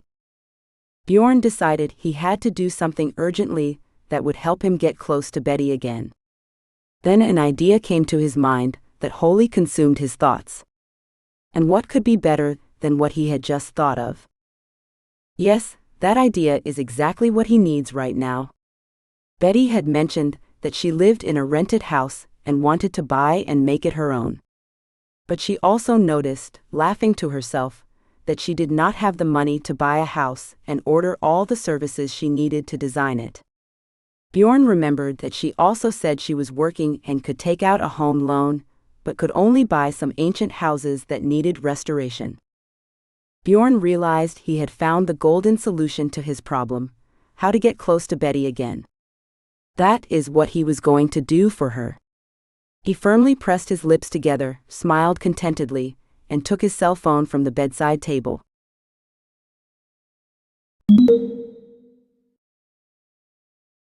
Scene 18. Betty and the notice of termination of her house rent. Betty quickly got used to having Brock in her life now. The dog was so malleable that Betty immediately got along well with him. She got dog bowls from people she knew to feed the big dog. Betty also put a large bowl of water on the mat in the kitchen, where she had set up a place to feed the furry giant. Besides the dog's feeding place, Betty folded his bedding onto the floor from old blankets and placed it in the hallway. This was Brock's place to sleep, rest, or be at the behest of the mistress of the place. That Betty was the mistress of the place. The dog understood at once and obeyed all orders. Betty was surprised that this dog, who had only known her for a few days, was so obedient. But Brock knew why he was acting this way. He remembered his master's attraction to this woman. And, yes, this house of hers smelled of vanilla and something ineffably delicious so strongly that he had no intention of arguing with the lady of the place. So the dog decided that as long as his master recovered, and he was bound to recover, of that, Brock was certain this woman had the right to order him, Brock. And he would obey her. The dog was lying on his cot in the hallway, thinking this way, when the car pulled up to their house. Footsteps were heard on the gravel path that ran from the road to the front door of Betty's house. There was a knock on the door of Betty's house. Brock jumped to the front door from somewhere in the back of the room and barked loudly, his eyes squinting at his temporary mistress. Could she see how hard he was working for her? Betty could not help but see and hear the dog doing his service duty to her. All right, I am coming."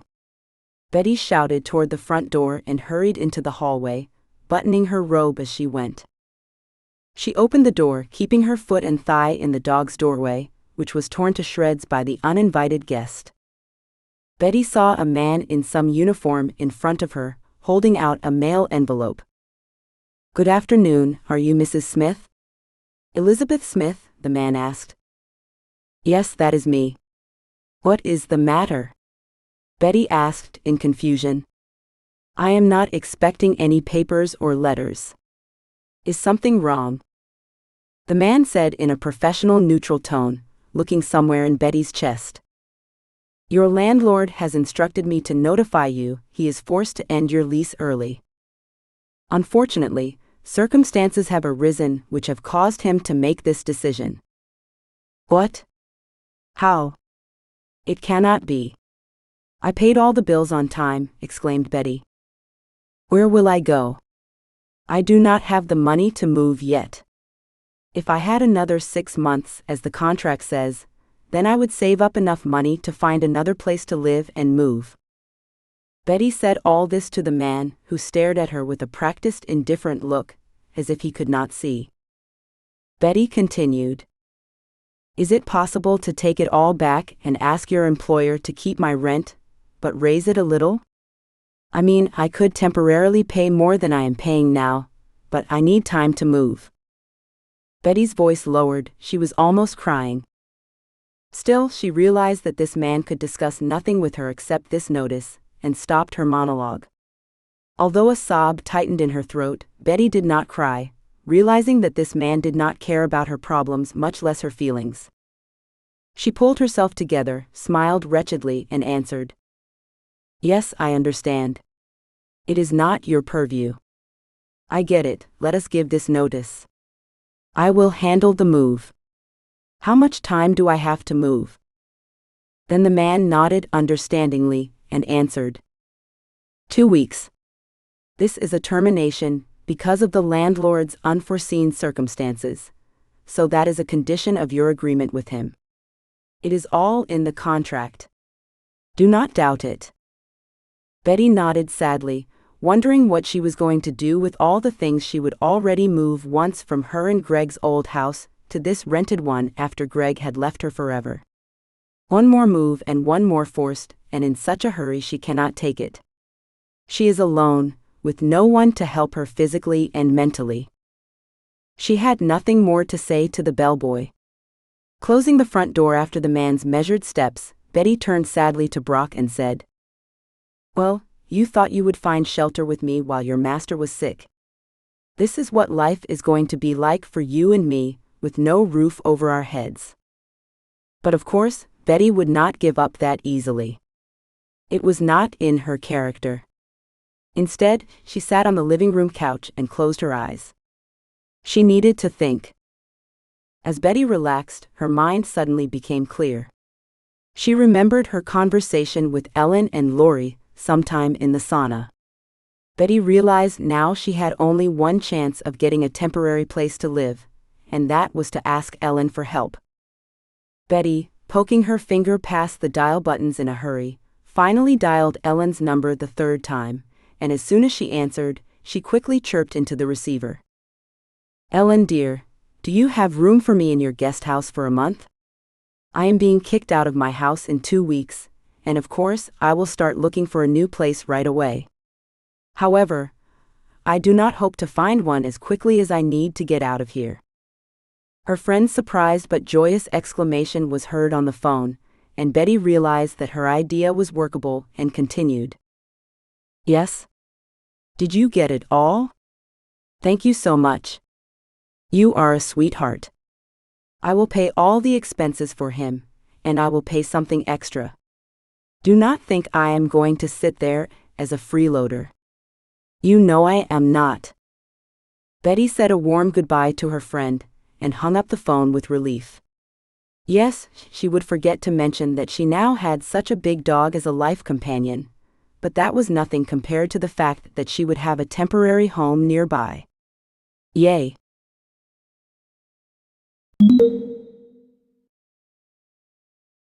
Scene 19. Betty moves to Ellen's guest house. The next day, Betty packed the bare minimum she needed in a couple of travel bags, took Brock and his belongings, and drove her car to Ellen's little guest house. Everything else had to be packed and moved to a temporary storage place. But Betty decided to do that when she knew she had a roof over her head. Ellen met her friend at the cottage gate, a lovely home she had built with her ex-husband many years before. Ellen was now living with her new life friend, Benjamin, who knew her affection for her friends Betty and Lori. These ladies appreciated Ben because they helped him and Ellen to sort out their relationship and join their lives together. So far, the pleasure was enough, so Ellen and her friend tried not to think about the sadness. Sadness comes and goes, but so do joys in life. Ellen greeted Betty by happily running up and giving her a warm hug. Then, pulling away a little from her friend, Ellen stared at Brock in surprise. Finally, when she saw Betty's guilty and embarrassed look, she understood and said, "I forgot you are not alone now. Well, you have such a serious companion and bodyguard, but you are both my guests." Ellen put her arm around Betty's shoulders and led her gently into her home. Betty walked into Ellen's house and looked around, confused. "What about? You promised me you would let me rent your guest house, did not you?" Ellen calmly replied, carefully placing Betty's bag and other things on the hallway bench. "Of course, it will be as we agreed. Even if I wanted to violate your independence by having you in our house, I would ask you first." Betty chuckled back at the risk of frightening the dog. "Yeah, I did not doubt it. I just wanted to make sure I could bring men over whenever I wanted." Ellen appreciated the joke and shook her head, pretending to be sad, saying in response, "Well, I did not get to play the role of your older mentor in matters of love." The friends laughed and, without further ado about Betty's future, went into the kitchen to make tea and pancakes.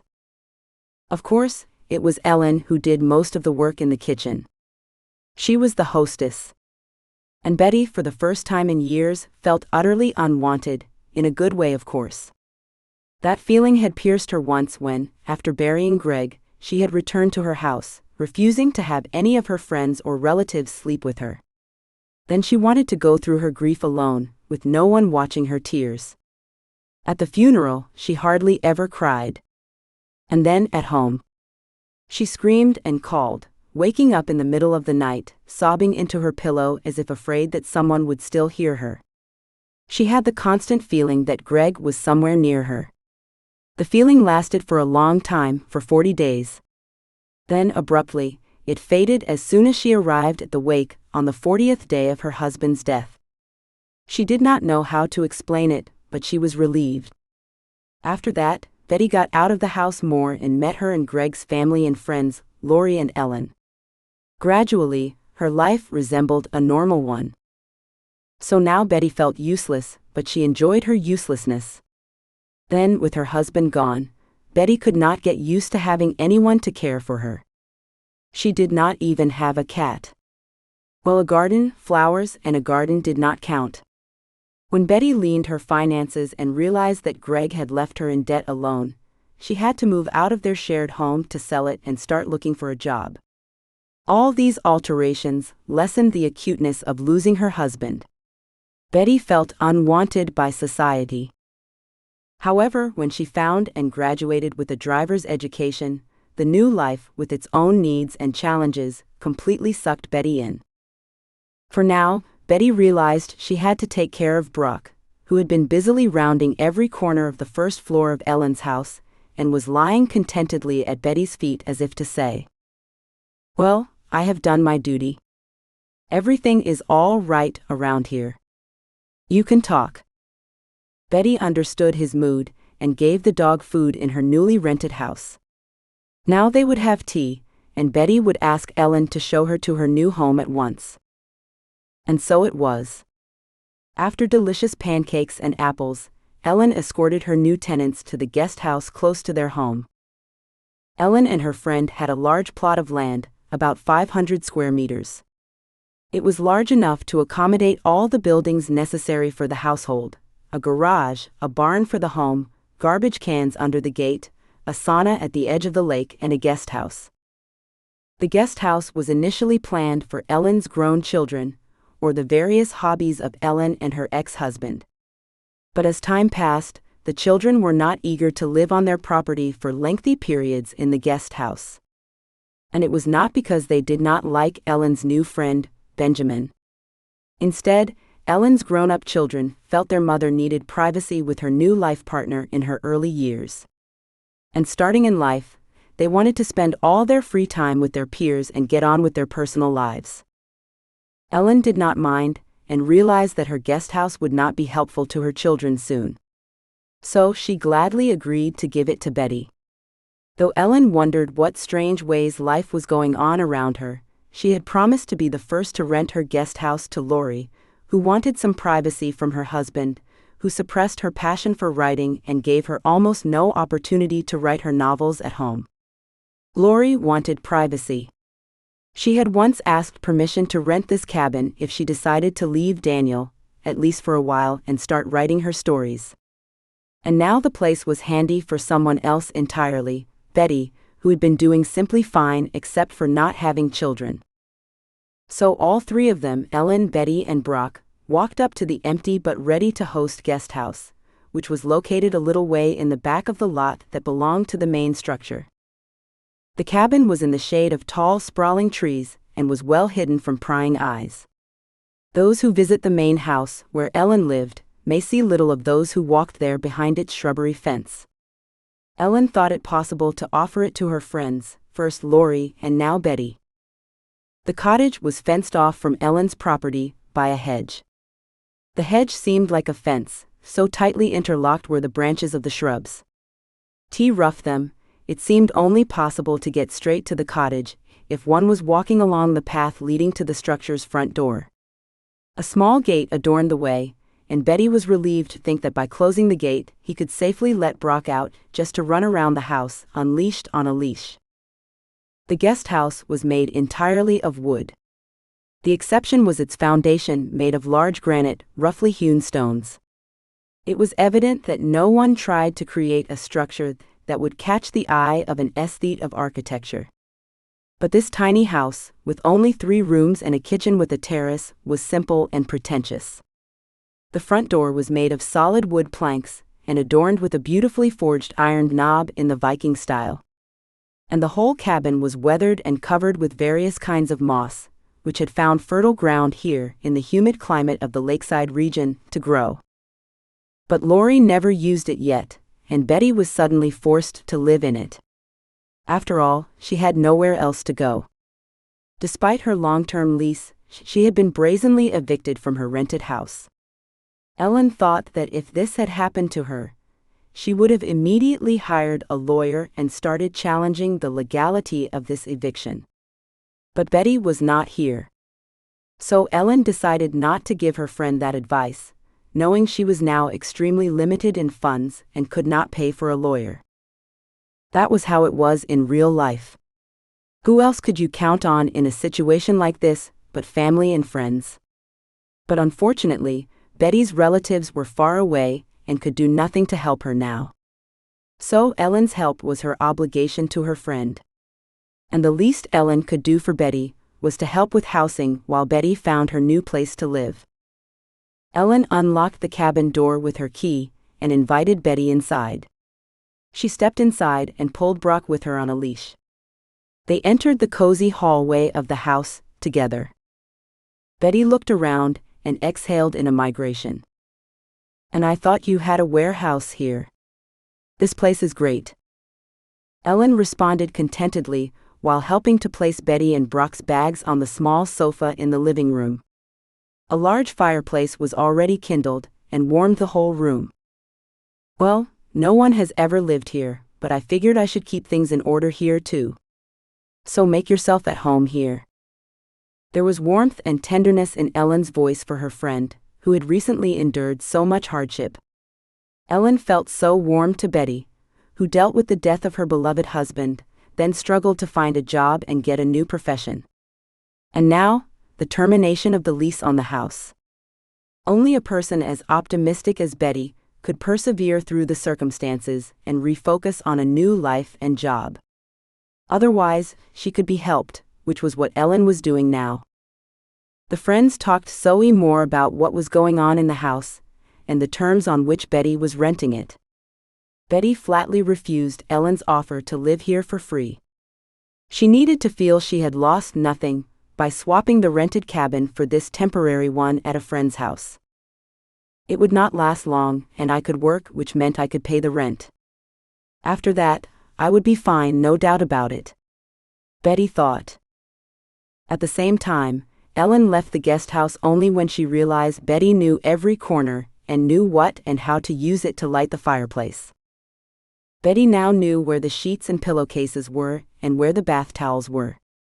The comforters made a great impression on her. She would have the simplest things in her last house, which did not diminish its coziness or livability. But real comforters. "This is great." That was what Betty told Ellen. "Look at this, you have comforters. What luxury." But there was no envy of her wealthier friend in Betty's voice.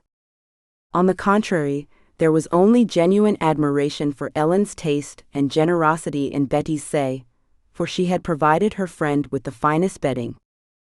Betty looked around again and thought, "Now I can lie out my things in my closets and lie in this luxurious bed with those invitingly soft satin sheets. At last I can relax and rest."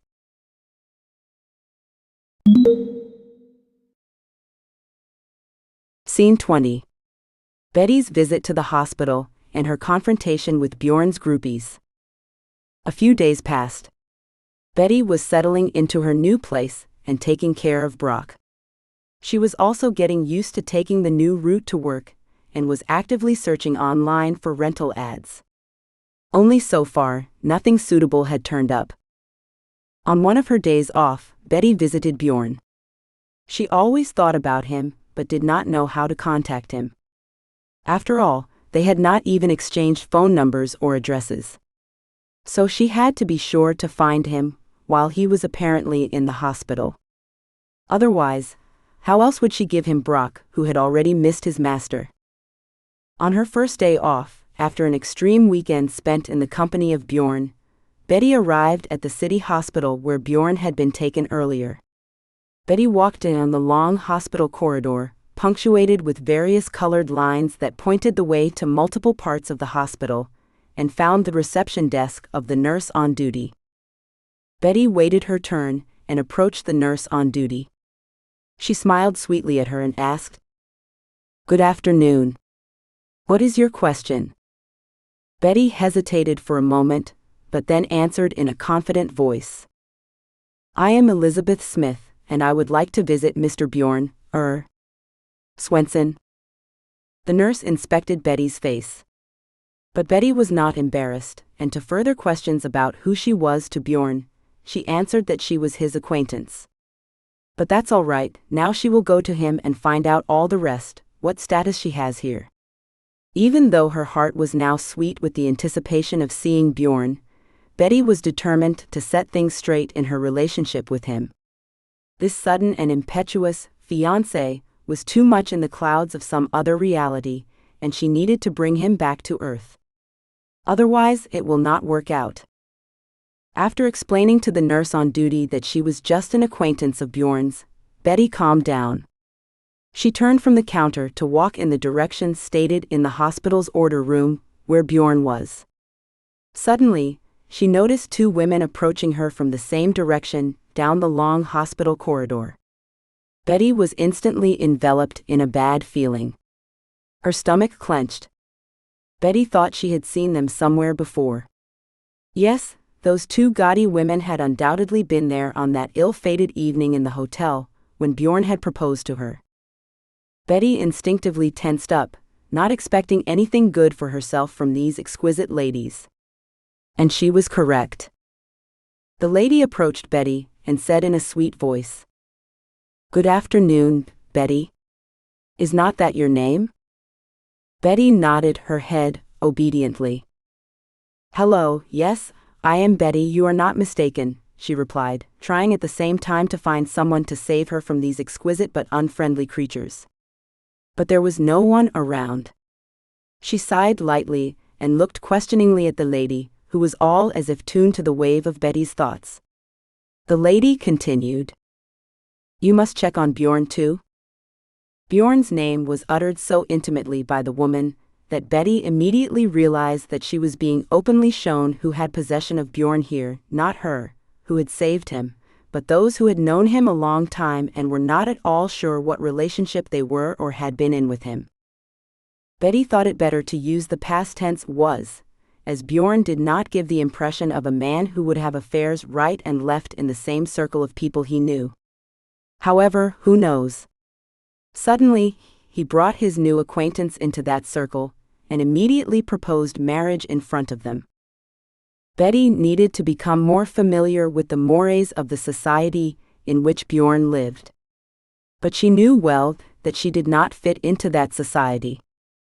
Betty was determined that she would let no one hurt her, not the street vendors, not those exquisite bitches. Well, they were bitches for sure. Especially the second woman, who did not even bother to say hello to Betty, just nodded her head in greeting and curled her lips haughtily as if she were looking at a flea in her pedigree dog's fur. Why Betty thought of such a comparison she did not know, but it made her smile at her thoughts. They have something to do with me, so let them speak directly, thought Betty, straightening up and proudly displaying her lush breasts. That was something her rivals did not have, they were both so thin that their breasts were invisible. Of course, the stylish and expensive clothes fit them perfectly. However, Betty was aware of what many men appreciate, especially those who have been through many trials of life, and understood that it was not the packaging, but the excellent character and outline of a woman's body. Such men appreciate the lush, firm breasts, and the soft, rounded, and warm female shoulder on which you can put your hand or snuggle up to feel protected from life's misfortunes. Not all, of course, but many men prefer lush women with good character to slender, arrogant beauties. In addition, although Betty did not consider herself stylish, she believed that a plump woman could also be stylish. The style is not determined by the width of your waist, but by how you feel about yourself. You can be fashionable in shabby clothes, and completely unstylish in clothes from the best brands of the world's designers. But if you admit this officially, then the modern world of fashion and social media, designed to follow specific beauty standards as women understand themselves, especially young women, will collapse. Everything depends on one's self-esteem and attention to one's appearance. However, Betty would not bring her thoughts to the surrounding people, but follow them in her life. So Betty answered the ladies in a confident tone, tilting her head slightly on her shoulder. "Yes, I came to him." "And you? You or his colleagues are not you?" she asked in an innocent, sweet voice. "We? Yes, we have already been to him. He is fine. We are his colleagues, but not only that. Bjorn and I have been friends since our days at the Architectural Institute. You probably do not know that at all because you are his new acquaintance," one woman retorted, cocking her massive chin in a triumphant upward motion. The vast, angular but gorgeous earrings in her ears bobbed with the movement of her head. This woman thought she had already won the battle to know more about Bjorn than Betty. Betty accepted the challenge and responded with the same chin up. As in the ring, she instinctively copied her opponent's movements and posture. "Yeah, I have not known him very long. Betty lowered her eyes playfully. Then, looking up at one lady, she made an innocent-looking little girl's face, raising her eyebrows and flapping her thick lashes. Betty continued. But apparently, he liked me so much that he had time to tell me all his secrets. Well, you know, on a pillow, men tell everything. At that, Betty playfully winked at the ladies, who stared at her stunned, and opened their mouths at the insolence of this simpleton. Hostilities were started. Bridges back to peace have been burned. Betty, meanwhile, continued. But he did not tell me anything about you. I am sorry. We should have seen each other at the party at the hotel, but I am sorry, I do not remember your name. My name is Betty Smith. What is yours? The woman with the vast earrings in her ears looked dazedly at Betty, who was not at all embarrassed by their arrogance, and mechanically replied. I am Jenny Prost, and this is Serena Portnoy. Betty politely tried to repeat the other woman's name. Serena? Post. Port. I am sorry. What is your name again? That means Taylor, the other woman corrected her, even more irritated that their new acquaintance could not pronounce her last name. Serena Portnoy was used to being known and admired as a famous designer. But this simpleton cannot even repeat her last name for the first time. Serena's foreign name was a creative pseudonym. Her real last name was quite ordinary Ross. But she chose a creative pseudonym to interest potential customers in her works and to stand out from her colleagues. Betty needed to learn about her new acquaintance's backstory. Finally, she decided she would have enough of the ordeal this time, and tried to eventually end this idle conversation and slip away from them to Bjorn. Well, it was nice to meet you. So, I will go to Bjorn since you have already been to his place. So he is awake now. Thank you for the information, because I did not know if I could visit him now. The women looked at each other, realizing they had lost the battle. However, this simpleton was not as simple as they thought. Goodbye, Miss Smith, Jenny said cheekily. Mrs. Smith, Betty corrected her. Mrs. Oh, I am sorry, Jenny muttered, looking back at her companion. Serena only nodded goodbye to Betty, not even bothering to say a word. Serena was not used to losing, but she had to admit that Bjorn had found some out-of-their-society woman slipping out of their thinly veiled and skillfully laid psychological traps. As Betty walked away from them down the hospital corridor, Serena turned to her and shouted. And you know Bjorn said that your house would have to be nicely renovated before you could rent it to a new tenant. Betty turned sharply toward them and hurried back up, standing in front of Serena and Jenny with a wary and distrustful expression on her face, and her hands at her sides. What? What did you say? How does Bjorn know about the crowd, that the lease on my old house is over? I have yet to tell him anything about it. Serena, with a look of complete satisfaction on her face at the effect produced by her phrase, replied in a feignedly pitying tone, stretching the words. Well, he owns this house. Or rather, Bjorn owns the company that rents out all the real estate in our neighborhood, including your former lodgings. Did you not know that? How strange it was that he evicted you from your lovely old house. The house must be repaired to rent it out to a better tenant. So, I had to end your tenancy at once. Betty stared dumbfounded into the distance between the ladies' faces, unable to see the women. Her mind raced with a whirlwind of thoughts and a hurricane of feelings, from incredible amazement to rage. Betty thought. How dare he approach me and offer me his hand and heart in mockery if he allows himself to evict me from his property so quickly? So this whole adventure with him was just his game. Betty exhaled sharply, rubbing her hand in the air as if to wave away the annoying specter of her hopes for happiness with Bjorn. She turned silently on the spot, and tapping loudly with the heels of her shoes on the rumbling floor of the hospital, walked down the corridor away from those poisonous hyenas and Bjorn's room. Serena and Jenny looked at each other with feigned surprise, and smiling contentedly, followed Betty out of the hospital. They made their decisive move. The blow hit the mark. This commoner would leave Bjorn or give him such a scandal, commoner style, that he would leave her. Judging by the manners of this suddenly appearing bride of Bjorn's, he will get such a scandal that he will immediately realize who he was messing with, a commoner. Whatever that woman had charmed him with, he would soon understand her bizarre nature. Serena and Jenny were pleased. The battle was won. Betty was no longer their rival, and the path to conquering Bjorn was free again.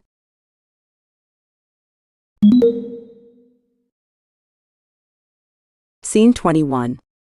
Betty clears things up with Bjorn about the cancellation of her lease. Betty walked along the path winding among the low pines, their roots clinging to the shoreline rocks spreading over the surface of the lakeshore cliffs. The trees seemed to adhere to the stones, only hoping they could withstand one more gust of wind, could hold out for one more quiet day. And so all fall, winter, and spring, day after day, until the following summer. It seemed to Betty that she was now living like those pines, clinging to the hope of living one more day, one more fall and winter, until spring.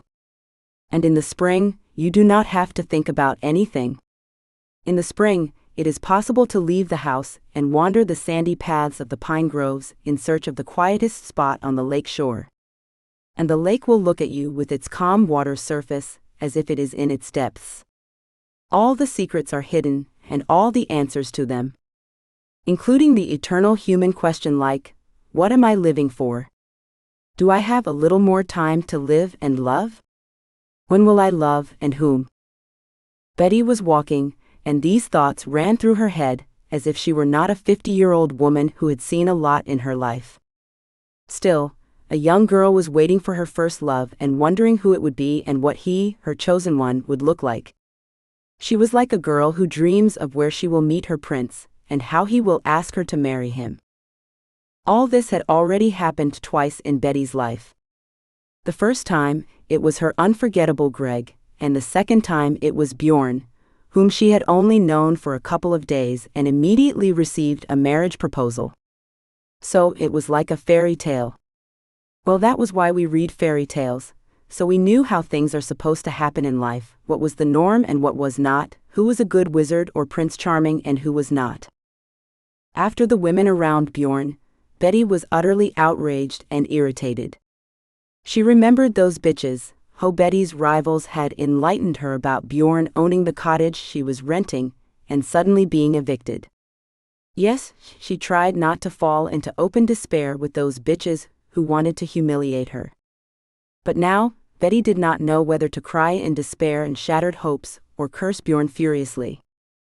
But the walk calmed her, and Betty concluded that tears and swearing were not the answer. Instead, she would have to pull herself together and get to the bottom with Bjorn. If he denied everything she had just been told about this situation with his business, she would check it out for herself. And if that were how it was, as the two extremely unpleasant her ladies explained, she would give Bjorn the end to him as a man. But of course, Betty did not want liars in her life. But if he knew nothing about her being evicted from the house he owned, it was worth discussing her situation with him. All was lost in their relationship. Betty did not come to this conclusion on her own. Before the walk, she called Lori and told her friend all her worries. Lori listened to her for a long time and then asked, "Betty, darling, I feel so sorry for you. I understand everything. But have you talked to Bjorn about this situation yet?" Betty, trying to hold back tears of disappointment, replied, "No, of course not. You see, I cannot even see him after what they have told me about him." Lori gently continued her questioning. "Of course, I understand. It is so hard to be deceived by someone you like so much. But I think you should have heard Bjorn's side of the story, too. What if he knew nothing at all about who his company rented that house to? I mean, that could happen too, could not it?" Betty was about to object again to her friend's question and vent her despair to eliminate the acute sense of hopelessness. But instead, she suddenly pulled herself together and acknowledged her friend's rightness. "You know, you are right. I should see him and ask him straight out about the situation. Let him tell me right to my face, was he playing cat and mouse with me or was it all just a coincidence? Yes, Lori, I will go straight to him right away and ask him about it, looking him in the eye." After this conversation, Betty was walking in the pine grove and gathering her thoughts to go to the hospital to see Bjorn and figure things out with him, as she understood it.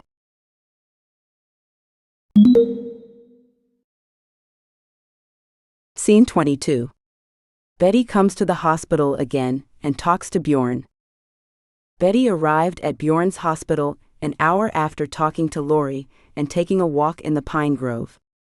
Determination shone in Betty's eyes, and her gait was brisk. No fan of Bjorn's now could have turned her from the path that led to his chamber. Betty approached the duty nurse's desk and politely asked, "Good afternoon. May I visit Mr. Bjorn Svensson?" The pretty and neatly coiffed woman, like all nurses, raised her head from reading some documents on the computer screen and smiled politely and answered, "Good afternoon. What is your relation to him?" Betty hesitated for a moment and then answered, "I am his fiancée. We are engaged." Betty was not lying. After all, Bjorn had asked her to marry him, and she had turned him down, which meant nothing now. Betty decided to tell an untruth, which was unlike her. But now she thought the only thing that mattered was finally explaining herself to Bjorn. She needed to figure out whether she would forever be there for him, or leave him with his suitors. Only now did Betty realize how important it was for Bjorn not to be involved at the end of her lease. Betty felt a sharp pain about how much she liked him. She liked Bjorn madly, with all his impulsiveness and impracticality, his gaudy, hateful groupies, and his desire to please everyone. The nurse smiled even wider and pointed her hand toward Bjorn's room. "You can go to him. True, he did not list you as his next of kin." The nurse sounded unsure of her decision to let Betty into the room with the patient, who had already charmed the female medical staff here. Betty hastily replied, "Well, of course, he did not list me as next of kin, because we are not married yet." With this, she dismissed any objections from the nurse on duty. She smiled understandingly, nodded her head at Betty, and said, Of course, I understand. Mr. Svensson has no procedures for the next couple of hours. I hope he is awake now, so you can talk quietly." Betty sighed in relief and with a nod of her head, thanked the nurse and headed toward Bjorn's room. Only Betty was not sure that their conversation would be peaceful. Bjorn lay in a bed equipped with everything he needed for his recovery. His plastered leg was suspended from a metal bracket attached to the frame above the bed.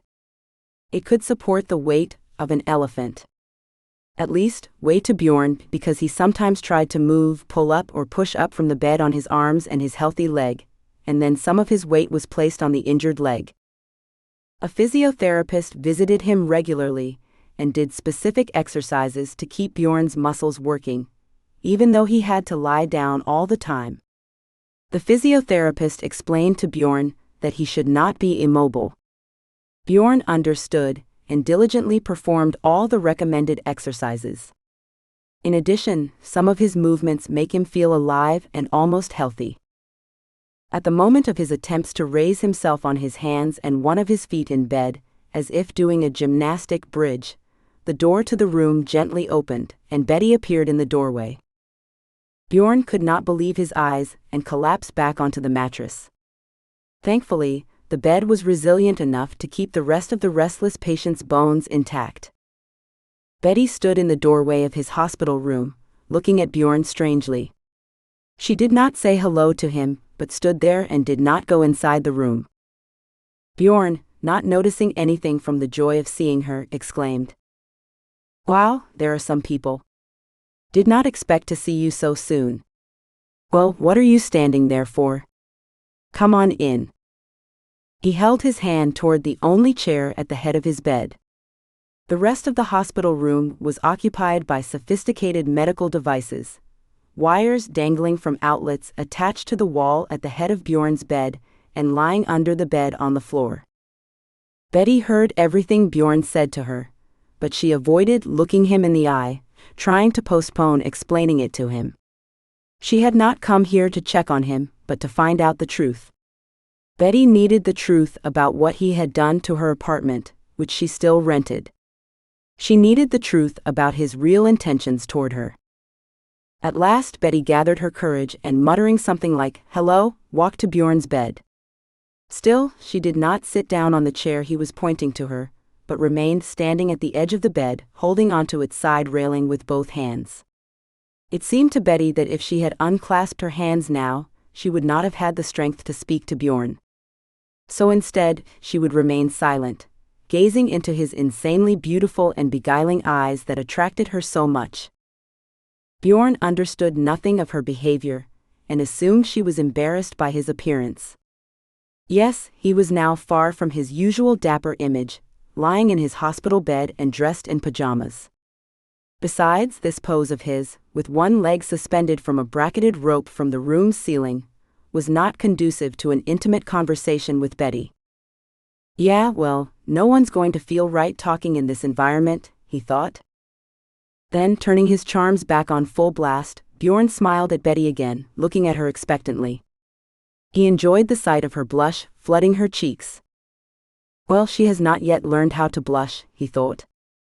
But he did not know that Betty was blushing, not from embarrassment or timidity, but from the nervous tension that had gripped her when she opened the hospital room door and saw him.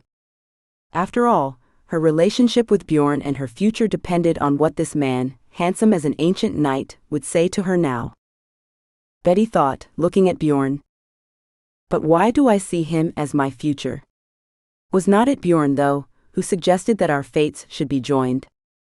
That is why I may find out whether he was joking when he proposed marriage to me. I also need to know whether he arranged for me to be evicted from my rented cabin. And if he did, why did he do it?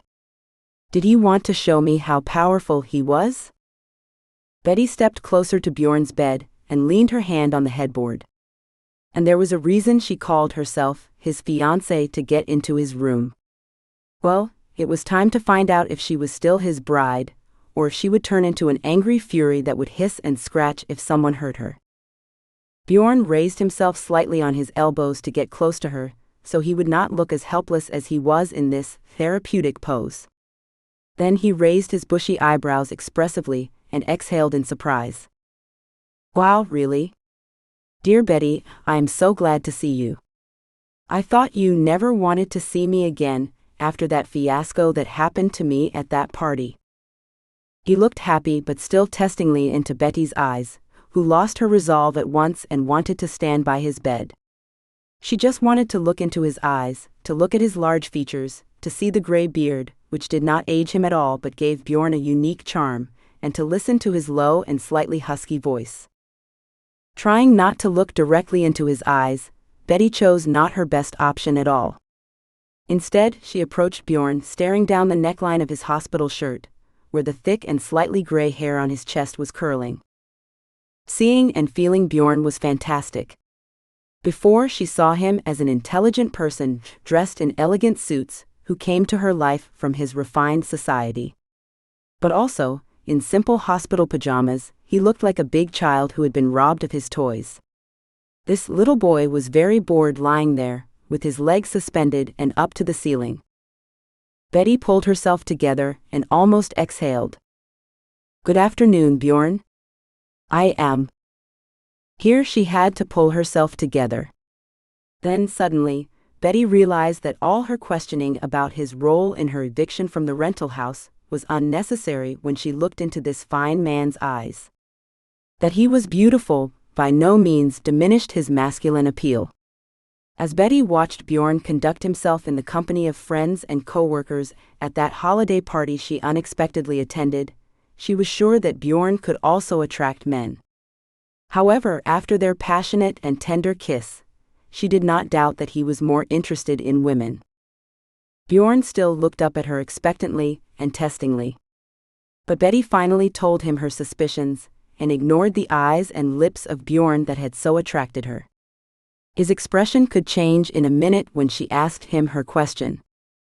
Betty took another deep breath and continued. Bjorn, I hope you are okay. Betty's voice had grown stronger.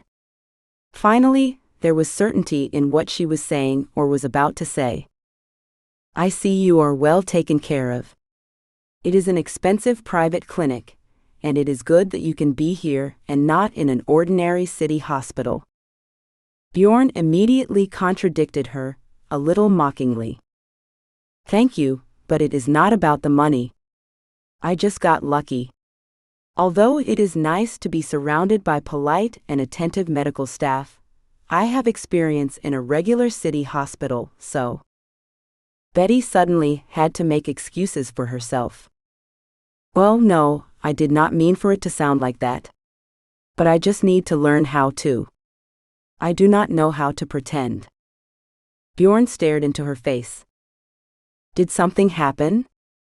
What is it? Is there anything I can do to help? Betty took a step away from his bed, folded her arms across her chest as if to protect herself from what was about to happen, and whispered. Yes, it happened. I would like to come here just to see you and see if you are okay, but I still have to ask, Bjorn, do you know that I have been evicted from the cottage I rented? Bjorn did not have time to respond before Betty blurted out. I know you own the company that rented me that cottage. I know that, and I ask you very much not to say anything about it, as if you had nothing to do with it. There was resentment in her voice against him and herself. Betty felt Bjorn was attracted to her, and for deceiving her by mocking the naive middle-aged woman who was so out of place in his high society. But she liked him, despite everything she thought of him now. Bjorn huddled into a pillow.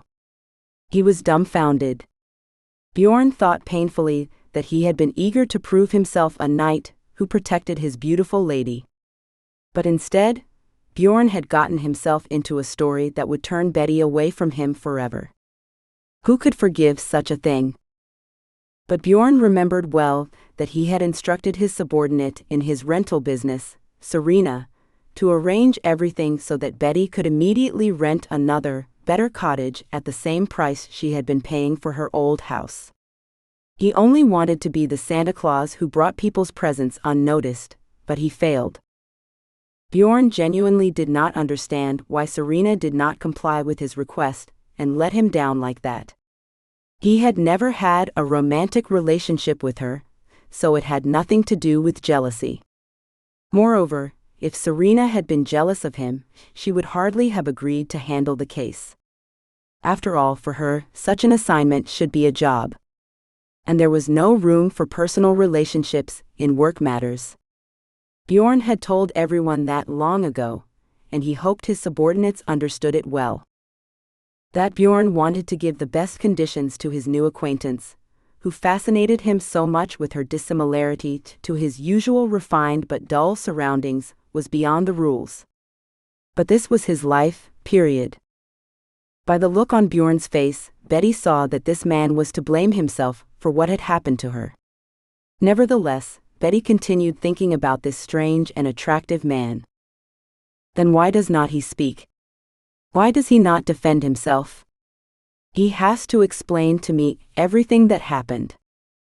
Bjorn cannot be so calculating and sneaky as to confess his love for me, and then, after getting rejected, immediately show such dishonesty by evicting me from my apartment in retaliation for humiliating me in front of his friends and colleagues, she thought. Betty did not know what to think. And Bjorn was still silent and looked at her guiltily. As determined as always, Betty was the first to break the silence, unable to endure the long pause. So, how did it all work out? Am I right, Bjorn? Did you orchestrate all this? He sighed heavily and said, Yes, I organized the whole thing. But I only wanted to. He did not have time to continue, so no one could explain the situation further. Betty was no longer in the room. Instead, she whirled out of the room and raced toward the hospital exit. Betty did not want to see this handsome man joking, experimenting with her like a cheap toy, and then tearing the toy apart. Yes, he was tearing her heart apart right now. Her Prince Charming turned out to be the Black King. He punished her attempt to dream of happiness at her age with a man of such high flight. Betty no longer had a future with Bjorn. It was all gone. She no longer had any hope of a life together with him. She could only hope for herself and her friends.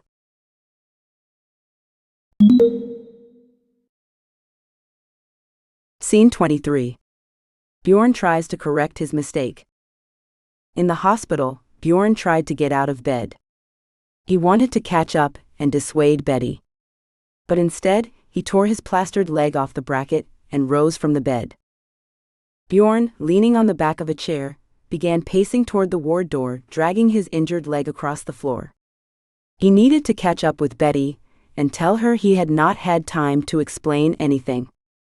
Bjorn wanted to tell Betty that it was not his fault for this situation and that he would fix it. But Bjorn wanted to scream to Betty about how much he liked her. He only wanted the best for her. But it was all in vain. Betty was already gone. Two nurses immediately picked up Bjorn and placed him back on the bed. His plastered leg was once again suspended from the bracket. But Bjorn's thoughts were with Betty. Answering the nurses' questions about what had happened between him and his visitor, Bjorn felt the poignancy of his failure with all his soul. He tried to switch his brain from feeling to thinking that would give him a solution to the problem he had created. After a while, Bjorn picked up his cell phone and called a friend.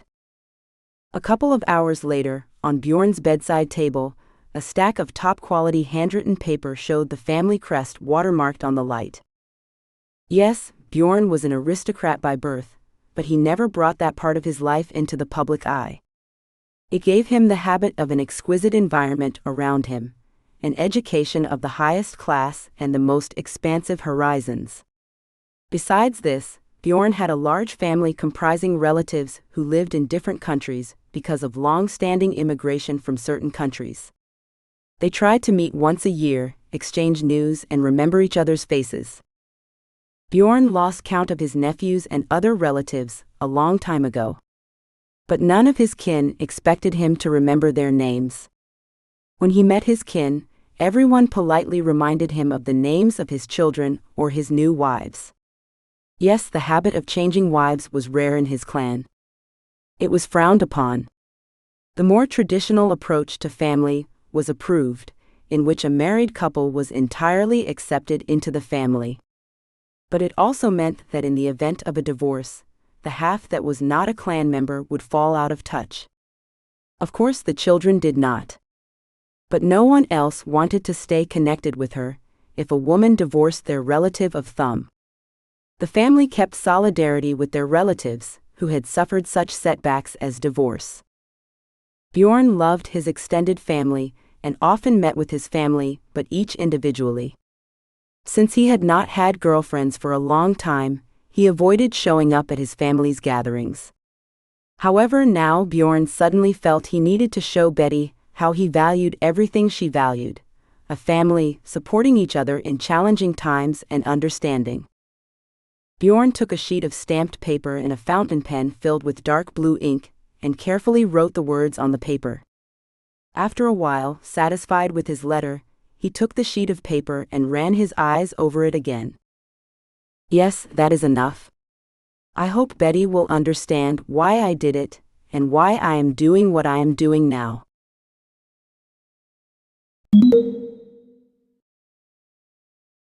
Scene 24. Betty is looking for a new home with a real estate agent.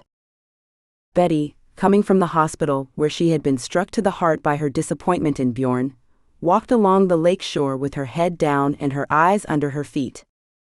Such beauty around her was impossible to ignore, but the woman could not enjoy the view. Instead, Betty was lost in her thoughts. What does the future hold for me? I have no home, I have no family, and I have no... Her thought broke off, and Betty realized with horror that she had forgotten all about Brock. My God, he has to go for a walk. With that thought, she almost ran toward the pine grove beyond the entrance to the grounds of Ellen's mansion, where Betty was temporarily set up in the guest house.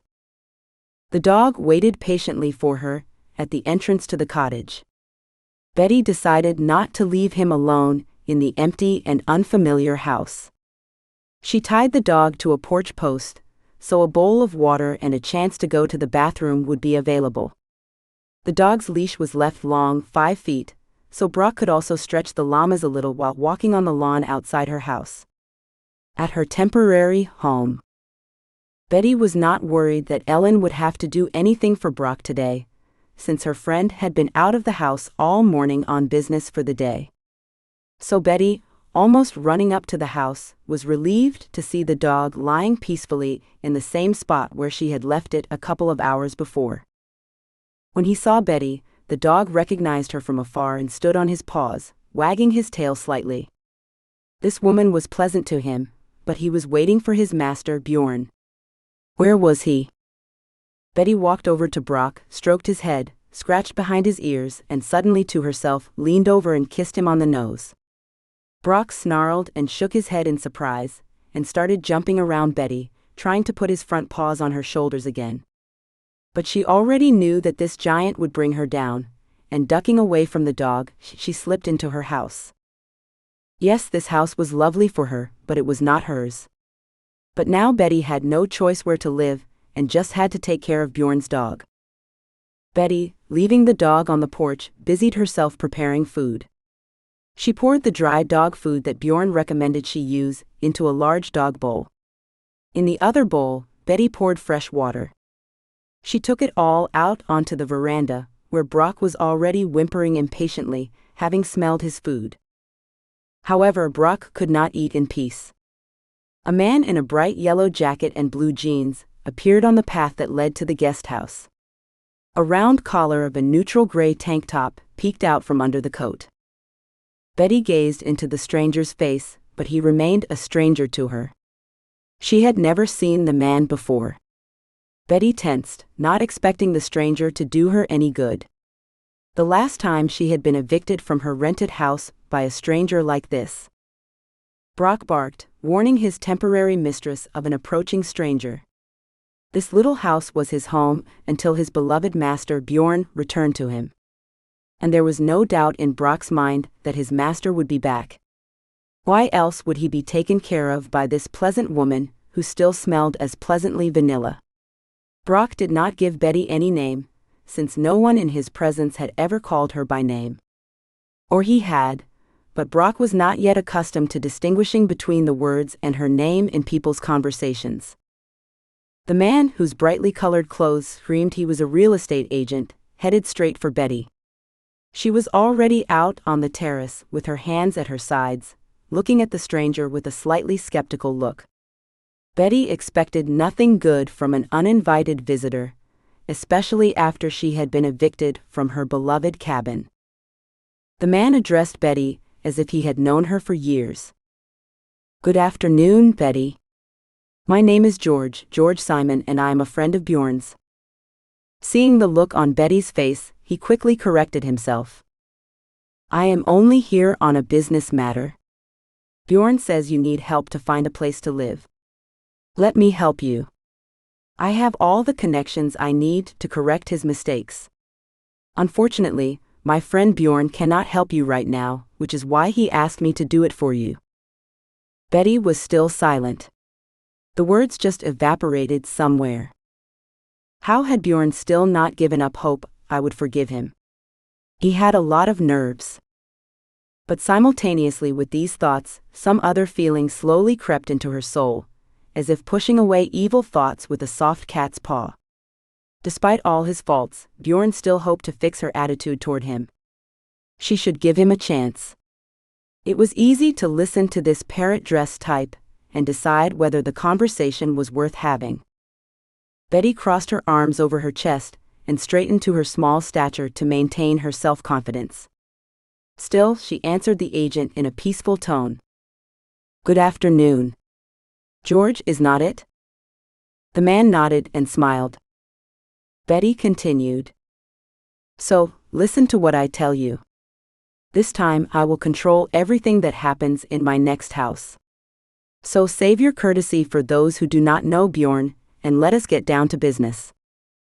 George was taken aback by this rudeness. Still, his friend's errand was far weightier than what he now had to listen to, and he dared to move even closer to Betty, uttering, "Very good.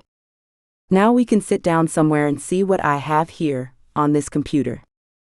Betty had contradictory feelings about the situation. On the one hand, she no longer wanted to trust anyone else when finding real estate but herself. But something about Bjorn must have made her like him so much. Something good was still hidden from Betty by the veil of this failed attempt of her new acquaintance to please her.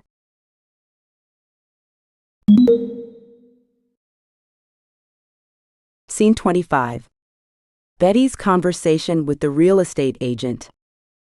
After an hour and a half of continually looking at possible new housing options and discussing Betty's finances with George, they concluded they needed to look for something else. Something unique that Betty could afford, and something she would like. Although, in the current market situation, which was in an uptrend in the real estate market, this took work. George was usually based on the level of real estate his clients were looking for.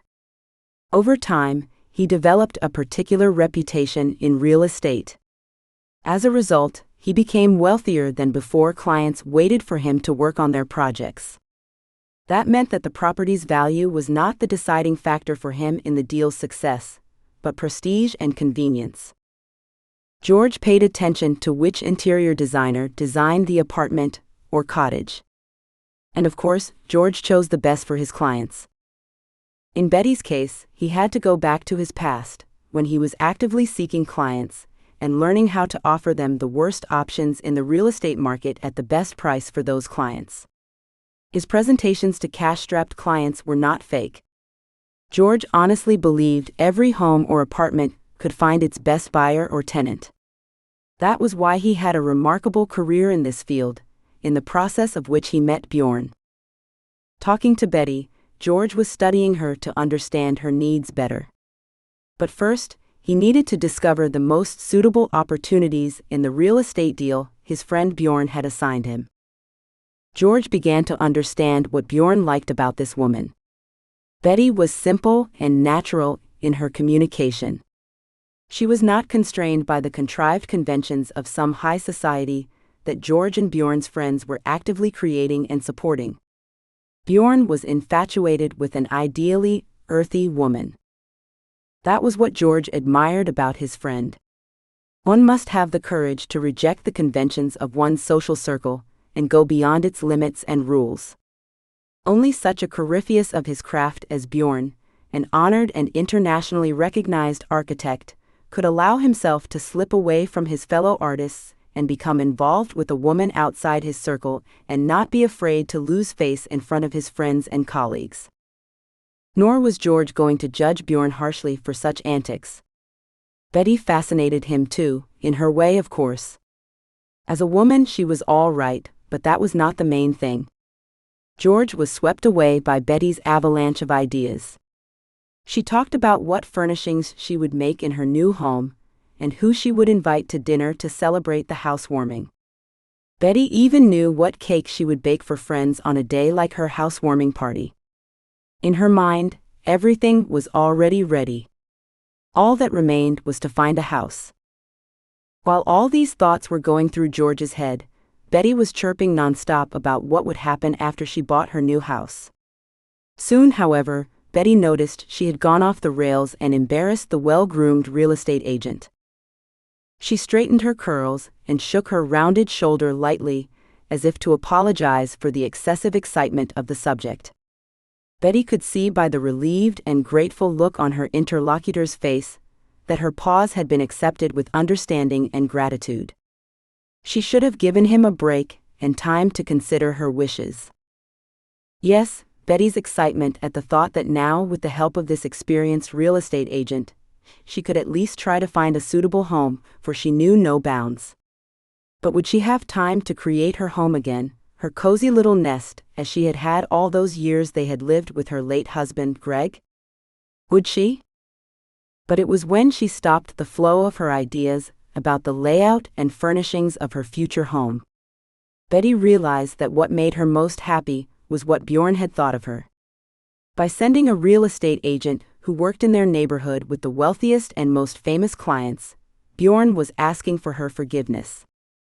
Not getting out of his hospital bed, he was now trying to arrange Betty's life and make up for his mistake that almost led to their relationship breakup.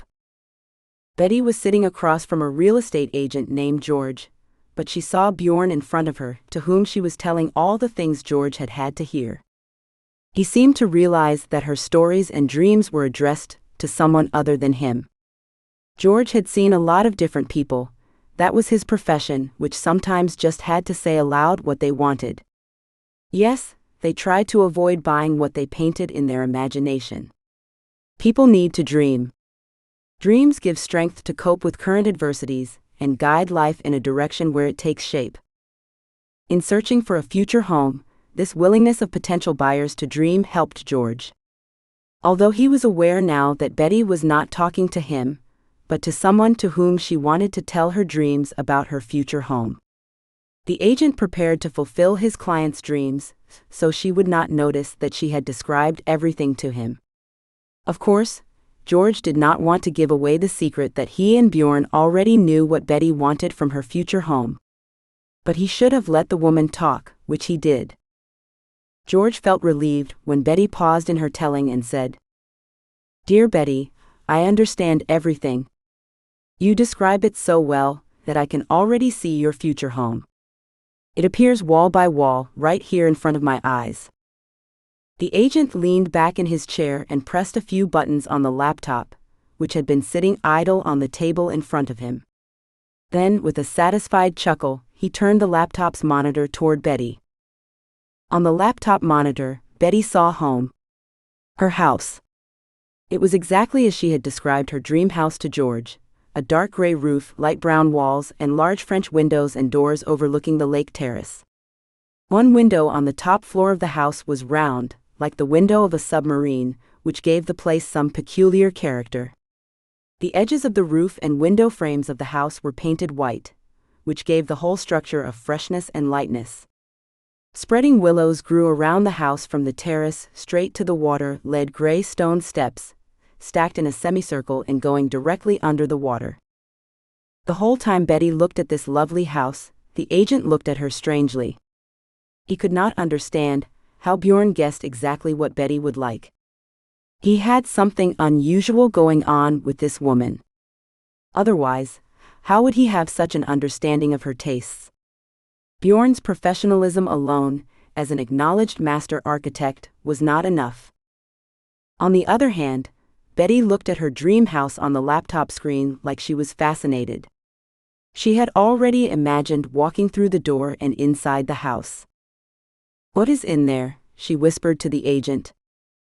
George woke up from his thoughts and politely replied, "Now we will see what is inside. Please wait a little while." He turned the laptop toward him, flicked its buttons for a while, and then turned the screen back toward Betty. Betty saw a picture of the interior of the house.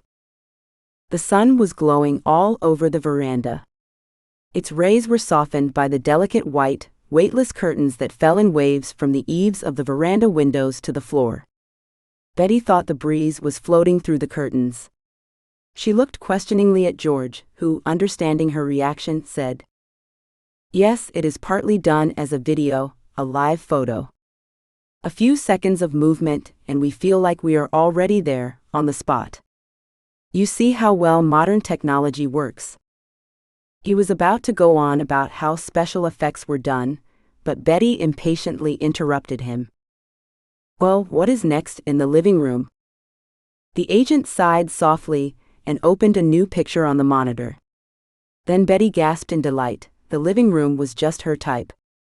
It was so cozy that she wanted to be transported to that house, climb on that dark green velvet-covered couch, curl up under that lampshade with velvet tassels and read her favorite book. Nearby, her cup of evening herbal tea will be on that coffee table. So there was no need for the TV remote. But there was room for it too, on that shelf by the wall. Yes, the whole wall was covered with shelves of books. But Betty knew she did not have books, so she would fill those shelves with little trinkets. When the library gradually built up, and it certainly would, Laurie would not leave her without books. A friend will give Betty books in boxes. Laurie has an overabundance of books in the house, thanks to her husband Daniel, a writer. So, Laurie is constantly giving books away to friends and acquaintances, so there is room for new acquisitions. Betty sighed briefly and looked up at George, full of admiration and hope, asking, "Is it really all in there? Will they not take anything out of there if I buy this house? It would be so hard to recreate the same environment that's already there." The agent tapped his index finger on the tabletop to confirm his words and give his voice confidence. "Well, the house is for sale, and it is not stated that its furnishings are also for sale. But we can make an inquiry with your wishes in mind. Do not hesitate." Betty exhaled the air from her chest in relief and laughed. That is the way your client is. No sooner has she bought a house than she puts out a demand to buy all its furnishings too. George added soothingly, it is okay, it will work out. We will forward your application to the seller, and we will get an answer soon. If it is positive, we will add your request for a stop purchase as well. It might even be to the seller's advantage. For example, if he does not have another home where he plans to move all that furniture. And even if there is another home, it is uncertain that its style is appropriate for this furniture. Betty clapped her hands like a little girl. Oh my God, it would be so good if it all worked out that way. George, hiding his gaze with his reading glasses, watched Betty furtively. Yes, he thought she was a plain woman, sitting in front of him, who wanted some simple house. George told Bjorn that the offer he was about to make to Betty about the new home was unnecessary for such a simple soul as he imagined Betty to be. His colleagues, who had handled Elizabeth's previous real estate lease, had given him a brief description of his future client. But everything in that description breathed their disdain for this woman, who to those two ladies was a simpleton. But because George saw every client as a person first, he dismissed all descriptions of Betty as soon as he met her. She was no commoner. Everything about Betty breathed with a thirst for life and a desire to enjoy every expression. George even thought, upon seeing Betty, that those of his colleagues who had spoken ill of Betty wished to humiliate her. And that gave away their rivalry with her. Yes, what is it? You do not have to go far. Of course it is about Bjorn. But no, it cannot be. George continued thinking, looking at Betty. It cannot be because of Bjorn. I mean, he gave no reason for gossiping about his affairs with subordinates who worked for him in the architectural office. So there was never any talk of Bjorn having an affair with those ladies. Yes, you do not understand those women? George tried to concentrate on what was going on and turned to Betty. How do you like it? She replied, smiling broadly. Yes. This is it. Just the house of my dreams. And how did you know what to suggest? I only described a few wishes. Betty was silent, waiting for the agent to answer. Instead, he was suddenly serious, adjusted his reading glasses on his nose, and said, You know, it was not me. Bjorn described it to me. Seeing the genuine amazement on Betty's face, he hurriedly continued. He just wanted to offer you something you would like. He was sure that is the house you would choose, and he was not wrong. Betty sat quietly as if holding her breath, waiting for the story to continue. George continued. Yes, that is the house he wanted to offer you. I was against it, I thought. Mind you, I am seeing you now for the first time that you wanted something different, you know, simpler. He looked at Betty guiltily under his glasses and continued, realizing she was not angry with him. Bjorn asked me to offer you this house. He knew the house was vacant and could be rented with the right to buy it later, if you wanted to do that, of course. Betty pondered for a few seconds and then answered in a confident voice. Yes, that is what I would like to do. But of course, if it works out this time. I would not want a repeat of my agony when I lost my lease on my old house. Who knows why that happened? Betty sighed and continued. Bjorn has apologized to me, but this subject between us is not yet closed. Although, with an apology, I will accept his offer. This house suits me very well. So let us not postpone the details of our conversation until later, and discuss all the terms of the deal right now. In fact, how much is this house worth? The agent breathed a sigh of relief and laid the papers out in front of Betty. She looked at the house's value and her eyes swam. But I could never pay that price, she exclaimed in despair, raising her hands. I am in my 50s. I have just started working, and I am about to retire. What bank will give me that kind of credit to buy this house? I have no assets, and I have no guarantor. Her despair knew no bounds. Betty leaned back in her chair and crossed her arms over her chest, tilting her head against her chest and thinking. Then she shook her head, calculating how much savings she had left and how much to ask to buy this house. George, however, did not rush her. He saw she was trying to think of everything to get into this house. He thought, such clients are the best. Once they are hooked, they do not let it go.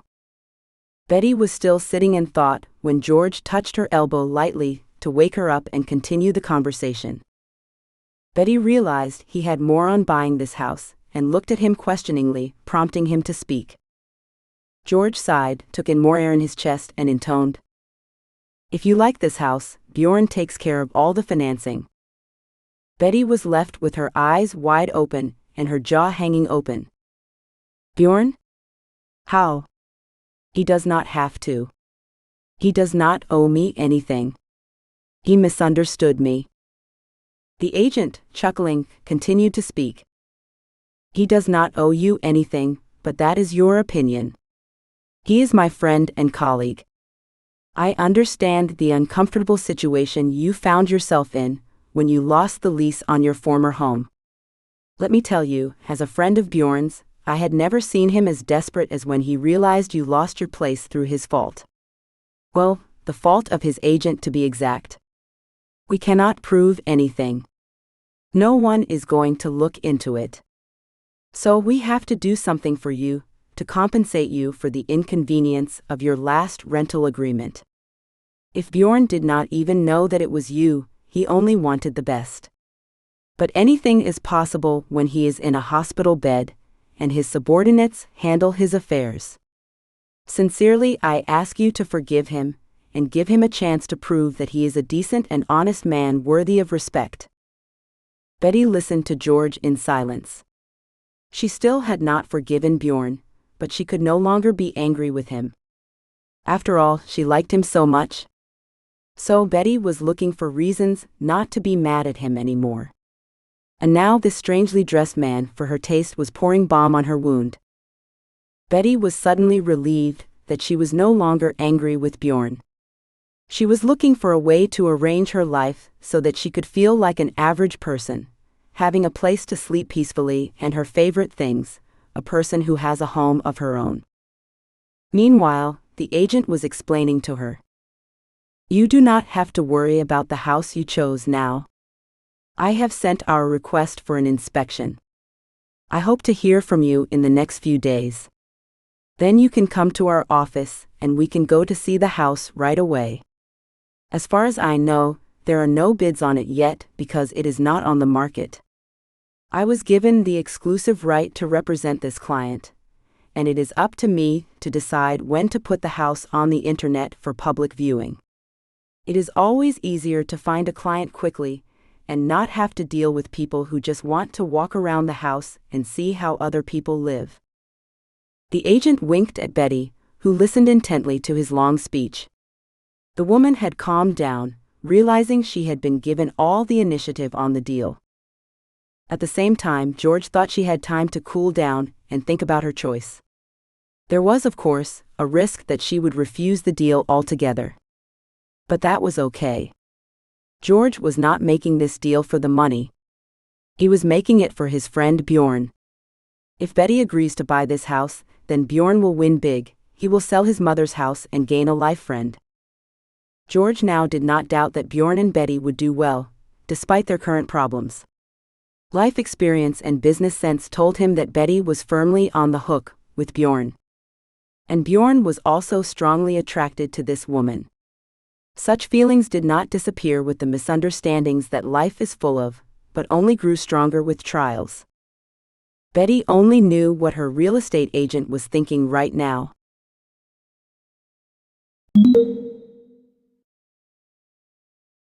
Scene 26. The beauty salon decides Betty and Bjorn's future. The next day, Ellen was at home and about to visit her favorite downtown beauty salon when her cell phone rang and Lori's voice rang. "So, are you going into town?" "Yeah, I'm almost out of the house." "What are you doing?" "Let us go to the beauty salon together." Yes, I remember you do not admit to anything that improves your appearance. But you can just sit next to me and chat." After listening to Lori's answer, Ellen added, "Great, meet me at the beauty salon. You remember where it is, do not you?" Hearing Lori's affirmative answer, Ellen sighed in relief and bid her friend a warm farewell, expecting to see her in half an hour. Ellen was much more excited than she had been a few minutes ago to get dressed and pack for the beauty parlor. She should have taken her favorite nail polish to have it applied to her nails. Ellen did not trust the choice of nail polish, the color of the girls who gave her manicures. She was offered the brightest or conversely, faded nail polish colors.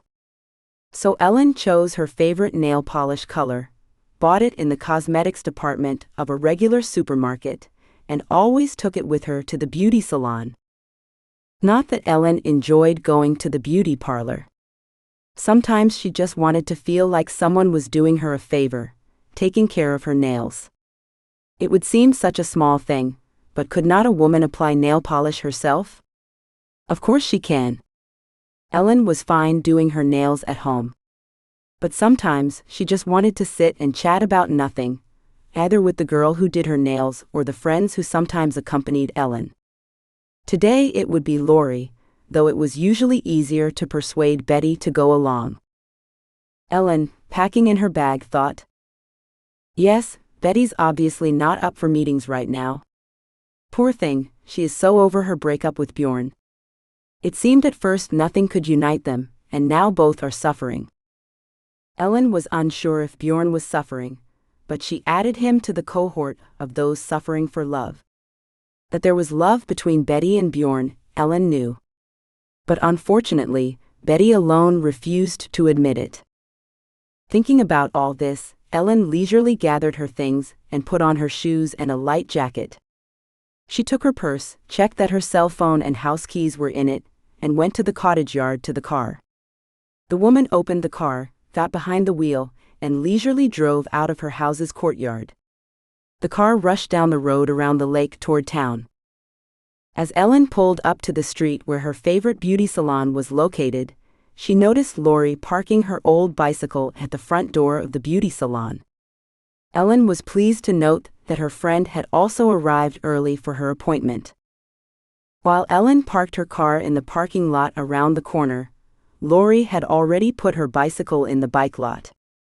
She closed the lock that blocked the back wheel of her old but so dear to her heart bicycle, and without waiting for Ellen, timidly entered the beauty parlor. At the reception desk, the young woman kindly looked at Lori, assessing the size of the disaster of a potential client and the possibility of offering the services of her mistress. There were a lot of opportunities to offer beauty salon services here. This salon visitor clearly could have made more effort to maintain her appearance in perfect order. Of course, The young woman behind the counter did not know Lori. Those who have worked in this salon for a long time have learned all too well that this woman only sometimes uses their services. Instead, she sits here with her friends, who, unlike her, actively use the services of hairdressers or manicurists. Lori, aware that she was being evaluated and was about to be offered salon services, said hello, and immediately said, "I am just going to sit here with my friend. She is a client of yours, and she is coming to see her master soon." The girl behind the counter raised her eyebrows slightly in disappointment, but still responded in the same friendly way. "Yes, of course. You can wait over there on the couch by the window." Lori sat down on the couch and looked around. It was a beauty kingdom. Or rather, it was the realm of future beauties, because all the clients of this beauty parlor were trying to become them. Lori was not one of them, but that was no reason to judge other women. In Lori's opinion, Ellen, even the most sensible woman in the world, regularly visited this salon. Again, Lori thought Ellen did not need any extra tricks to be beautiful. She was beautiful, a tall, statuesque woman with gorgeous hair and a proud head held high. Ellen had recently gone through a severe ordeal, having experienced an unexpected and therefore difficult divorce from her husband, Sam.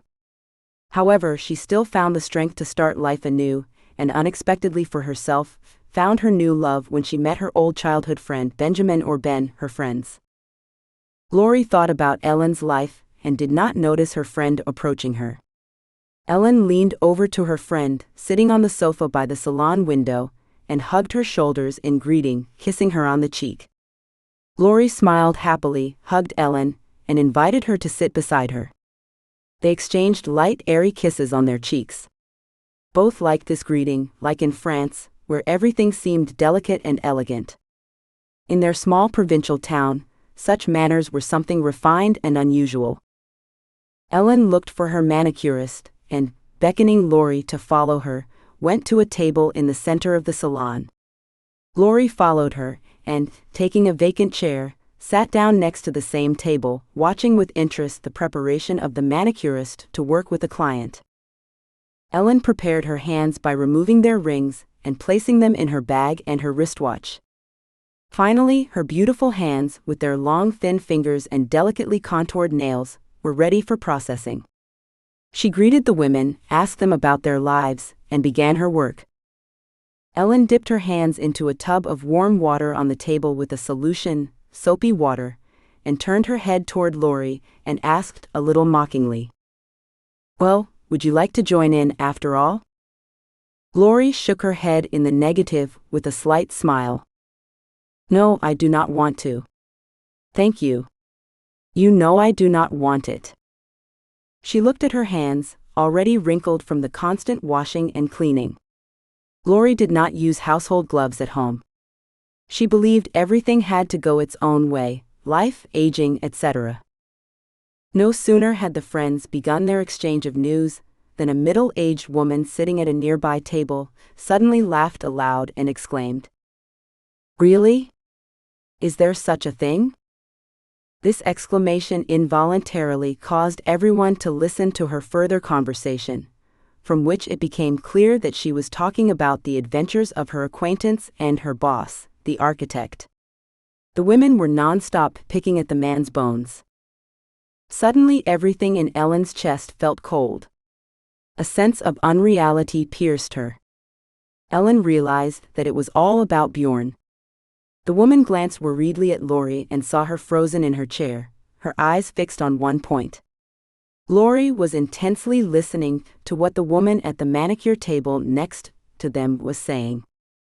This unknown woman was enjoying her story of how her acquaintance had tricked her boss's new girlfriend by taking advantage of his new friend's inexperience with real estate rentals.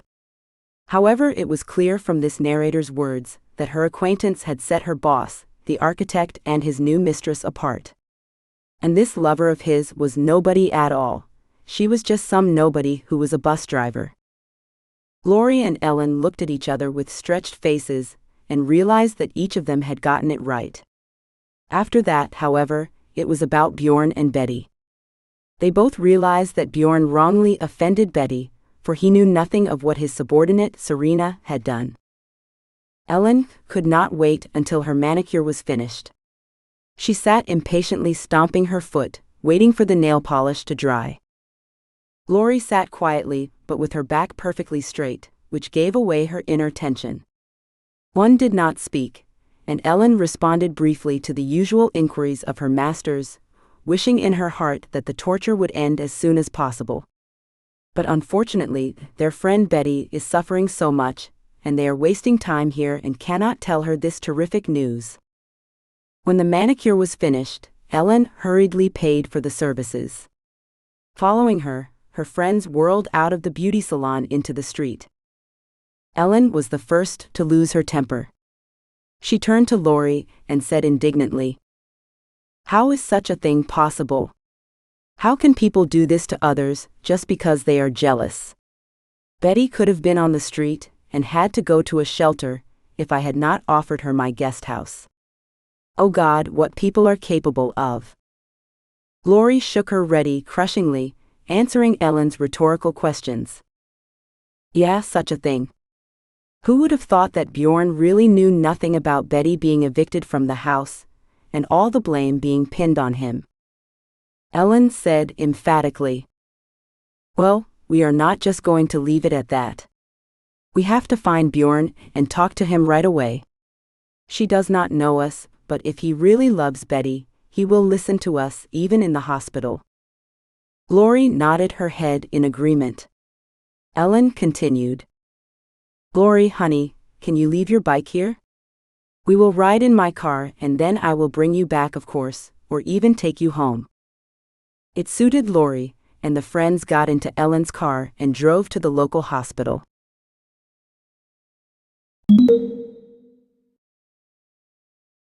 Scene 27. Ellen and Lori are in the hospital. The conversation with Bjorn begins. However, the women at the hospital were unwilling to let them see Bjorn. They were nobody to him, no relatives, no coworkers, no friends. Ellen and Lori did not even know his last name. But they did not give up, and kept begging the nurse on duty at the hospital that day to let them in. Suddenly, a man appeared in the hallway, being carried in a wheelchair by another nurse, directly toward Ellen and Lori. Lori turned around at that moment, and obeying a hunch, looked closely at the man. He looked familiar, though she was sure she had never seen him before. Lori suddenly realized that he was expected to hear Betty's description. And he had a leg in a cast. It was Bjorn. Lori, not letting the man out of her sight, tugged Ellen by the sleeve of her blouse. Ellen turned her head toward Lori impatiently, wanting to postpone all their conversations until she could convince the nurse on duty to let them in to see Bjorn. But as Ellen ran into the gaze of Lori, who was looking at her as if the heavens were about to fall on them, she realized something important had happened. Then Ellen apologetically turned away from the nurse on duty and turned fully to her friend. "What else?" Ellen said in an anguished voice. She did not understand what could have happened in the 5 minutes they had not spoken to Lori. But Lori tugged at her sleeve again, her other hand pointing toward the plastered leg patient approaching them. Ellen's eyes got bigger and bigger, and she exhaled. "Oh my God, that is him, Bjorn." Ellen also knew at once that it was Bjorn. Betty described her friend, her new acquaintance, in such detail, with such details of his appearance, that there was no doubt it was him. Ellen, taking Lori under her arm, walked toward the man. Bjorn, it was him, saw 2 middle-aged, pleasant-looking women walking down the hospital corridor straight toward him, staring at him directly. He looked up at a surprising picture, shook his beautiful hair, looked from Ellen to Lori and back again, and said playfully, "Wow, I have visitors here. To what do I owe the pleasure of your visit?" Ellen, as always, was the first to know what to say and answered him. "Good afternoon, you are, if I am not mistaken, Mr. Bjorn?" He nodded his head, confirming her hunch. Lori exclaimed, "I am sorry. You are the one we are looking for." Bjorn stared in surprise at the two total strangers, but was not confused, and said, "Well, whatever brings you to me, my darlings, you are worthy of my charming assistant." He nodded to the nurse pushing his wheelchair. "Leave us alone. I mean, the three of us." Yes, Bjorn's sense of humor was unmistakable, and it immediately endeared him to Ellen and Laurie. Ellen grabbed the arms of the chair, pushing it toward the couch in the lounge corner of the hospital. Laurie walked beside it, starting the vital conversation with Bjorn on the subject that had so concerned them.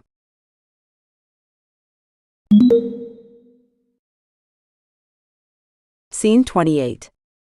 Betty gets a loan to buy a house. Betty was fumbling in the kitchen when her cell phone rang.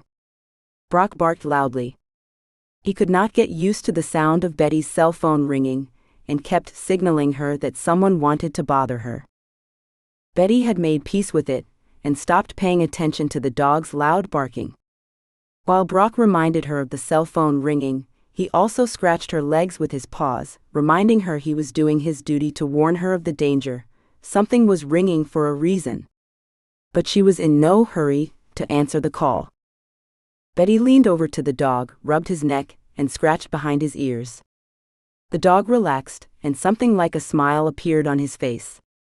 Then he snorted, and, with a sigh of satisfaction at having done his canine duty, lay down on the floor in the kitchen. From here, he could see Betty's movements from the kitchen table to the refrigerator and back. Betty went to the table where her cell phone was lying, and wiping her hands with a kitchen towel, answered the phone. The manager of her bank called. Betty had a strangely joyful feeling. Lately, it had become difficult for her to deal with her feelings. The encounter with Bjorn had shuffled everything in her life, and sometimes Betty even felt as if she had never had a peaceful life before. Betty answered the phone and blinked in surprise as she listened to her bank manager's message. She could not think of anything to say right away, so she just mumbled, "Wow, that is how. Well then, let us do it the way the agent Mr. George recommended." "I totally agree." She said goodbye, and immediately dialed Ellen's number on her cell phone. When her friend's deep voice rang through the phone, Betty, without saying hello, exclaimed, "Ellen, I am getting credit. A home loan." The bank agreed. "Now I can buy that house, and everything will be great again." Ellen must have spoken words of delight to Betty, but all Betty could hear was herself. She just wanted to share her joy with her friend and hear her voice. Betty did not know that only a few hours ago, Ellen and Laurie had visited Bjorn in the hospital. If she had known, she would have suspected where the wind was blowing from. So, Ellen confined herself to raving about the positive change in Betty's bank situation. Ellen did not say where she and Laurie had been recently, or who she had met there. All in an enjoyable time. Bjorn was discharged home the same day. When the doctors let him go, the nurses were in tears as they said goodbye. Bjorn left the hospital room and waved to everyone in the corridor of his ward. Then, sitting in his wheelchair with crutches in his hand, his leg in a cast stretched out forward, he was driven to the hospital's exit. The prettiest nurse took him there and said such an exciting patient was leaving them. No one had such sparkling humor as this extraordinary patient. Bjorn had long ago charmed everyone here, young doctors, nurses, young and not so young. He was witty, his face constantly lit up with a smile, and he was simply an inexhaustible source of jokes and good stories. With him here, everyone felt like they had touched his world of the creative intelligentsia. People who think differently than the rest of us. Bjorn showed them that creative people are not necessarily just incomprehensible, disheveled, wrapped in multicolored scarves, and dressed in baggy clothes of strange colors, but individuals. A creative person can combine the freedom of expression of his personality with orderliness and orderliness in everything else. Bjorn was the best example of such a person, and they were sorry to part with him and to let him go with this unusual world of art that he brought to their hospital. Everyone knew Bjorn would not voluntarily return to them again. He would only come here to check on his condition, and no longer to the hospital, but to the waiting room of their surgeon. None of the young, attractive and free-spirited women who worked at the hospital could ever attract Bjorn. It was strange, so everyone thought he might be of non-traditional sexual orientation. But he was not interested in men in any way, other than the usual male conversations.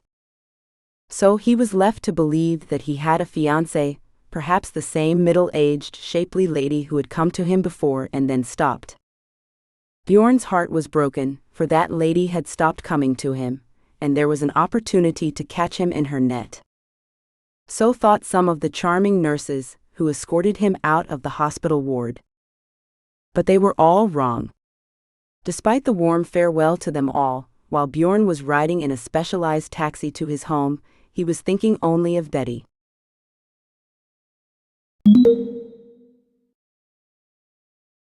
Scene 29. Bjorn returns home. Upon arriving at his home, Bjorn was taken directly to the door of his house. A professionally attentive and trained cab driver helped him up the steps and opened the front door. Bjorn, leaning on crutches, opened the front door of his house with the key, went into the living room and looked around. Nothing had changed in his absence. But no, it was empty without Brock. He had forgotten that he was supposed to stop by Betty's on the way home to pick up Brock.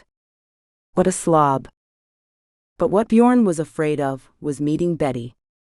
He was not ready to talk to her, and postponed their meeting until he was sure that her deal to buy his mother's house had gone well. That cabin Betty was buying now belonged to Bjorn Swenson's family. He got it when his mother passed away, years from now. So when Bjorn learned from his last conversation with Betty that she had lost her rented home, he immediately thought of offering her his mother's house to buy. In her old age, his mother adored the house, and went to great lengths to furnish and maintain it in the best possible condition. After her death, Bjorn inherited the house, but did not sell or rent it to anyone. He did not want anyone else's hands to touch the comfort that his mother had created in her beloved home. He occasionally hired a cleaning company to clean the house once a quarter. Bjorn asked his friend and colleague George, a top-notch real estate agent, to suggest that Betty buy this house, his mother's house, at a reasonable price. Bjorn thought that the only way out was to offer Betty something that she would definitely like, inexpensive, and something that he could offer her to make some amends. But he did not yet know how much guilt he felt toward Betty. He thought only that she had lost the lease on that house, that it was just a misunderstanding, and that he could make up for his guilt to Betty by finding the perfect home for her to buy. Betty's friends, Ellen and Lori, had told him everything they knew about Betty's situation. Still talking to them, Bjorn suddenly realized that he was much more to blame for Betty's problems. Since his subordinates had done such a thing out of malice, he now owed it to himself to help Betty far more than find a suitable next home for her. Bjorn no longer hoped to continue his relationship with Betty. What average woman would forgive a man like him? Who was he now in Betty's eyes? A man who struck her as a frivolous womanizer and philanderer. How could it have occurred to him to propose to her on the first night of their ordinary acquaintance? Even now, he did not understand what had come over him then. It was an impulse of his soul, straight from his heart. Well, men will understand how difficult it was to propose to a woman at his age. His former family has been through a lot, happiness and care, the trials of poverty and affluence, and the resulting disagreements. Many men at his mature age were not ready to take on family ties again. Open attitudes with little commitment, which was what was often waiting for them, middle-aged women. And women, both young and old, mostly craved family and coziness again. So, there was a contradiction between women's desires and men's capabilities. But there was something about Betty that struck Bjorn. He found in her that special sincerity and directness of reaction to the world around him. Bjorn subconsciously sought to continue his married life with such a woman and create a new life for them both. This was because he was sure about Betty's purity and directness of thought. His experience with different women pushed him to choose. He needed her, just her. Bjorn shuddered at this reflection. Since he could already get up and get around on his own with the help of crutches, he had firmly given up on a hired domestic helper. Now he had to figure out how to organize his affairs so that he could pick up his dog. Bjorn needed at least someone alive to be there for him. And Brock was the best company possible for him. Except for Betty. But that is all in the past. He could not go on blaming his dog on Betty, who surely would not want to know Bjorn anymore. After she stormed out of his hospital room when she found out that his firm was behind her eviction from the rented house, Betty would not go near him again. She had taken pity on Bjorn and borrowed his dog, but now she was burdensome. Bjorn looked longingly out the window at the garage where his favorite car was gathering dust. Yeah, I will not be driving myself for a long time, he thought, tapping his forefinger on his plastered leg. I will have to ask one of my friends to help me pick up Brock. But who? And anyway, we have to arrange with Ellen, where Betty now lives, for a time to come, so that Betty will not be home. Suddenly an idea occurred to him that made him perk up. Bjorn picked up his cell phone and dialed Ellen's phone number. Ellen left it, intending to stay connected. However, when they'd talked to her at the hospital, Bjorn had never understood what she wanted from him, other than for Betty's deal to buy the house to go well. He ensured this by immediately calling the bank and giving his guarantee to secure Betty's loan. Surprisingly, the banker did not ask him who he was to the woman for whom Bjorn was so worried about the deal's fate. Bankers had seen many things in their time and were not surprised. So, Bjorn's request to accept his guarantees on the loan requested by his agent George for the deal on the house Bjorn himself was selling was received. That was how Betty got her deal. Bjorn hoped that his mother's house would get the best landlady he could imagine there. But unfortunately, the guilt over Betty never left him, even though he seemed to have done everything possible to fix her housing situation. Bjorn was unprepared because he was torn on one side by guilt toward her, and on the other by feelings of warmth and tenderness toward her. He was not used to bowing to women. Usually, it was the other way around. They pursued him, and no woman had ever denied him attention. Only this naive and straightforward Betty sent him to hell. What a woman! She was worthy of him, she was alone. When Ellen answered Bjorn's call, he asked her for a favor in return for what he had done for her friend. When Betty was out of the house, Bjorn asked Ellen to ensure she could hand Brock over to him. Instead, Bjorn decided to come in a wheelchair cab and meet his pet himself. Bjorn asked Ellen to plan with Betty so that Betty would not be home when he came to pick up the dog. Bjorn dreaded meeting Betty. He wanted to thank her, but now he had to think of another way not to do it in person. For example, he could give her a gift or something to show his appreciation for the favor. Bjorn remembered the look on Betty's face when they talked about the reasons for ending the lease on her house. She would never forgive him, no matter what he did for her. And Bjorn was a little afraid of her. He saw Betty did not adhere to the norms of the refined society that the ladies of his social circle played by. She told him right to his face everything, as she thought. This terrified him and attracted him. He needed someone who told it like it was, without embellishment or subterfuge. Betty's expression's sincerity may have been why he fell in love with her. Well, Bjorn had to admit that he was undoubtedly attracted to her charming smile and figure. Am I in love? How is that possible? Bjorn spun the wheels of his chair and moved away from the window. In love. Wow. How strange to hear that word from me. It is just that I feel bad for her. That is all. And I proposed to her, of course, driven by my feelings for her so fresh in my usual surroundings. It was also explained by drinking too much alcohol. Yes, Betty had done the right thing in turning me down. She put me in my place as a teenage boy, completely immature in his actions, he thought. Bjorn sighed heavily and sat there for a long time, wondering how he would live and what would be left of his life if Betty were no longer in it.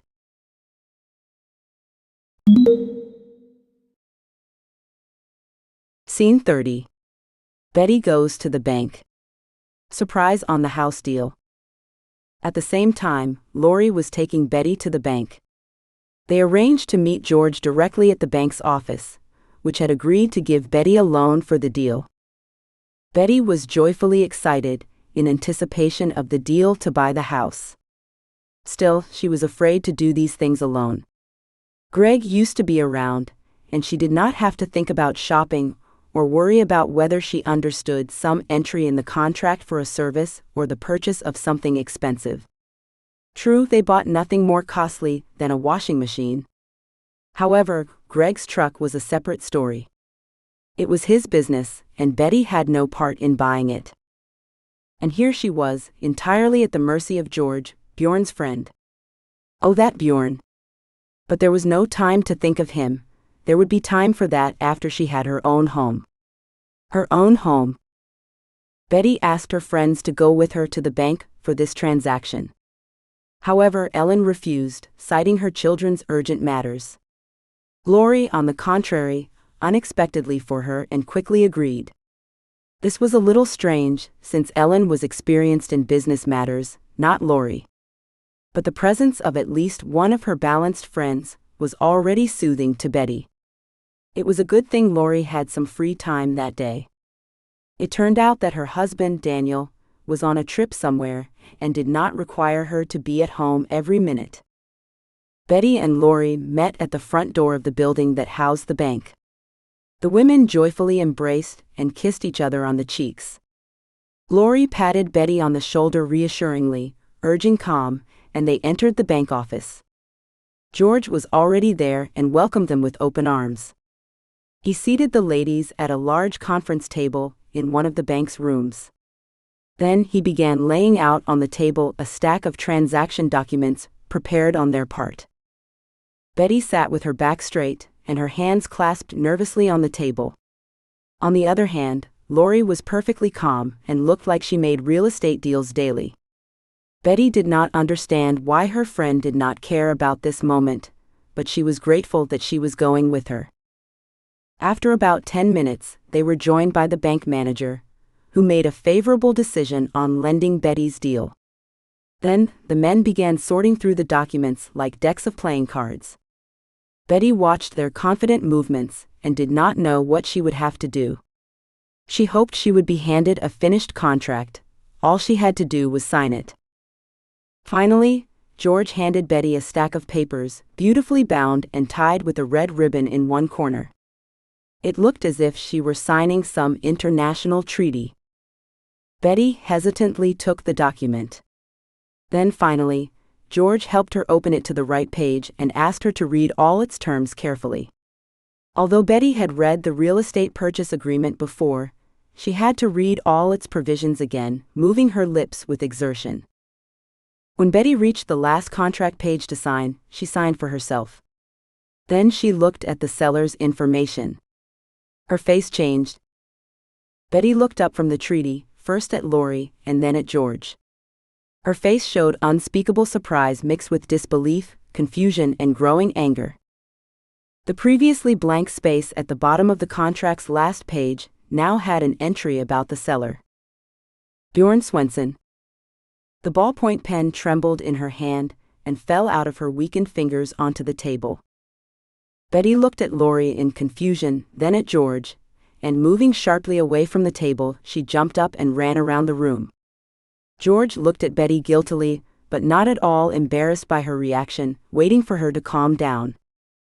When Betty came to her senses a little, the real estate agent said, "Dear Betty, do not be so nervous.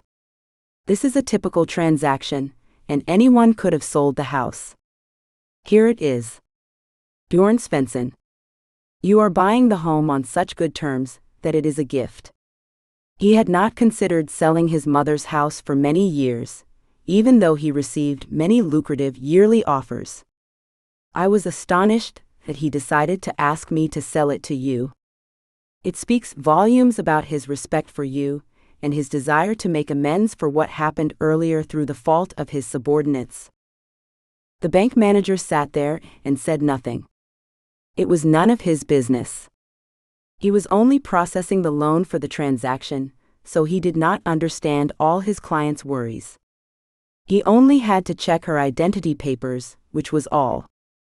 Betty finally sat back at the table and looked questioningly at Lori. She also stared at her friend. Lori's eyes behind her glasses glowed with confidence about what they should do. The woman put her hand over Betty's and whispered to her friend, "Betty, do you want this house or do you want to keep suffering?" Betty frowned, wrinkled her forehead, rubbed her cheeks with her palms. She shook her head and said firmly, "Well, I do not care whose house it was. It is mine now." George gave an approving chuckle. Of course, he was expecting his client to do just that. And she did not let him down on those expectations. Betty looked at the bank manager and said, "Well, let us get it all worked out. Where are we on the loan?" Everyone bent over the paperwork again, and the house buying deal went on as usual. Lori was sitting a little away from Betty, George, and the bank manager, watching contentedly. She had a contented and mysterious smile on her lips. Betty, her dear Betty. Lori knew that the surprises of today were not over for Betty. Betty would clearly remember this day for a long time. Lori hoped that Betty's usual smile would return to her face, and this would be her happiest day in years without Greg. After a while, the bank manager walked out of the room with the papers into another room. Betty reviewed the remaining documents on the desk to occupy her time. Suddenly she clutched onto Lori's elbow, who was sitting next to her, and almost crying, she whispered, "What on earth is that? Look at this." Betty held out a piece of paper to Lori with something written on it that left Betty completely confused, judging by her tone and facial expression. Lori took this piece of paper from Betty's hand and read slowly. "I guarantee repayment in full of the loan on the transaction of Mrs. Elizabeth Smith for the purchase of the house at." Lori looked up at Betty and asked, smiling, somehow even a little guilty, "Betty dear, but that is beautiful. Do you not understand? He loves you. He needs you. Who else would do such a thing in his position when your dear and hated Bjorn thinks you will never look at him again?" Betty was at a loss. She did not want to be indebted to Bjorn, even if this was his way of redeeming himself to her. At the same time, there was something in Betty's soul that she had been running away from for a long time. There was a hope that she and Bjorn were still working on their love story. It may be just the beginning. Betty paced from corner to corner when the bank manager returned to the room. Then finally, she ran over to the table where he had placed the completed home loan documents and signed them without reading. The man looked surprised at her but did not ask too many questions. Deals to buy or sell real estate often brought excitement to their participants. He was used to the unusual behavior of completely balanced people who purchased or sold real estate. George observed everything Betty did. He exchanged a few words with the bank manager and with a satisfied sigh said, "Well, Mrs. Elizabeth Smith, you are the owner of this house. Congratulations. Tomorrow, you will be able to get the keys to the home and take full possession of it." Betty looked at him as if her thoughts were elsewhere. Yes, she was. Betty was in a hurry to leave this room. She had to hurry back to her house and find Bjorn. But Betty did not know his home address, only his room number at the hospital. So where should she look for him? The house took a back seat. None of that mattered. All that mattered was that she needed Bjorn. She needed him just like he was a holy, refined, and immensely noble man. The man she had waited all these years for after her, Greg, had passed away. Yes, Bjorn is the man of her life, and something must be done about it, and now. Lori looked at Betty with undisguised admiration. She assumed her friend would not return from the cottage deal when she found out Bjorn had helped her. But Betty would be so thrilled to know that Bjorn cared about what had happened to her, that he had not only sold her his mother's house, but had taken Betty's loan guarantees into his own hands. He did not ask Betty anything in return. It was terrific. Everything went according to his and Ellen's plan.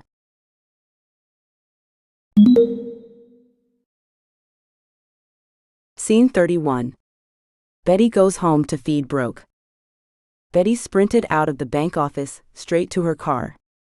Then, realizing that Lori had fallen behind her, Betty turned impatiently to her friend and pleaded, "Lori, hurry. I need to find Bjorn right away. Let us go to the hospital." However, Lori was in no hurry. She was checking text messages on her cell phone as she went. Betty even stomped her feet in impatience, but Lori was still calmly looking at the correspondence on the screen of her phone. Finally, her friend looked up at Betty and asked slyly, "That is it. I am ready. Only we are not going to the hospital now. Do you want to face Bjorn like that, disheveled? You need to get cleaned up. We will go to your house, to Ellen's, and then we will go straight to the hospital. You can feed and take Brock out as well."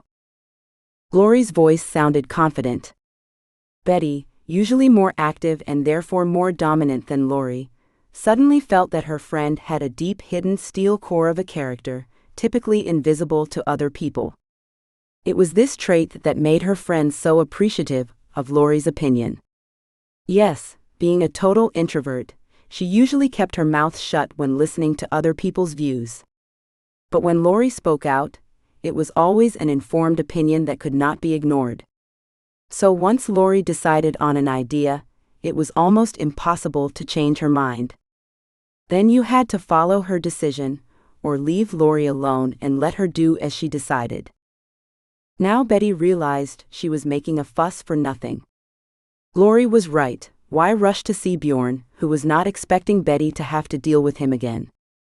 She needs to come to her senses. Everything happening to her now will seem more normal when all her thoughts settle down. Betty answered her friend gratefully. "You are right, Lori. Let us go to my house, feed Brock, and then I will go look for Bjorn." They got in the car, Betty started the engine, and they drove to Betty's house, to Ellen's guest house.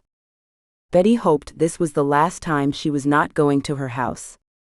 After all, tomorrow she would get the keys to her home and be able to stay the night. This feeling gave Betty the courage to hope to talk to Bjorn. But first, she must tell him she was no longer angry with him. Betty had long ago stopped being mad at him. However, now this extraordinary man has just exceeded her expectations. Betty will tell Bjorn that she thought too poorly of him all this time, giving in to the intrigues of his subordinates. They had not been in touch for a while. It was her fault that they no longer spoke. It was her fault alone and no one else's.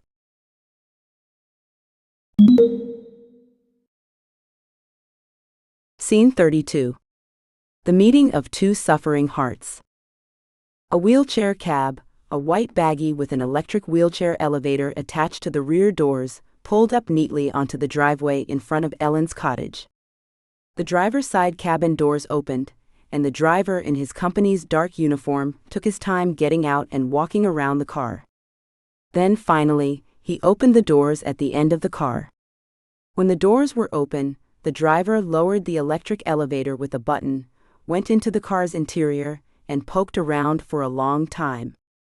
It seemed that he had to get someone in a wheelchair out of there.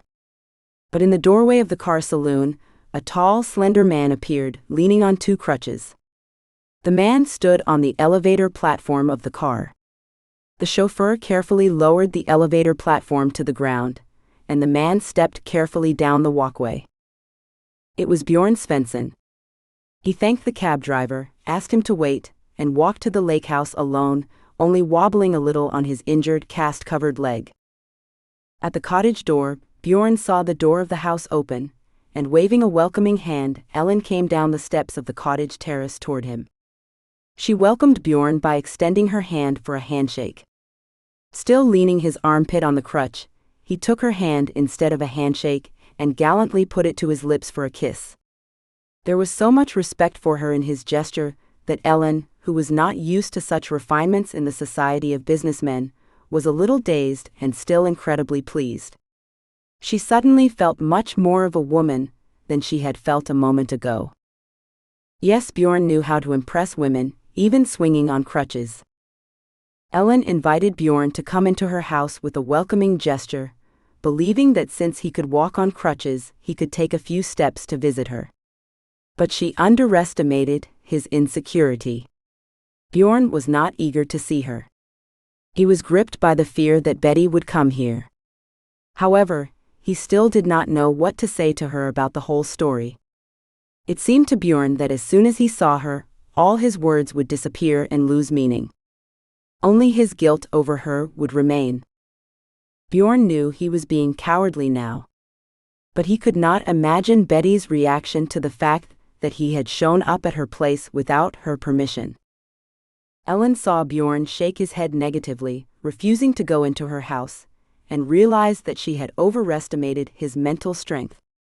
Bjorn's mental strength was less than his physical at the time. She nodded understandingly and said, "Good afternoon, Bjorn. If I understand you do not want to come in and have tea with us, then let us go straight to Brock's. I suspect that once he smells you or hears you, I do not know what happens first. It will not be easy to keep him there behind the glass doors." There was a touch of irony in her voice. Of course the guest house doors would hold everything, but who would want to torment a faithful dog with a prolonged wait to see his beloved master? Bjorn smiled appreciatively at Ellen, answering, Of course. Let us go quickly, because that is all I came for. I cannot wait to pet Brock again. It is just a matter of figuring out how to stay on my feet when he greets me." Ellen walked over to Bjorn, gently touched his hand resting on his crutch, and said, "I understand everything. Let me go in first, and then you. I can hold Brock, and hope it is no trouble for both of you." She was smiling. Her smile was so warm that Bjorn realized Brock was well cared for here. He did not doubt it, otherwise he would have asked one of his friends or colleagues to take the dog away from Betty long ago. But in Bjorn's heart, all this time, he had been hoping that since Betty had not returned to Brock herself, she liked his pet. And that means she did not hate Bjorn as much as she might have. Bjorn hoped so, but that hope was so deep in his heart that he could not say it. If he said it aloud, the illusion would dissolve into the reality of the world around him. And Bjorn wanted to hope that Betty might still have feelings for him. Leaning on his crutches, Bjorn slowly followed Ellen to the guest house. With each problematic step he took, his face grew tense. Bjorn wanted to see how it was his fault Betty was living now, and he did not want to. But the guest house was already in front of him, now he just had to get Brock. Ellen was the first to arrive at the front door of the guest house. From behind the door, Brock's joyful warning barking could be heard.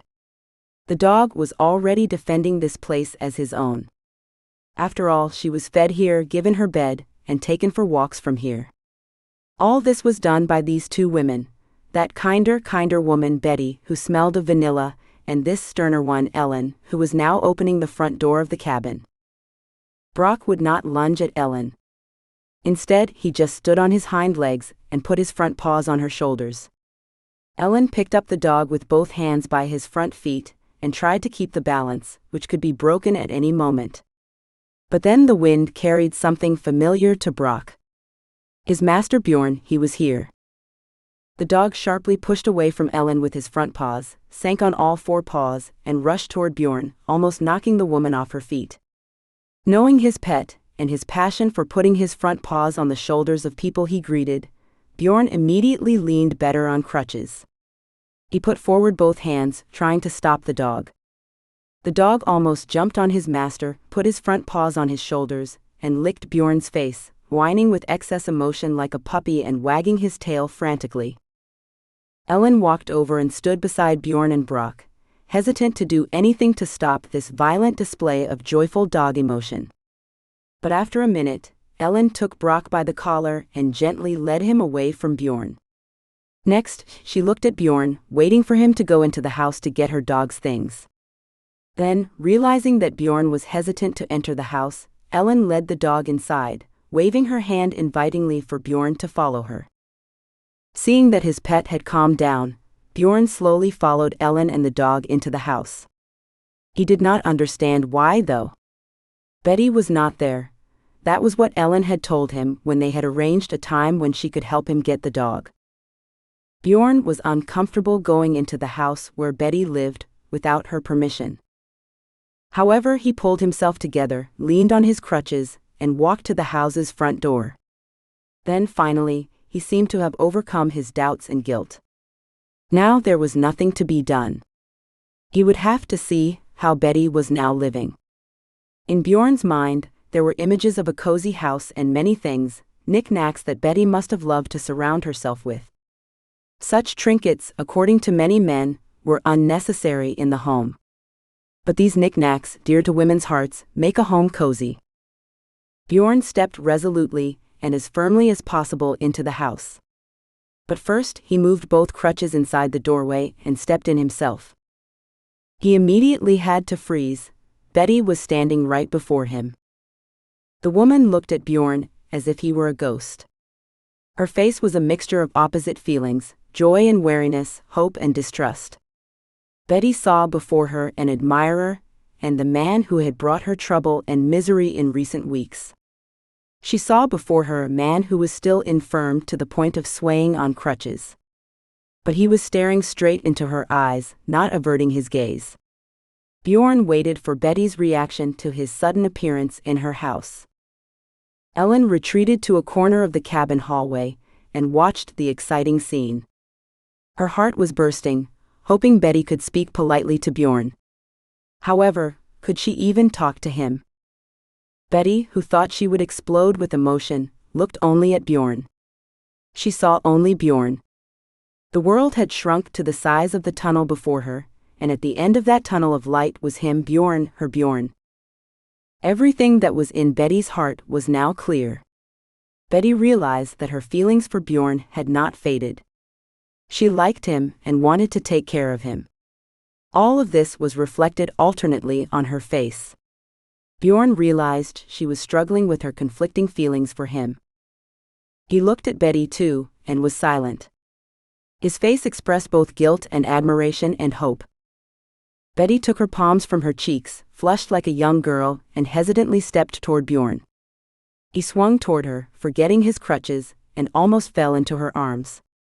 Instead, Betty hugged him and supported him, pressing her whole body against him. His crutches, unwanted, rattled to the floor. Betty hugged him, as if she were his caryatid. She pressed herself against his body, so strong and helpless, and hid her face against Bjorn's chest. Bjorn wrapped both arms around Betty in return. They needed no words. Betty rested her face against his chest and breathed pleasure in the man's scent. It was the smell of her man. It was the smell of a man who belonged to her undefeated. Betty wanted to dissolve into Bjorn, to take him all in and give herself to him. She had so much tenderness and desire to love and be loved. Ellen watched her friend and her lover with a look of utter happiness on her face. It all made sense to Ellen now. These two are in love with each other. They are adults and will forgive each other for their mistakes. Ellen thought about the fact that anyone can make mistakes in his life. The big question is what he will do with his life after he has made a mistake. When Ellen learned Bjorn was not involved in Betty's loss of her former rental house, she decided she needed to help her friend see him again. Ellen hoped that a reunion between the two lovers would resolve all issues. Unfortunately, Betty had to choose between continuing to hold a grudge against Bjorn or allowing the warm feelings that Betty had been wrapped up in from the moment she had met him. Bjorn acted in a way that Ellen could not help but recognize that he was a nobleman.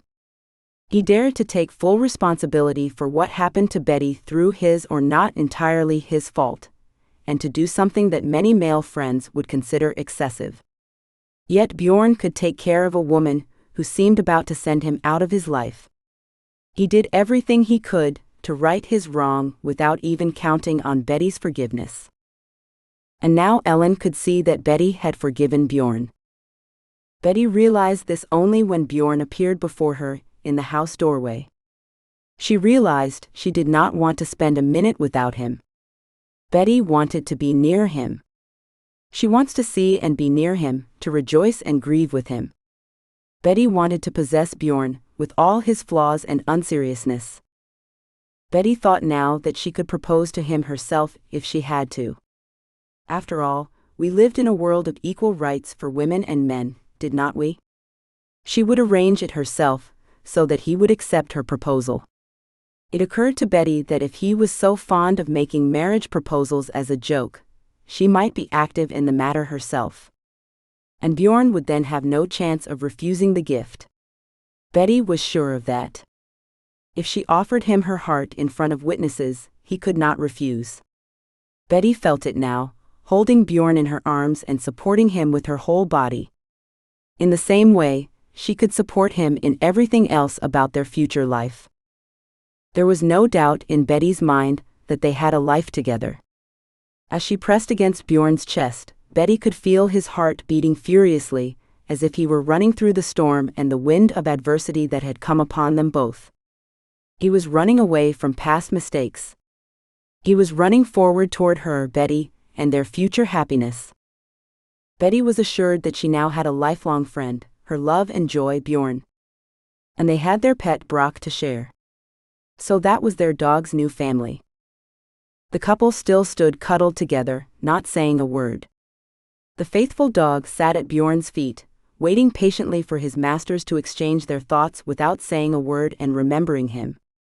He was sure that they did not need to say out loud what even he already understood. They loved each other. They loved him.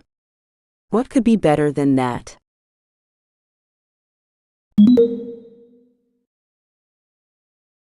Scene 33. Epilogue. Summer was in full swing. The garden surrounding the cozy wooden cottage on the lake shore was in full bloom. Multicolored butterflies and dragonflies flew around the flowers in the garden beds, buzzing and flashing their metallic wings. Dragonflies were colorful. Their bodies and wings shimmered in metallic colors from gold to bright blue. You would think they had been accidentally created and scattered around the world by some wacky professor conducting chemical experiments with liquid metals. Right in front of the bench was a large bed of peonies. Swollen deep pink flowers exuded a wonderful smell, reminiscent of some ways of roses but much sweeter.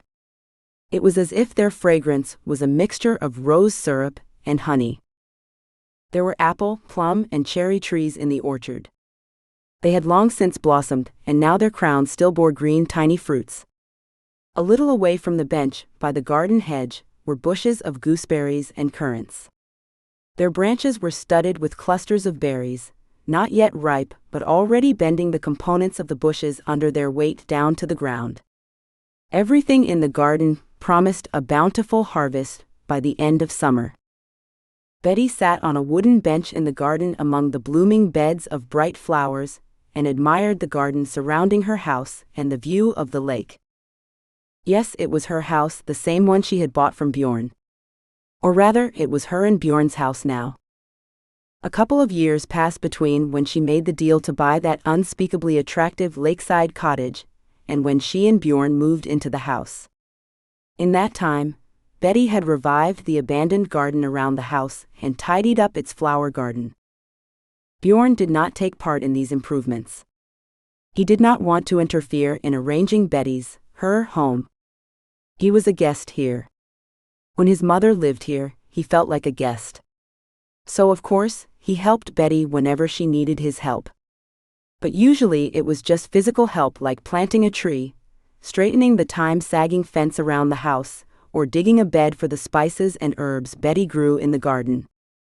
Bjorn believed that any natural home was a woman's kingdom, and he was even only a guest in his own home. He did not need to apply his knowledge of architecture and interior design to make his home comfortable. Betty, knowing nothing of what he had learned, what he had practiced for decades, or what he did for a living, somehow naturally knew how to create comfort and fill a home with warmth. She had an innate quality that did not need to be taught. Sometimes Bjorn thought it was this, her naturalness in everything, her thoughts, feelings, and actions, that attracted him so much after the refined style of the world of architects and designers. He also thought that one architect was enough in their family, and Betty could do whatever and however she wanted in their home. She did not disappoint him. Bjorn even slightly changed the style of his project's interiors, making them more lively and filled with small details that helped his clients feel more comfortable in their new space. Betty looked back to ensure the vegetable beds of tomatoes, eggplants, and bell peppers were in good order. They were watered, fertilized with natural fertilizer, and weeded. Betty was diligent in ensuring she had her vegetables each year, which she used to make canned salads for the winter. Who else would make a salad like Betty knew how to drive? And for her new family, she tried to serve the best of everything. And her new family was right there. The voices of children were heard ringing in the cottage's direction. 3 toddlers, her favorite grandchildren, and her granddaughter were running toward Betty on the sandy paths of the garden. She stood up from the bench, leaned slightly forward, and spread her arms wide, embracing all the children running up to her. Betty kneeled on the bench and asked them if they liked her cherry pie, and what kind of pie they would like next time they visited her and Bjorn. They were the children of Helena, Bjorn's daughter. His son Bobby had not yet found a family, but he visited his father every chance he got and was glad to see how his life was going with Betty. So finally, with the arrival of a somewhat earthy woman in his famous architect's family, Bjorn had everything he wanted out of life: a quiet and comfortable home, a loving wife, and a warm welcome for his children and grandchildren. Betty, who had no children of her own and had long ago resigned herself to the fact that she would have not, was swept away by the flood of love and warmth that radiated from these baby grandchildren. She also had a great relationship with Bjorn's adult children. They wanted their father to live a good life, understandable to them, and not to disappear from his beloved. Still, he was already bored with all his work. Moreover, a family wanted to be a family, which was essential to maintain. Betty had already let the children out of her arms when she saw Helena coming toward them. The boys, a little older than their sister, had already dropped their toys and raced toward their mother, calling for their grandmother and demanding hot cherry pies. But the granddaughter stayed with her grandmother. The little girl, waving her tiny hands amusingly, called Betty to show her something unusual she had seen in the grass. Betty, leaning on the ground with her hand, got up from her knees, took the small girl's outstretched tiny hand, and followed the girl, sometimes bending over to her and asking what she wanted to show her. Looking at the giant beetle, whose wings shone in every shade of green metal, Betty took the girl in her arms. She carried her into the house, where the smell of fragrant pastries wafted through the garden from the open door.